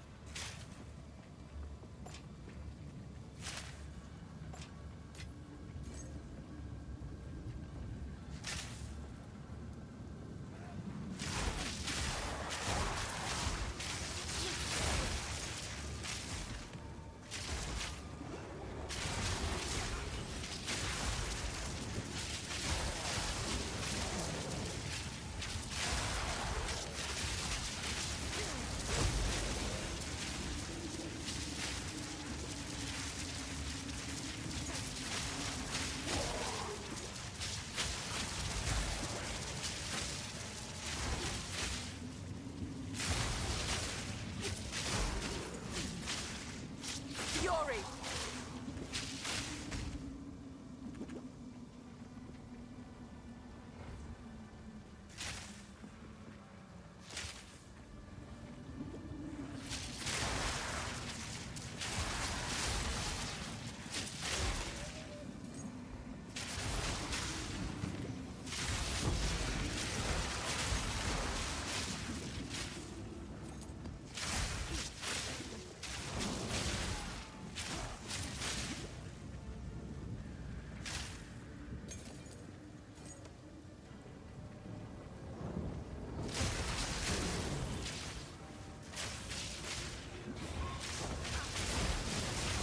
Barely broke a sweat.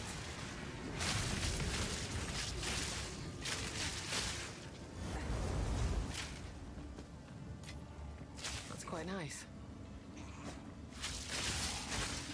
I'm out of Which mana. part of the Atlas are you pushing? Is it northwest? At the moment, I think I'm on the northwest, yeah. I just kind of picked a direction.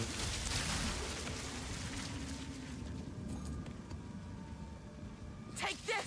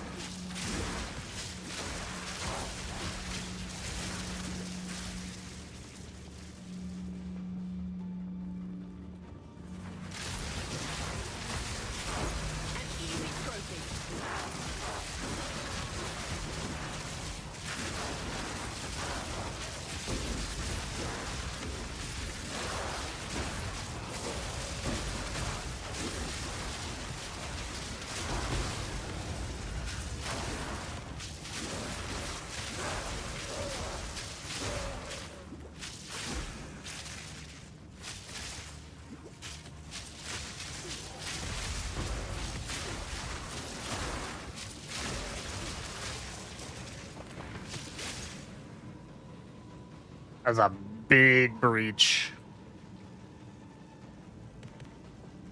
Big breach. Now this will Very come in handy. aggressive push. How long it takes to find the citadels? It can vary. Basically, don't play for them. It's just not... There's only... Okay, so... If you want to play for citadels as a currency strategy, because technically it's kind of easy to do, then what you would do is you would just run maps as fast as physically possible in a direction, using all of the tinfoil hat theories that we've discovered about citadels. But generally, they have a set distance that they have to spawn from the beginning. So your best bet is always to just be, at least, like, basically just go in one direction. Just to make sure that you are far enough away that you can find them as fast as possible. Don't, like, go a little bit one way, go a little bit the other way at the beginning of the Atlas. Just go one way. That's one part of it. The other part is just, you know, if you want to maximize it, then just do low-level maps that you can spam and go fast.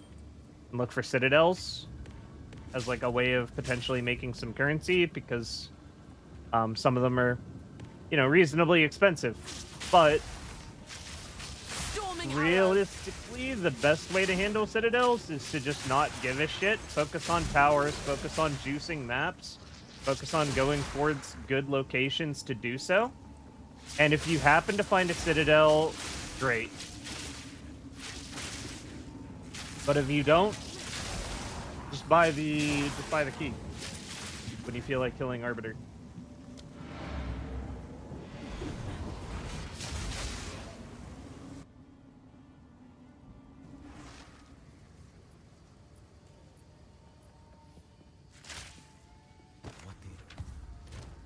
I think that's the best way to handle it, personally. Until next time.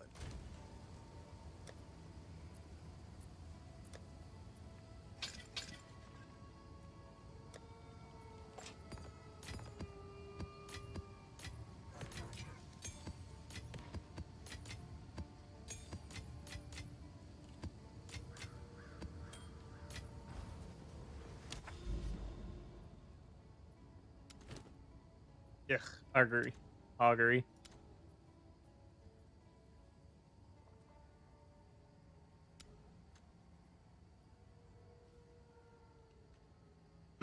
But yeah, I'm gonna be clearing this section of the Atlas, working my way down to here, getting these next towers, probably doing this one, do these two, juice up this area, keep going, juice up this area, and just keep moving in this direction for a while. And if I happen to find a citadel, great, but I'm going to be maximizing everything else in between. It's hit 7s anyway, so I have plenty of time. Yeah, I mean, just keep going. You'll probably find some citadels by the time you're ready to care about it, to be honest. You know, some people report, like, I didn't see a citadel until I was level 95, and it's like, I don't know, maybe those people are super unlucky, or they just kept clearing, like, they basically started here, and they were like, I'm going to clear every single node in a circle forever and stay as close to the beginning as possible. That's, like, the only way I could envision someone getting that high of a level and never seeing a citadel. I don't think I can even see my citadels anymore because they're in the fog of war again for some reason. I kind of hate how it does this. Like, I have completely lost track of what I've done on the Atlas at this point. Or where I've been. It's just, like, completely scuffed now. But I think I've done, I want to say 5 citadels so far. Hey, this direction? Can I just, like, scroll this way until I find them? No. Okay. Yeah. I don't know what's going on. But yeah, I've gotten like 5 citadels at 95. Which, to be fair, I will say they need to increase the citadel spawn rate on the Atlas. It is way too slow. And I have no problem with the Arbiter of Ash having like one-shot mechanics or unfair mechanics or whatever, because he's the last boss in the game. But the key to get into his fight shouldn't be so inaccessible. I think that's a fair take. Cantus of M, thank you for the follow. All right, it's been a good 4 hours, 20 minutes. Typically how long I stream, about 4 hours. Time really flew by. Like, I didn't look at the time at all until like 3.5 hours into the stream, and then I was like, oh shit.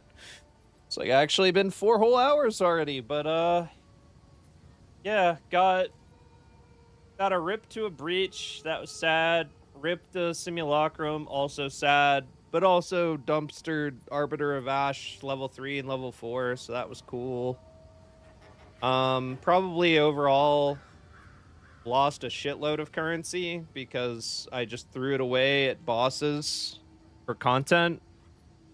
And that Ruby got identified somehow, which is a big rip. Not Ruby, Diamond. That Diamond got identified somehow, which is a big rip.